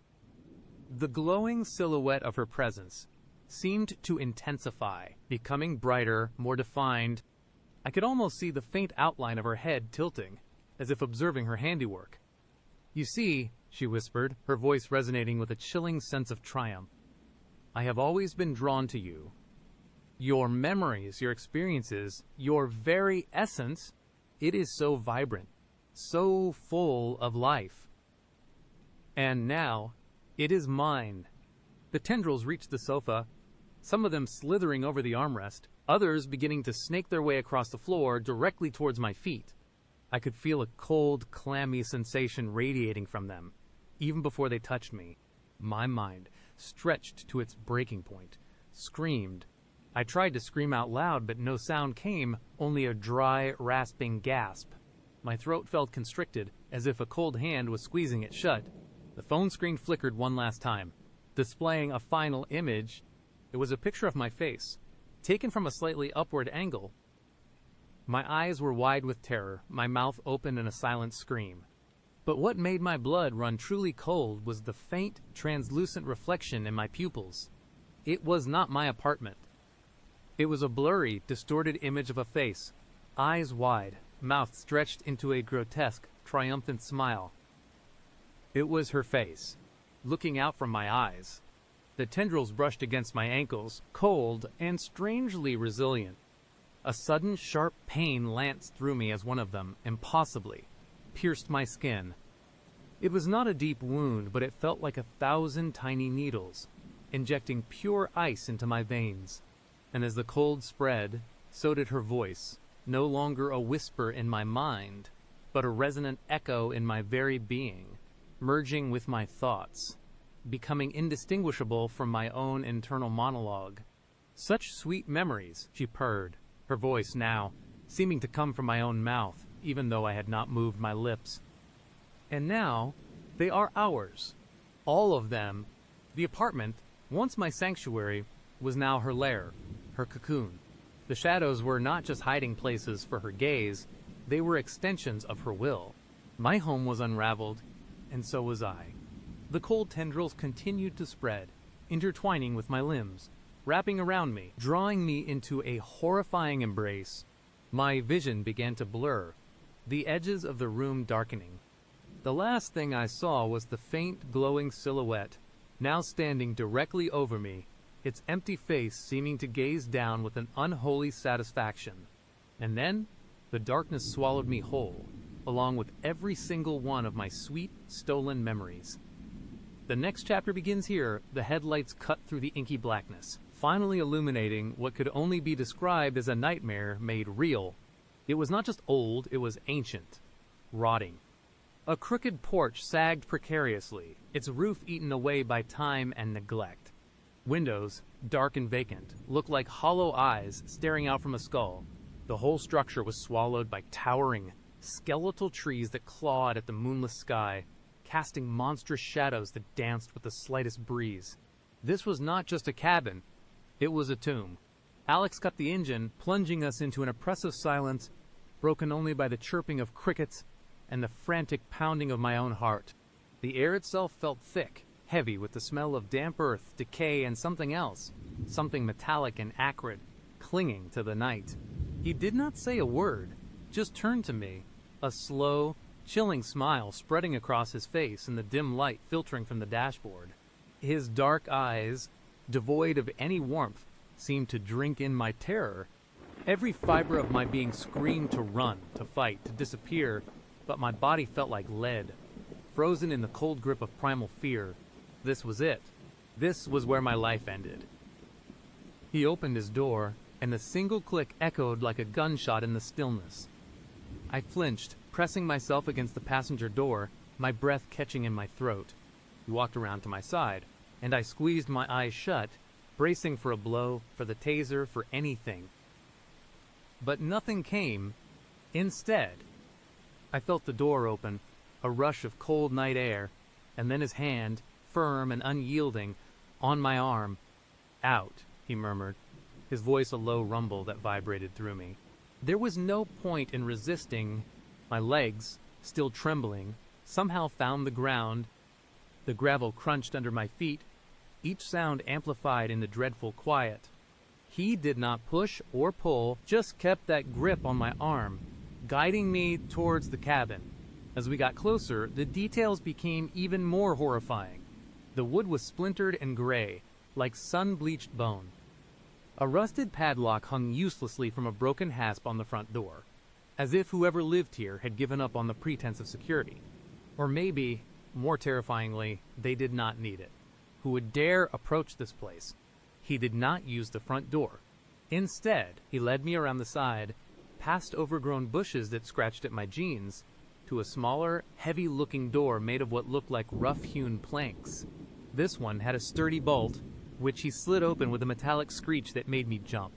The darkness inside was absolute, a black void that seemed to swallow the faint starlight, a wave of stale, musty air, thick with the scent of mildew and something else.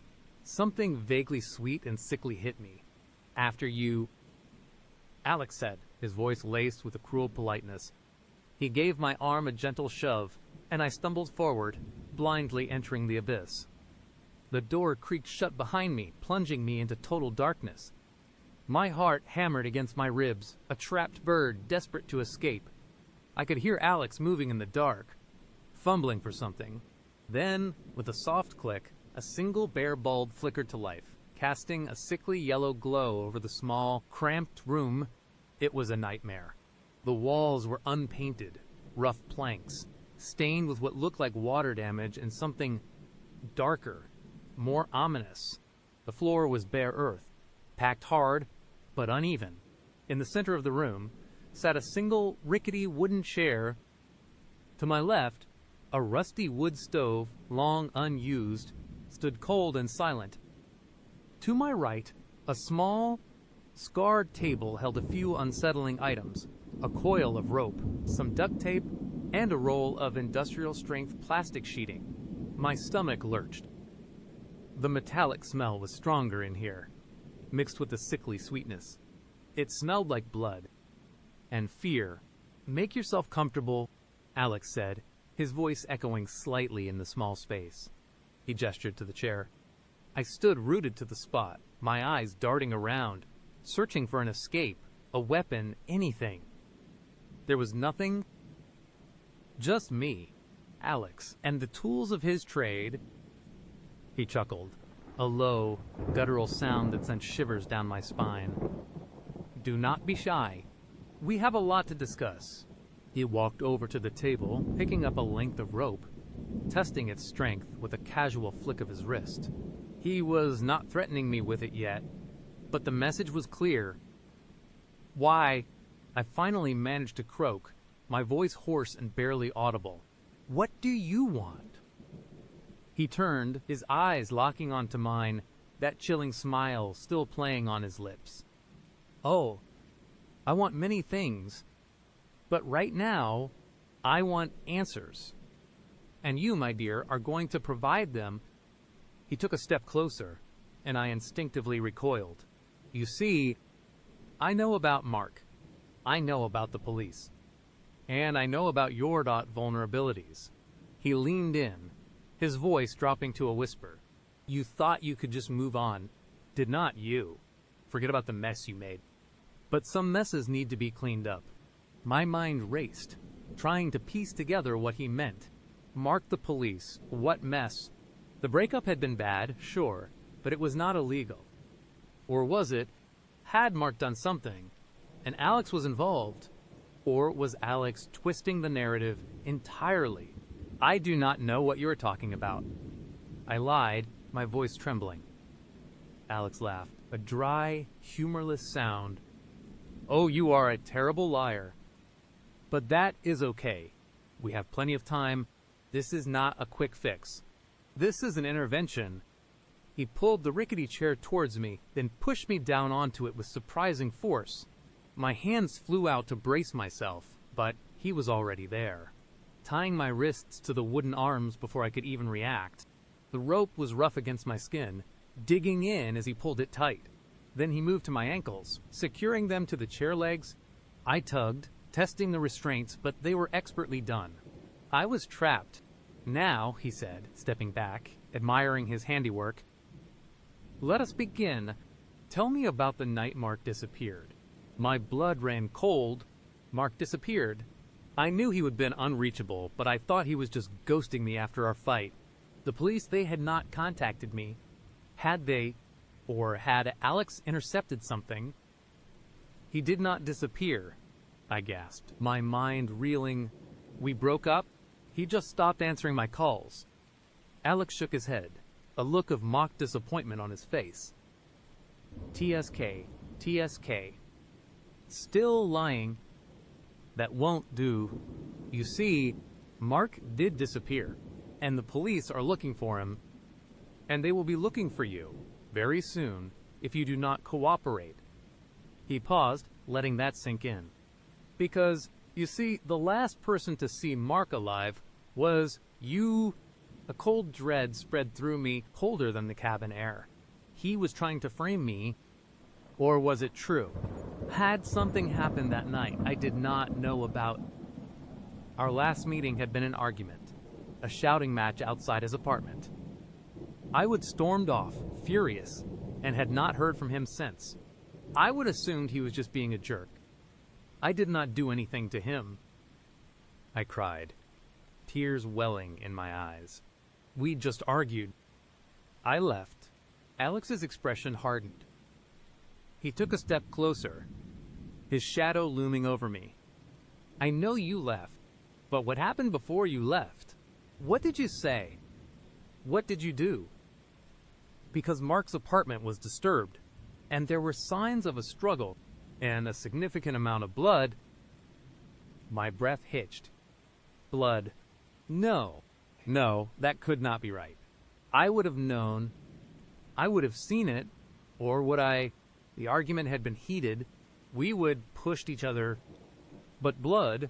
You are lying, I whispered, shaking my head, desperate to believe it. He crouched down, bringing his face level with mine. His eyes, dark and piercing, seemed to bore into my soul. Am I, or are you just refusing to remember? Sometimes, when we do terrible things, our minds try to protect us. They bury the truth deep down. He reached out, and for a terrifying moment, I thought he was going to hit me. Instead, his finger, surprisingly gentle, brushed a tear from my cheek. But I am here to help you remember, to help you confess. He stood up, walking back to the table. He picked up a small, black device. It looked like a voice recorder. My stomach churned. He was going to make me confess to something I did not do. Let us start from the beginning, he said, his voice calm, almost conversational, as if we were having a casual chat. Tell me about your relationship with Mark. The good, the bad, the ugly. And so, my interrogation began. For hours, it felt like Alex prodded and pushed, asking about every detail of my life with Mark, about my past, my family, my insecurities. He knew things, small, intimate details that no stranger could possibly know. He knew about my estranged sister, about my failed dreams, about the debt I was in. It was like he had been living inside my head. The fear was a constant, icy companion, but beneath it, a new emotion began to simmer: confusion. Who was this man, and why did he know so much? At one point, he left the room. The door clanged shut, and I was plunged back into darkness, the single bulb extinguished. Panic seized me. I strained against the ropes, my wrists burning, but it was no use. The silence was deafening, punctuated only by my ragged breathing and the frantic thumping of my heart. I called out, my voice raw, but only silence answered. Was he gone? Had he just left me here to die? Or was this another one of his games, testing my resolve? Minutes stretched into an eternity. My mind conjured horrors in the dark. I imagined rats scurrying across the floor, insects crawling on my skin. The metallic smell seemed to intensify, overwhelming me. I started to hyperventilate, tears streaming down my face. Then, just as I thought I might lose my mind, the door creaked open and the light flickered back on. Alex stood there, holding a plate with a sandwich and a bottle of water. He looked perfectly composed, as if he had not just left me in an abyss of terror. Hungry? He asked, his smile back, chillingly benevolent. I stared at him, my eyes wide with disbelief and horror. You are sick, he shrugged, placing the plate and water on the floor just out of my reach. Perhaps. But you are complicit. Now, eat. We have more to discuss. I refused to touch the food, but my stomach growled in protest. He watched me for a long moment, then sighed. Suit yourself, but do not expect me to be sympathetic when you pass out. He resumed his questions, delving deeper, twisting my words, planting suggestions. He spoke of atonement and justice, hinting at a larger purpose behind his actions. He was not just some random abductor, he was a self-appointed judge, a twisted moralist. You see, he explained, pacing slowly in the cramped room, his shadow dancing on the walls, people like you are broken. You hurt others, you leave trails of emotional wreckage, and then you try to forget, but the universe demands balance, and I am merely an instrument of that balance. What are you talking about? I whispered, my throat raw. What did I do to Mark? I swear, I do not know anything about him disappearing. He stopped, turning to face me fully. You broke his trust. You exploited his kindness. You drove him to desperation. He was a good man, a gentle soul, and you devoured him. You left him empty. He was talking about my emotional impact on Mark, not physical harm. Was this all a psychological torment? A twisted form of therapy? But then, the blood. The disturbed apartment. He was not perfect. I cried, my own anger flaring through the fear. He lied to me. He manipulated me too. He was not some innocent lamb. Alex's smile vanished. His eyes narrowed and a cold, hard glint appeared in them. No one is perfect, but some are more deserving of correction than others. And you, my dear, are high on that list. He walked back to the table, picking up a small, leather-bound journal. He flipped through it, then looked up at me. Do you remember Sarah from your college days? My blood ran cold again. Sarah, my old roommate, we had a terrible falling out. She would accuse me of stealing her boyfriend, of sabotaging her grades. It was messy, and I had not thought about her in years. How do you know about Sarah? I asked, a new wave of terror washing over me. Oh, I know about all of them. Alex purred, the people you have hurt, the lives you have touched and left scarred. Sarah, David, even your own sister. Emily, he knew everything. He was not just focused on Mark. He had been investigating my entire life, compiling a dossier of my perceived transgressions. He was a collector of grievances, a self-appointed arbiter of my past mistakes. You are insane. I breathed, the realization dawning on me. This was not about justice. It was about his own twisted pathology. Perhaps, he conceded, a flicker of something unsettling in his eyes. But sanity is subjective is not it. What if I told you that I am merely fulfilling a purpose? A sacred duty. He closed the journal, placing it back on the table. You were drawn to me, were not you, on that app, lonely, searching for connection, for someone to fill the void, a perfect target. He walked over to a section of the wall that looked slightly different, a faint seam visible in the rough planks. He pushed on it, and with a soft click, a hidden door swung inward, revealing a small, dark recess. He reached inside and pulled something out. My heart leaped into my throat. It was a framed photograph. My stomach dropped as I recognized the face mark. But it was not a recent photo. It was from years ago, a younger, happier Mark. And next to it, another photo. Sarah, and then Emily, my sister, from a picture I had not seen in years. And then more faces I vaguely recognized, faces I did not know at all neatly arranged, like trophies. These are my projects, Alex said, his voice laced with pride. People who, like you, needed to be shown the error of their ways, people who needed to be corrected. My eyes widened in horror. This was not about Mark. Not really. Mark was just the most recent entry, the bait to draw me in. Alex was a serial abductor, a twisted vigilante who stalked dating apps and social media, identifying vulnerable people, then targeting them based on their past mistakes. He was not working with the police, or for Mark. He was the police, the judge, and the executioner.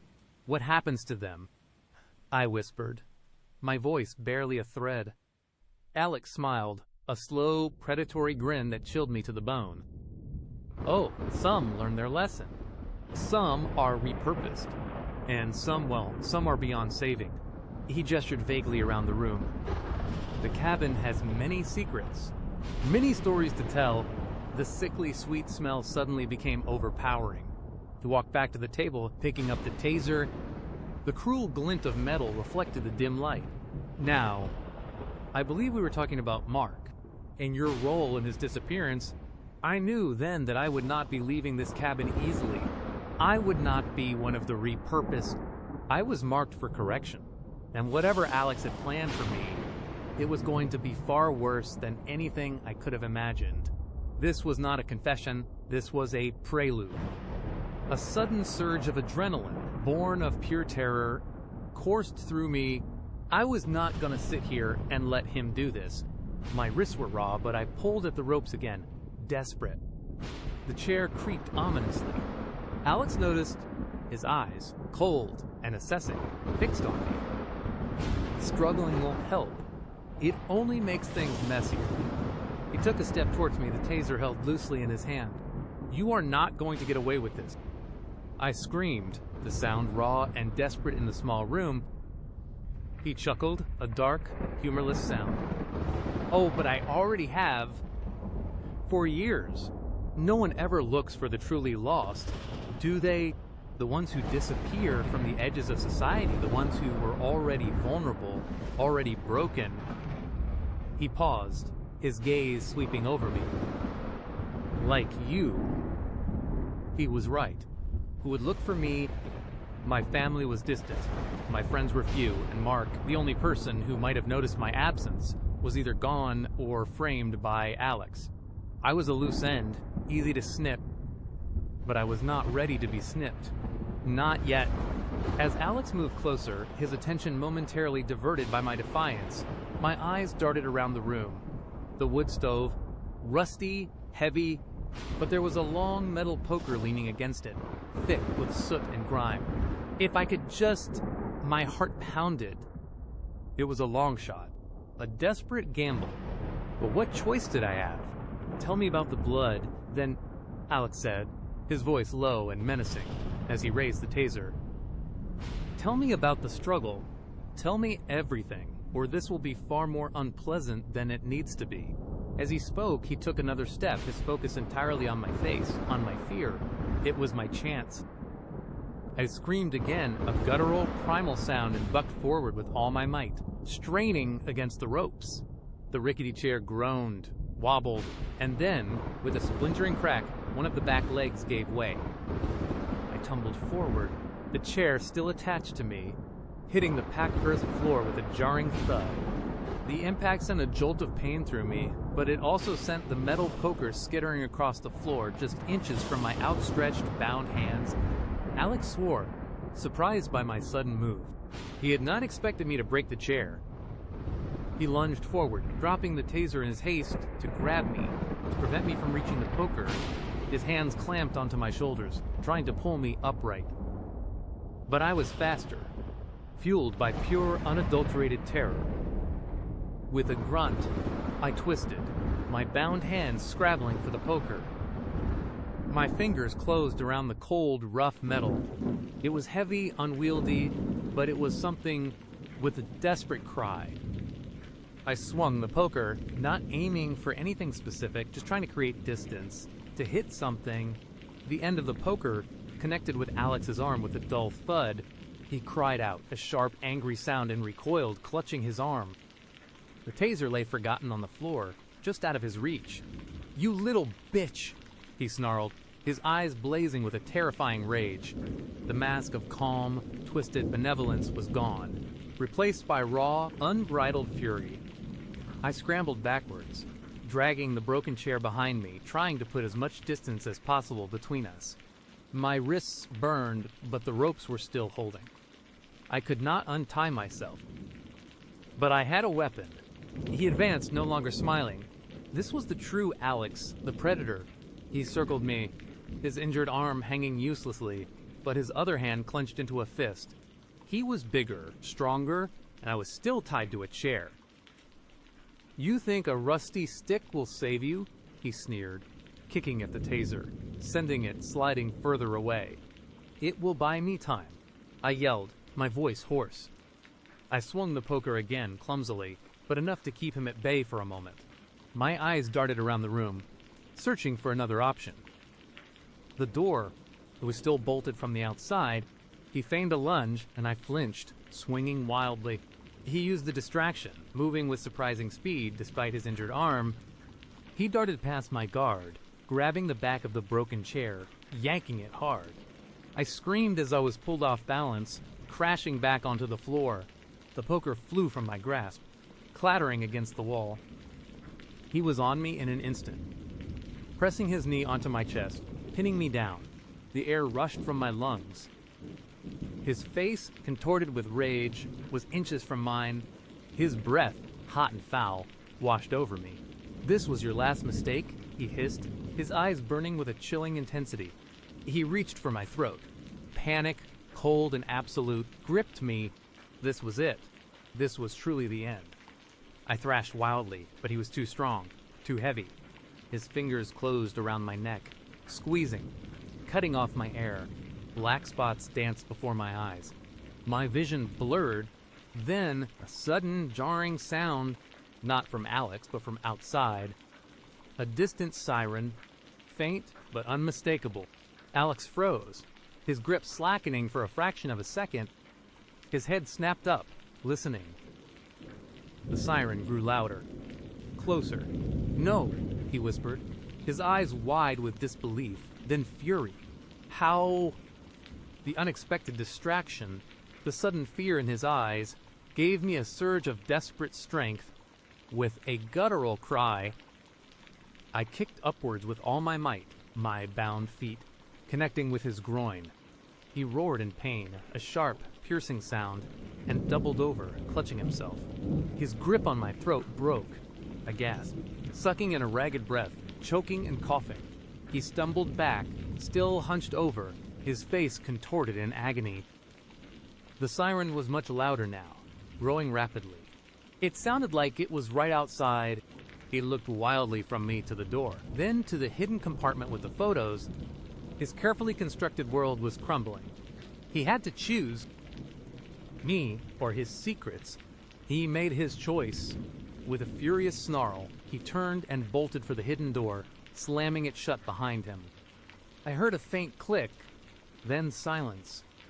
He was gone. The siren screamed to a halt directly outside the cabin, then pounding footsteps, shouts. "Police, open up." I lay there, gasping for air, tears streaming down my face, the rope still digging into my wrists. I was free, but the horror was not over. It was just beginning. Alex was gone, but he was out there, and he knew everything about me. Every mistake, every vulnerability.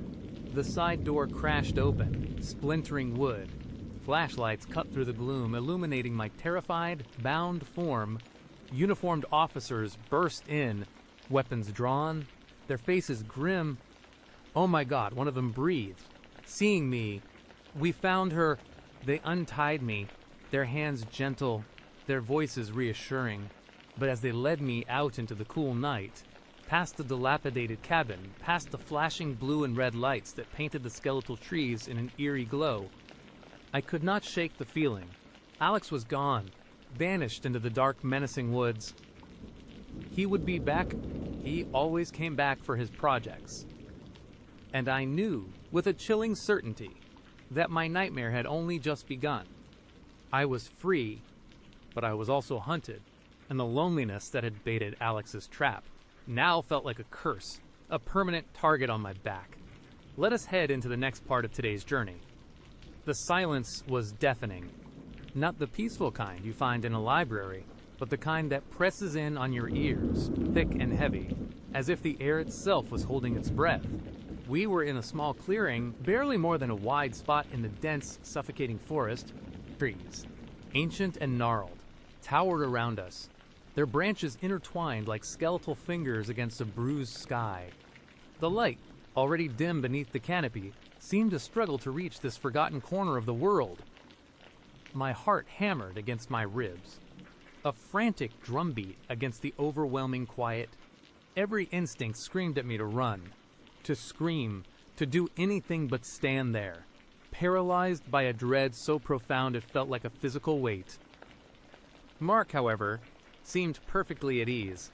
He killed the truck's engine, and the sudden cessation of its rumbling left an even more profound void. He turned to me, a wide, easy smile on his face, though something about it felt off. It did not quite reach his eyes, which held that same unsettling intensity I would noticed before, now amplified by the isolation. "Well," he said, his voice a little too loud in the sudden quiet, "here we are. Welcome to my little slice of heaven."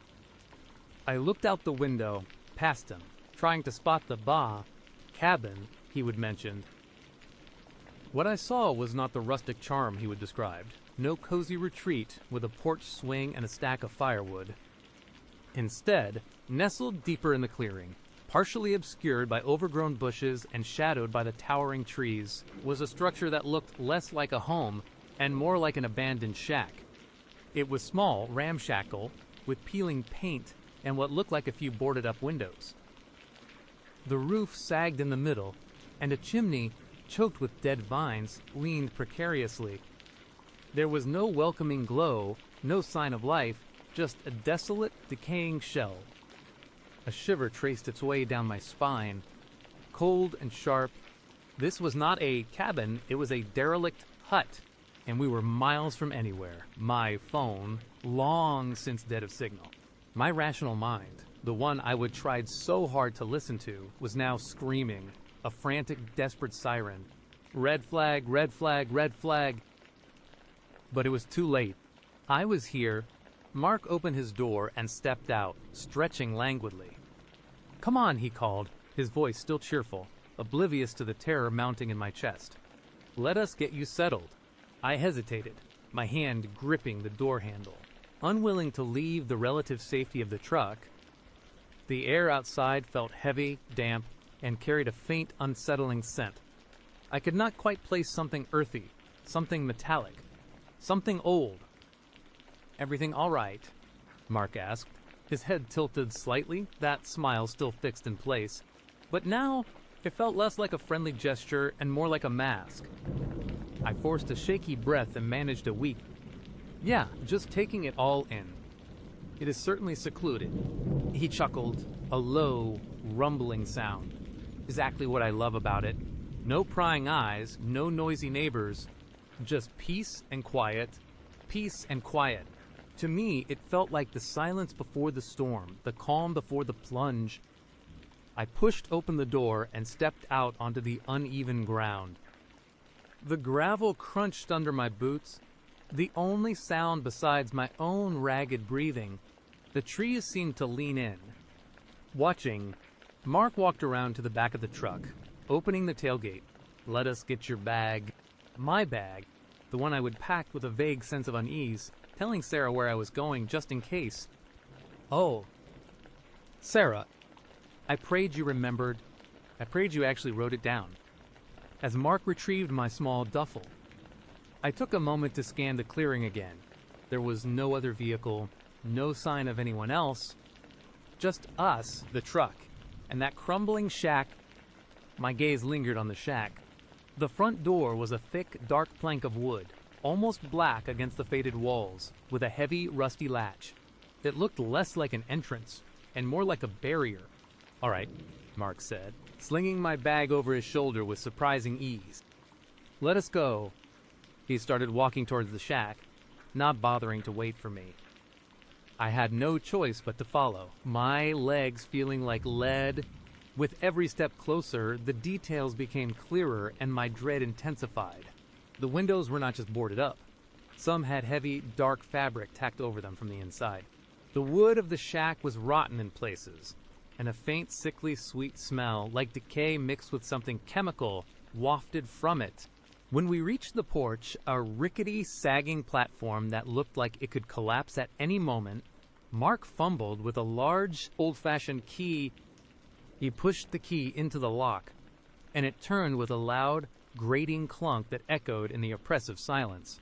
The door swung inward, revealing an interior that was even more unsettling than the exterior. It was dark, despite the midday sun, lit only by slivers of light filtering through gaps in the boarded windows and the open doorway. The air inside was thick and stale, heavy with the scent I would noticed outside, now much stronger, a cloying sweetness underlaid with something metallic and damp earth. "Welcome inside," Mark announced, stepping in as if he were showing me into a five-star hotel. I hesitated on the threshold, peering into the gloom. My eyes struggled to adjust. The room was sparse, almost empty. A single, dusty cot sat in one corner, covered by a thin, stained blanket. A rickety table and two mismatched chairs were pushed against another wall. There was no fireplace, no kitchen, no sign of any modern amenities. This was not a place to unwind, it was a place to exist. Or to hold someone. "It is rustic," I managed, my voice barely a whisper. Mark laughed again, that same unsettling chuckle. "Told you it was not much for frills, but it gets the job done." He dropped my bag on the floor near the cot. "Make yourself at home. I just need to grab a few things from the truck." He turned and walked back out, leaving me alone in the oppressive darkness. My heart seized in my chest. This was my chance. My one chance. I spun around, my eyes darting frantically around the room. There was a door opposite the main entrance, presumably to a back room or a bathroom. I rushed to it, my hands trembling as I tried the handle. Locked? Of course. I ran to the main door. Mark had left it ajar, but the heavy latch was visible. I could hear his footsteps crunching on the gravel outside. Heading back towards the truck, my mind raced. Should I run? Just bolt into the forest? But which way? I had no idea. The trees were a solid, impenetrable wall. I would just get lost, and he would catch me. No, I had to be smart. I had to buy time. I took a deep, shuddering breath, trying to calm the earthquake inside me. When Mark re-entered, he was carrying a cooler and a small duffel bag of his own. He also had something else, something long and metallic, partially obscured by his arm. "Got the refreshments," he said, setting the cooler on the table with a thud, "and a little something for the grill." He revealed the metallic object. It was a large, heavy-duty hunting knife, its blade glinting dully in the dim light. My blood ran cold. "I thought we were going hiking first," I croaked, trying to keep my voice steady. He smiled, a slow, predatory curve of his lips. "Oh, we will. But I like to be prepared." He gave the knife a casual flick, then tucked it into a sheath attached to his belt. "Always good to have a tool when you are out in the wilderness, right?" I swallowed hard, my mouth suddenly dry. "Right." He started pulling bottles of water and some pre-packaged snacks from the cooler. Hungry. Thirsty. I shook my head. Not really. Maybe I should just use the restroom. My eyes darted to the locked door again. Mark's smile did not falter, but his eyes narrowed imperceptibly. "Oh, it is just an outhouse, out back.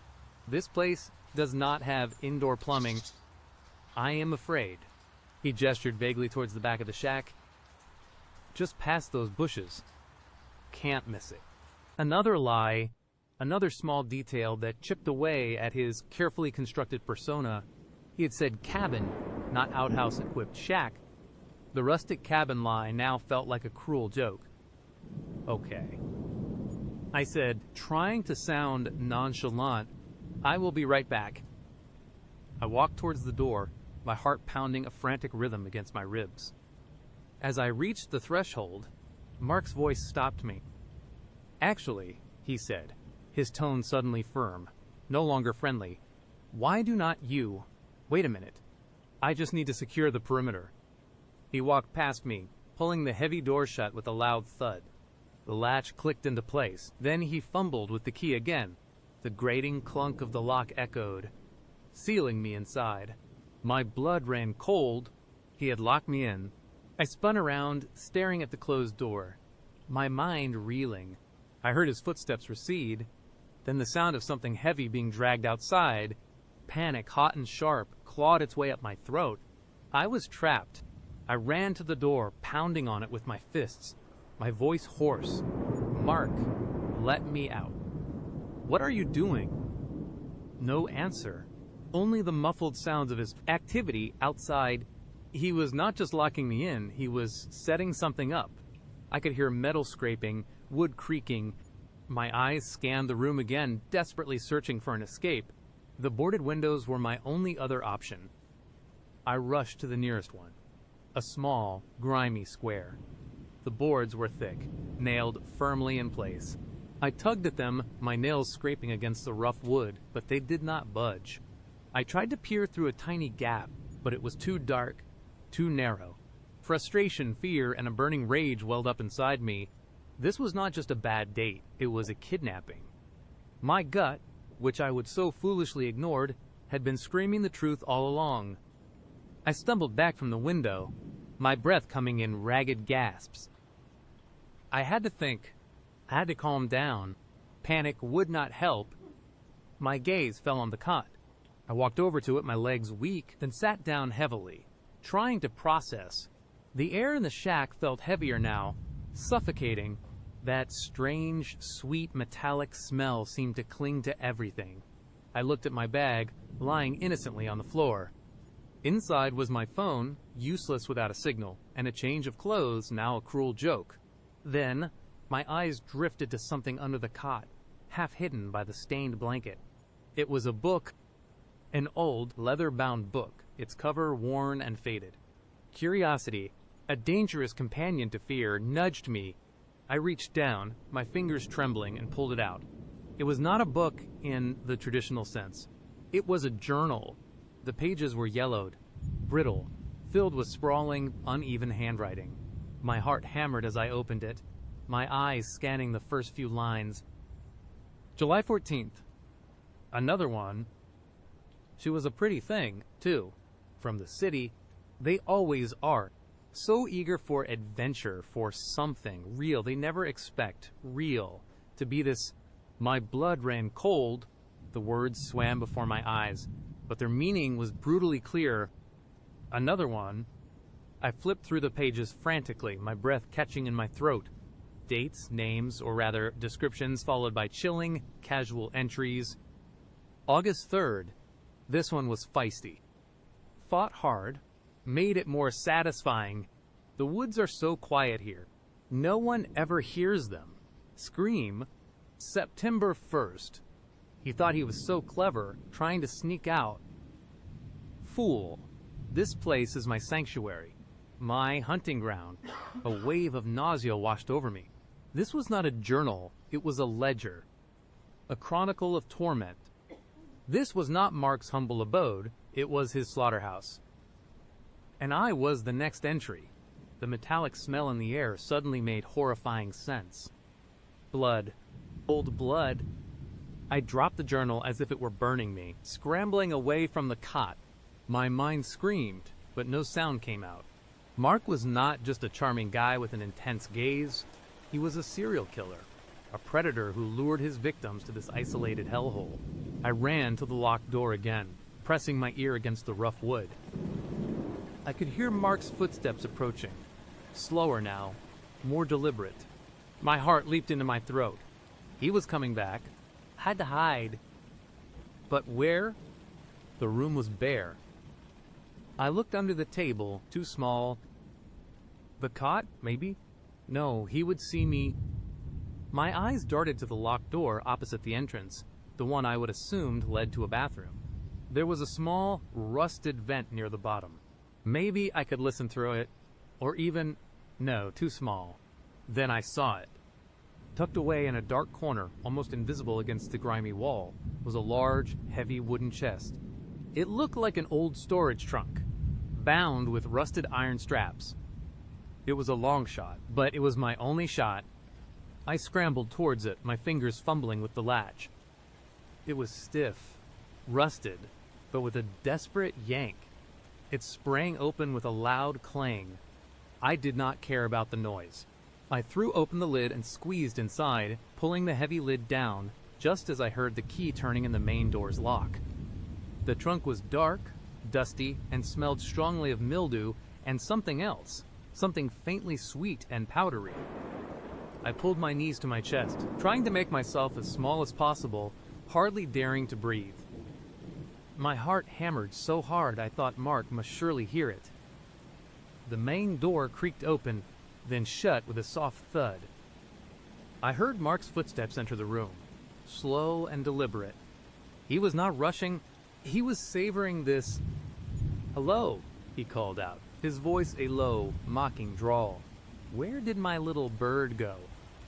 I squeezed my eyes shut, pressing my hands over my mouth to stifle a whimper. The air in the trunk was stifling, thick with dust. I could hear my own blood rushing in my ears. He walked around the room, his heavy boots thudding on the wooden floorboards. Each step felt like a hammer blow against my chest.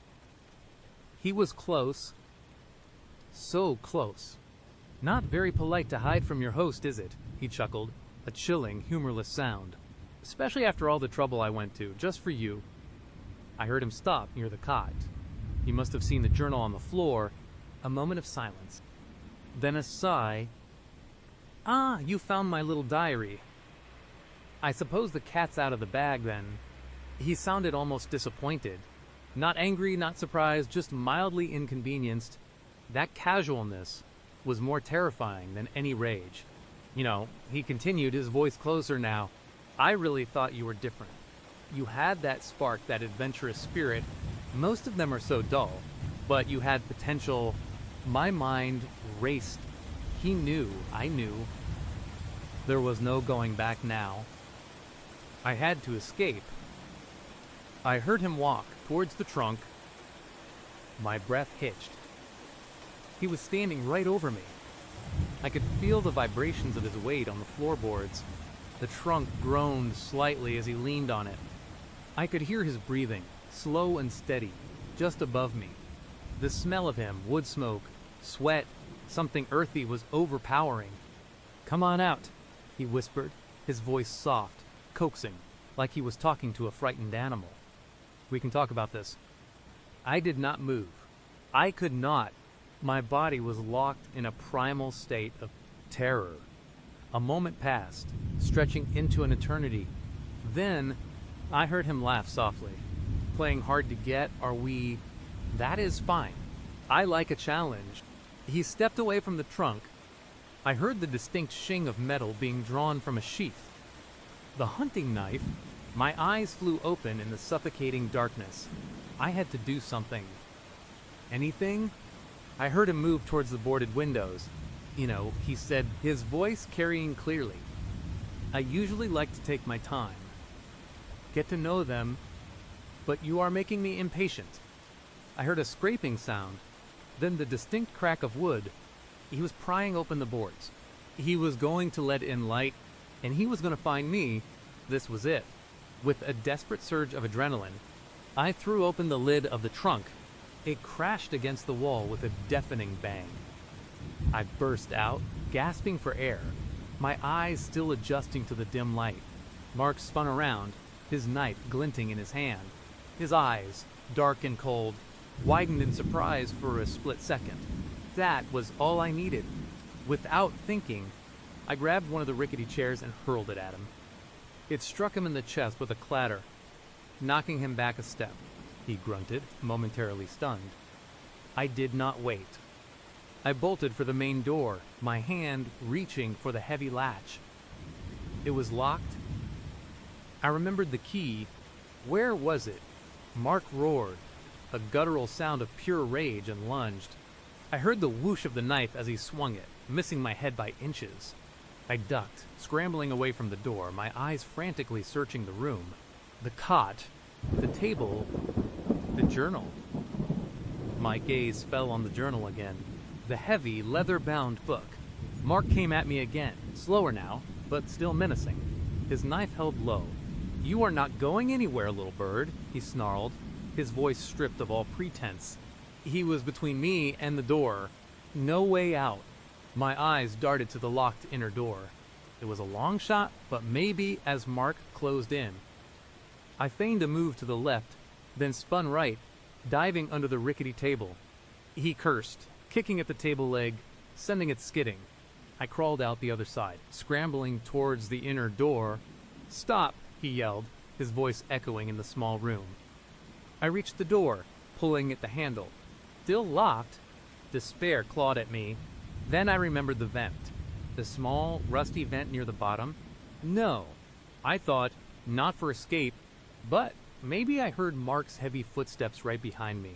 He was going to grab me without thinking. I dropped to my knees, fumbling at my belt. I still had the small, sturdy multi-tool I always carried, a habit from my outdoorsy phase. My fingers, numb with terror, struggled to unfold the tiny screwdriver. "What are you doing?" Mark bellowed, his voice filled with a chilling amusement. He thought I was cornered.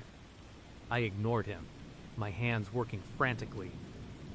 The screws were old, rusted, but with a desperate twist, one gave way. Then another. I heard him stop right behind me. I could feel his breath on my neck. The air grew cold. "Time's up," he whispered, and I felt the cold kiss of the knife's tip against my temple. A jolt of pure terror, sharper than any pain, shot through me. This was it. But something snapped inside me. Not fear, but a desperate, animalistic will to survive. With a primal scream, I twisted, not to escape, but to grab something. My hand shot out, not for his knife, but for his leg. I pulled with all my might, throwing him off balance. He grunted, stumbled, and for a precious second the knife wavered. In that same instant, my fingers finally ripped the vent cover off.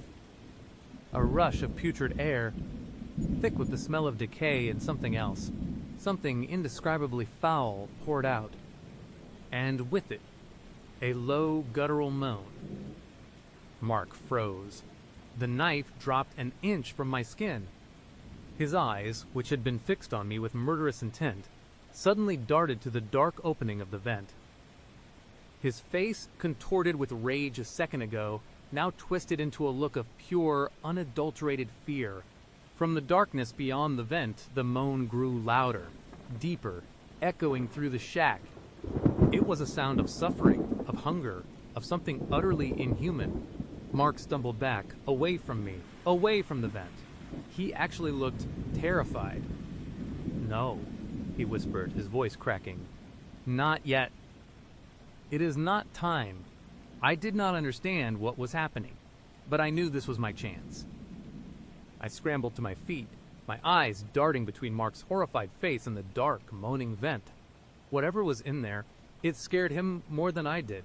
He was still staring at the vent, his body tensed, his knife forgotten in his hand. I did not hesitate. I bolted for the main door. This time, I did not try the lock. I knew he had the key. Instead, I looked at the heavy, dark wood. I remembered the beat-up truck, the remote roads, the isolation. He would not have a fancy security system. This was a simple, old wooden door with a desperate cry. I launched myself at it, hitting its shoulder first. The old wood groaned. It did not give. Mark finally tore his gaze from the vent, his eyes wide with a different kind of fear, a primal terror that eclipsed his previous bloodlust. He turned to me, his face pale. "Get away from there," he shrieked, his voice high-pitched and frantic. I ignored him. I slammed into the door again, putting every ounce of my strength, every ounce of my terror into it. The wood splintered with a sickening crack. From behind me, the moaning from the vent grew into a tormented wail. And then, a sickening thud, as if something heavy had crashed against the inner door. Mark let out a strangled cry. He was not looking at me anymore.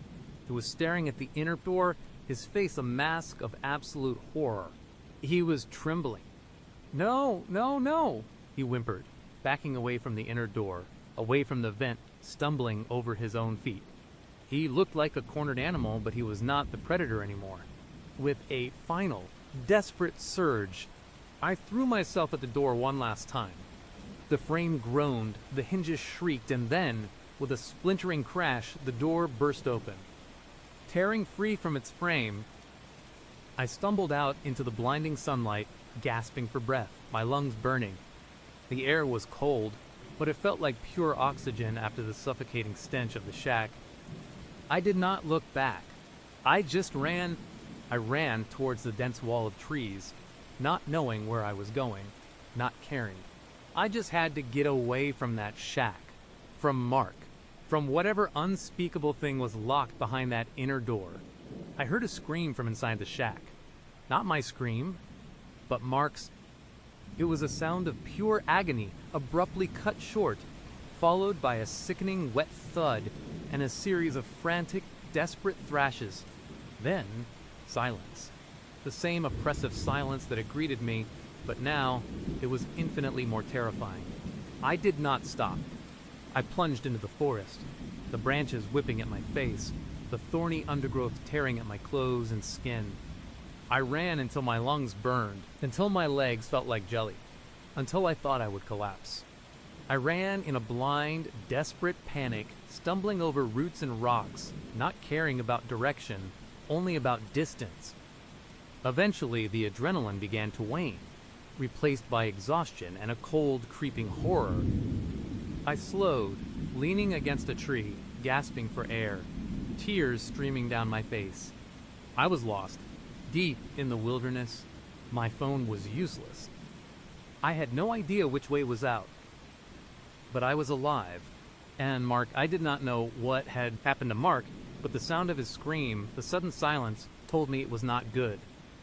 Whatever he had been keeping behind that locked door, whatever he had been feeding, had turned on him. The hunter had become the hunted. I stayed hidden in the forest for what felt like an eternity, listening, every rustle of leaves sending a jolt of terror through me. I did not know if Mark was dead, if whatever was in that shack was loose, or if I was simply trading one nightmare for another. Eventually, as the sun began to dip below the horizon, painting the sky in hues of orange and purple, a sound reached me, faint at first, then growing louder.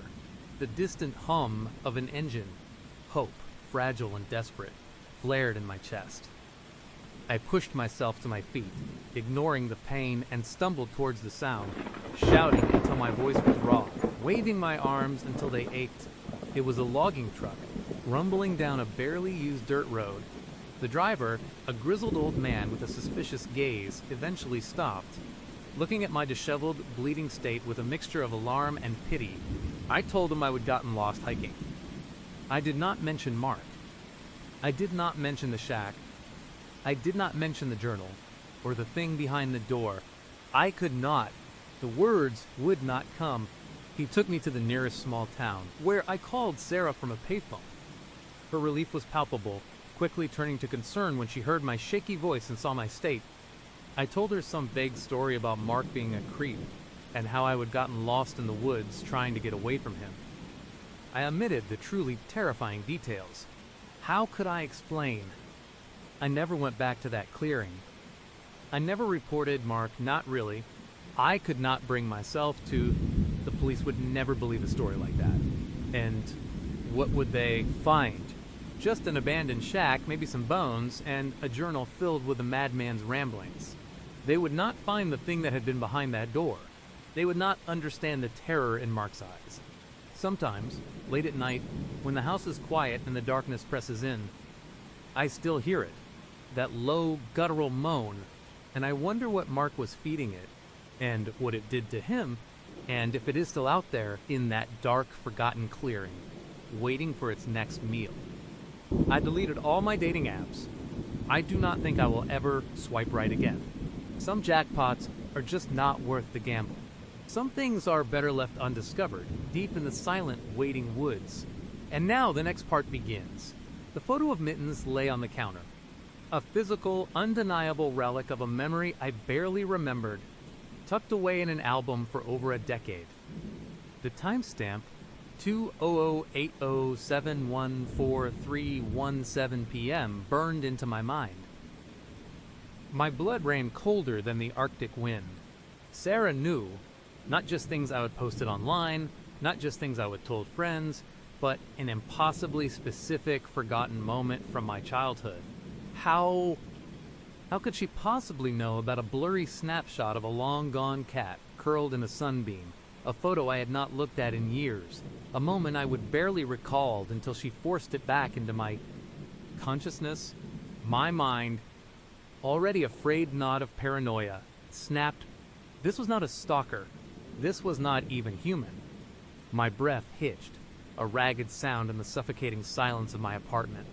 The air felt thick, heavy, as if the very walls were pressing in on me, waiting for my sanity to finally break. And in that moment of absolute terror, my thoughts, frantic and desperate, clawed their way back to the beginning, to the very first time I met Sarah, the Tinder date that started it all.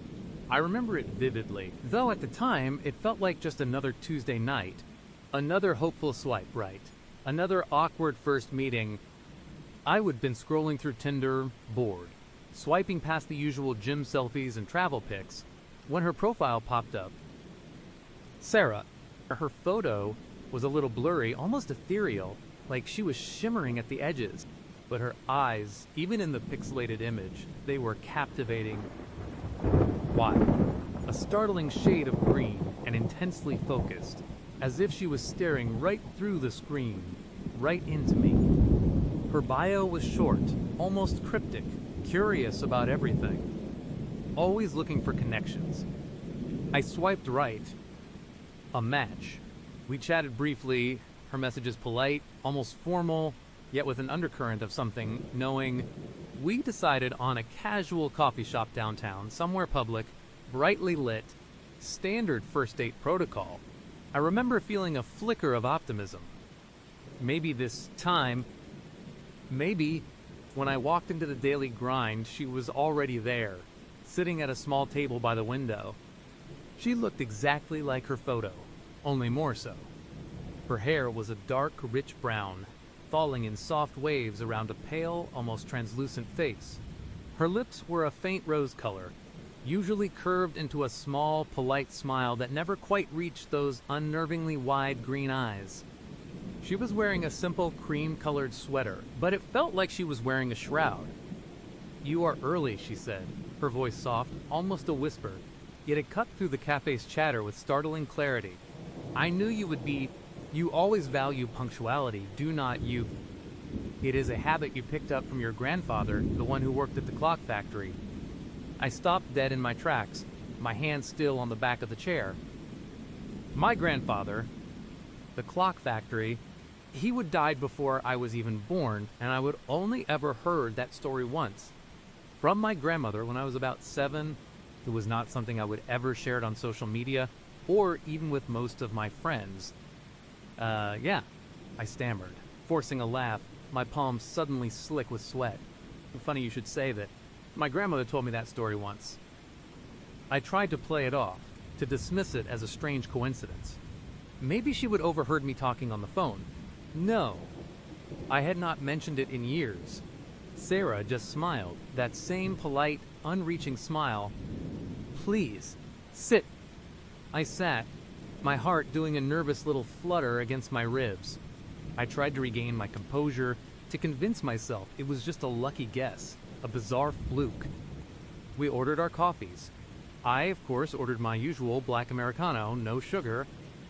She ordered a chai latte, extra hot, with almond milk. "You are still thinking about Mr. Henderson, are not you?" she said, stirring her chai slowly, her eyes fixed on the swirling liquid. "His doubts about the Johnson account presentation. You are worried he will pull funding at the last minute." My breath caught in my throat. "Mr. Henderson, the Johnson account." This was exactly what I had been agonizing over all morning. A fear I had not even voiced to my closest colleague, let alone a stranger on a first date. This was the exact scenario that would later play out in the conference room, leading to my initial spiral of fear. But at the time, it was an active internal dread. "How do you know about that?" I managed, my voice barely a whisper. My coffee sat untouched, suddenly tasting like ash. She looked up, those wide green eyes meeting mine. There was no malice in them, No triumph, just an unsettling calm. Oh, I just have a knack for these things. I am very observant. You have a tell. You know, when you are stressed about work, you tap your left foot under the table just like you are doing now. I immediately froze my foot. It was true. A nervous habit I would always try to hide, but how could she know the specific source of my stress? It was not just a general observation. It was precise, terrifyingly so. I tried to pivot, to steer the conversation to safe, generic topics. Hobbies, travel, favorite movies. But every answer I gave, every detail I shared, she seemed to already know, and then some. You are planning a trip to Iceland next year, are not you? She asked, taking a sip of her chai. To see the northern lights. You have always wanted to go. You even have a specific itinerary saved on your desktop, titled Aurora Borealis Dream. You are debating between late September and early October, but you will end up choosing October because of the better chance for clear skies, even though it means missing your friend Mark's birthday. My blood ran cold. The itinerary, the specific file name, the internal debate about Mark's birthday, these were not things you could glean from a quick gut GU search or social media stalk. This was impossible. This was my private, unshared thought process. I felt a prickle of sweat on my forehead. My mind raced, trying to find a rational explanation. Hidden cameras, a sophisticated data breach, targeting me specifically. It felt absurd, but less absurd than what my gut was screaming. She knows everything. You are also thinking about getting a new cat, she continued, her voice light, as if discussing the weather. A ginger tabby. You have been looking at shelter websites, even though you told yourself you would never get another pet after Mittens. Mittens. The name hung in the air, a phantom limb suddenly throbbing. My long-gone cat, the one I barely remembered, the one from the photo, my heart hammered against my ribs. A frantic bird trapped in a cage. How do you know about Mittens? I choked out, my voice hoarse. The cafe around me seemed to fade, the chatter becoming a distant hum. All I could see were those wide, green eyes, holding an ancient, unblinking wisdom. Sarah's smile finally softened, a hint of something that might have been melancholy, touching her lips. Mittens was a good cat, very loyal. She loved that sunbeam in the living room, did not she? Especially around 3:17 p.m. The light was always perfect then. My entire body went numb. The sunbeam, 3:17 p.m. This was it. This was the exact, impossible detail from the photo I would later unearth. But, at that moment, sitting across from her in a brightly lit coffee shop, it was a memory I had not consciously accessed in years, maybe decades. It was not just a detail, it was a specific, unshared physical moment in time. A cold dread spread through me, chilling me to the bone. It was not a guess. It was not an observation. It was absolute, impossible knowledge. It was like she had been there, like she had lived that moment with me, or even before me. I have to go, I said, pushing my chair back with a scrape that echoed in my ears. I did not care how rude it was. I needed to escape. My fight or flight response had fully kicked in, screaming at me to run. Sarah did not object. She simply watched me, her head tilted slightly, a knowing look in her eyes. "Do not worry," she whispered, her voice barely audible over the cafe's background noise, yet it felt like she was speaking directly into my mind. "We will see each other again very soon, and I know you will be thinking of me. You won't be able to stop." I stumbled out of the coffee shop, the cool evening air doing nothing to calm the frantic pounding in my chest. My world had narrowed to a pinpoint of fear, consumed by this woman who felt like a ghost, a living nightmare. I walked for blocks, not knowing where I was going, just needing to put distance between myself and her. The first thing I did when I got home was block her number. Then I deleted Tinder from my phone. I tried to rationalize it all. She must be a master hacker, a private investigator hired by some unknown enemy. But the Mittens detail, the sunbeam at 3:17 p.m., the unshared itinerary, no rational explanation could account for that. The next few days blurred into a spiral of paranoia. Sleep vanished, replaced by constant lock-checking, peering through peepholes, watching the street for her unnervingly wide eyes. I searched for her online, YouTube, Instagram, LinkedIn, even obscure forums. Nothing. Sarah's dating app profile disappeared. Frantic online searches yielded nothing. It was as if she would been meticulously erased from existence, leaving only terror in my mind. My friends noticed my unraveling, but how could I explain that a woman I would met once knew more about my past, present, and future than I did? How could I explain the growing conviction that she was not just a stalker, but something else entirely, something ancient and malevolent? Then came the insidious signs. Small things at first. My toothbrush, which I always kept bristles up, was bristles down. A book, Moby Dick, which I would have been meaning to read, but had not touched in months, was moved from the bottom of the stack to the top of my nightstand. The remote, which I would left on the arm of the couch, was rearranged, perfectly centered on the coffee table. Each small detail, easily dismissed, formed a chilling pattern. My sanctuary was breached. She had been inside.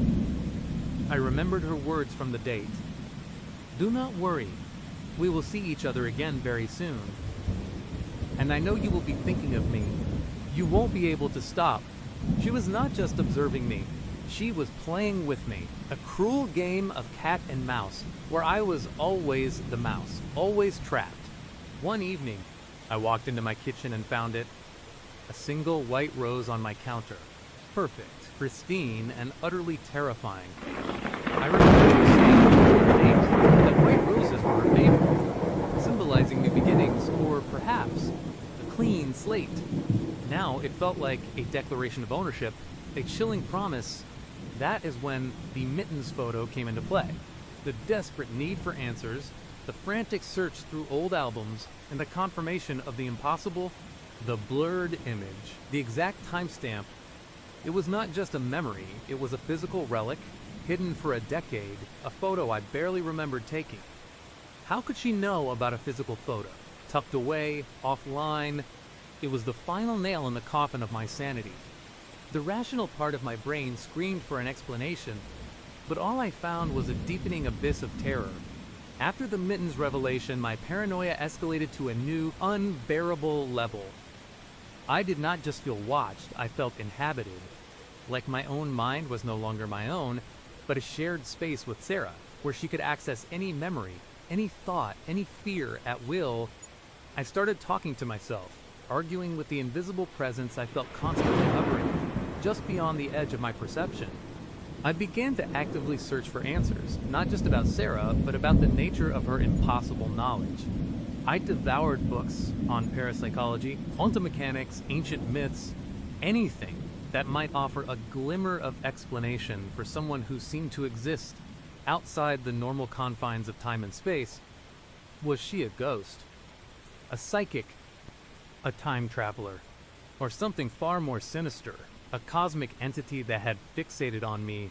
The world outside my apartment became a blur of suspicion. Every stranger on the street, every passing car, every flicker of movement in my peripheral vision, I swore was her. I started seeing her reflection in shop windows, a fleeting glimpse of those wide green eyes, only to turn and find nothing there. My friends called, worried, but I stopped answering. How could I explain this? They would think I was insane, and maybe I was. Maybe that was her goal, to break me, to isolate me, to leave me utterly alone with her. The manifestations in my apartment grew bolder, more personal. One morning, I found a small, handwritten note on my pillow. It was in my handwriting, on a piece of paper I recognized from my own notepad, but I had no memory of writing it. The note simply read, "The clock is always ticking, just like your grandfather taught you." A cold sweat broke out over my entire body. It was her phrase, twisted into my own hand. She was not just entering my apartment, she was entering my mind, manipulating my own actions, blurring the lines of what was real and what was her insidious influence. I crumpled the note, my hands shaking, and threw it in the trash, but the image of my own handwriting conveying her message was seared into my brain. Then came the dreams. Vivid, terrifyingly real dreams, where Sarah was present not as a direct threat, but as an observer. She would stand at the foot of my bed, silent, watching me. Sometimes, she would whisper secrets from my past, things I had long forgotten, things that were too embarrassing or painful to ever recall consciously. Remember that time in 3rd grade, when you stole a candy bar from the corner store? You felt so guilty you cried yourself to sleep. Or, you always regretted not telling your mother how much you loved her before she passed. Did not you? You thought you would have more time. These were not just dreams. They felt like invasions, direct assaults on my psyche, designed to unravel me from the inside out. I started to doubt my own memories. Had I really taken that photo of Mittens? Or had Sarah planted the memory along with the physical proof, just to mess with me? Was my entire life a fabrication, a story she was writing? And I was merely a character in her twisted narrative. The world started to feel like a stage, and I was merely an actor, with Sarah as the director, always a step ahead, knowing the script, knowing every line I was about to deliver. One night, the terror reached its peak. I was huddled on my couch, the lights on, the TV blaring meaningless noise, desperate for any distraction from the silence that seemed to hum with her presence. Suddenly, a faint melody drifted from the back of my apartment. It was soft, almost imperceptible, but it sent a jolt of pure ice through my veins. It was a lullaby. My lullaby, the one my mother used to sing to me every night when I was a child. A melody so personal, so deeply buried in the recesses of my memory, that I had not heard it or even thought of it in decades. How could Sarah possibly know this? My heart hammered against my ribs, a frantic, desperate drum. The sound was coming from my bedroom.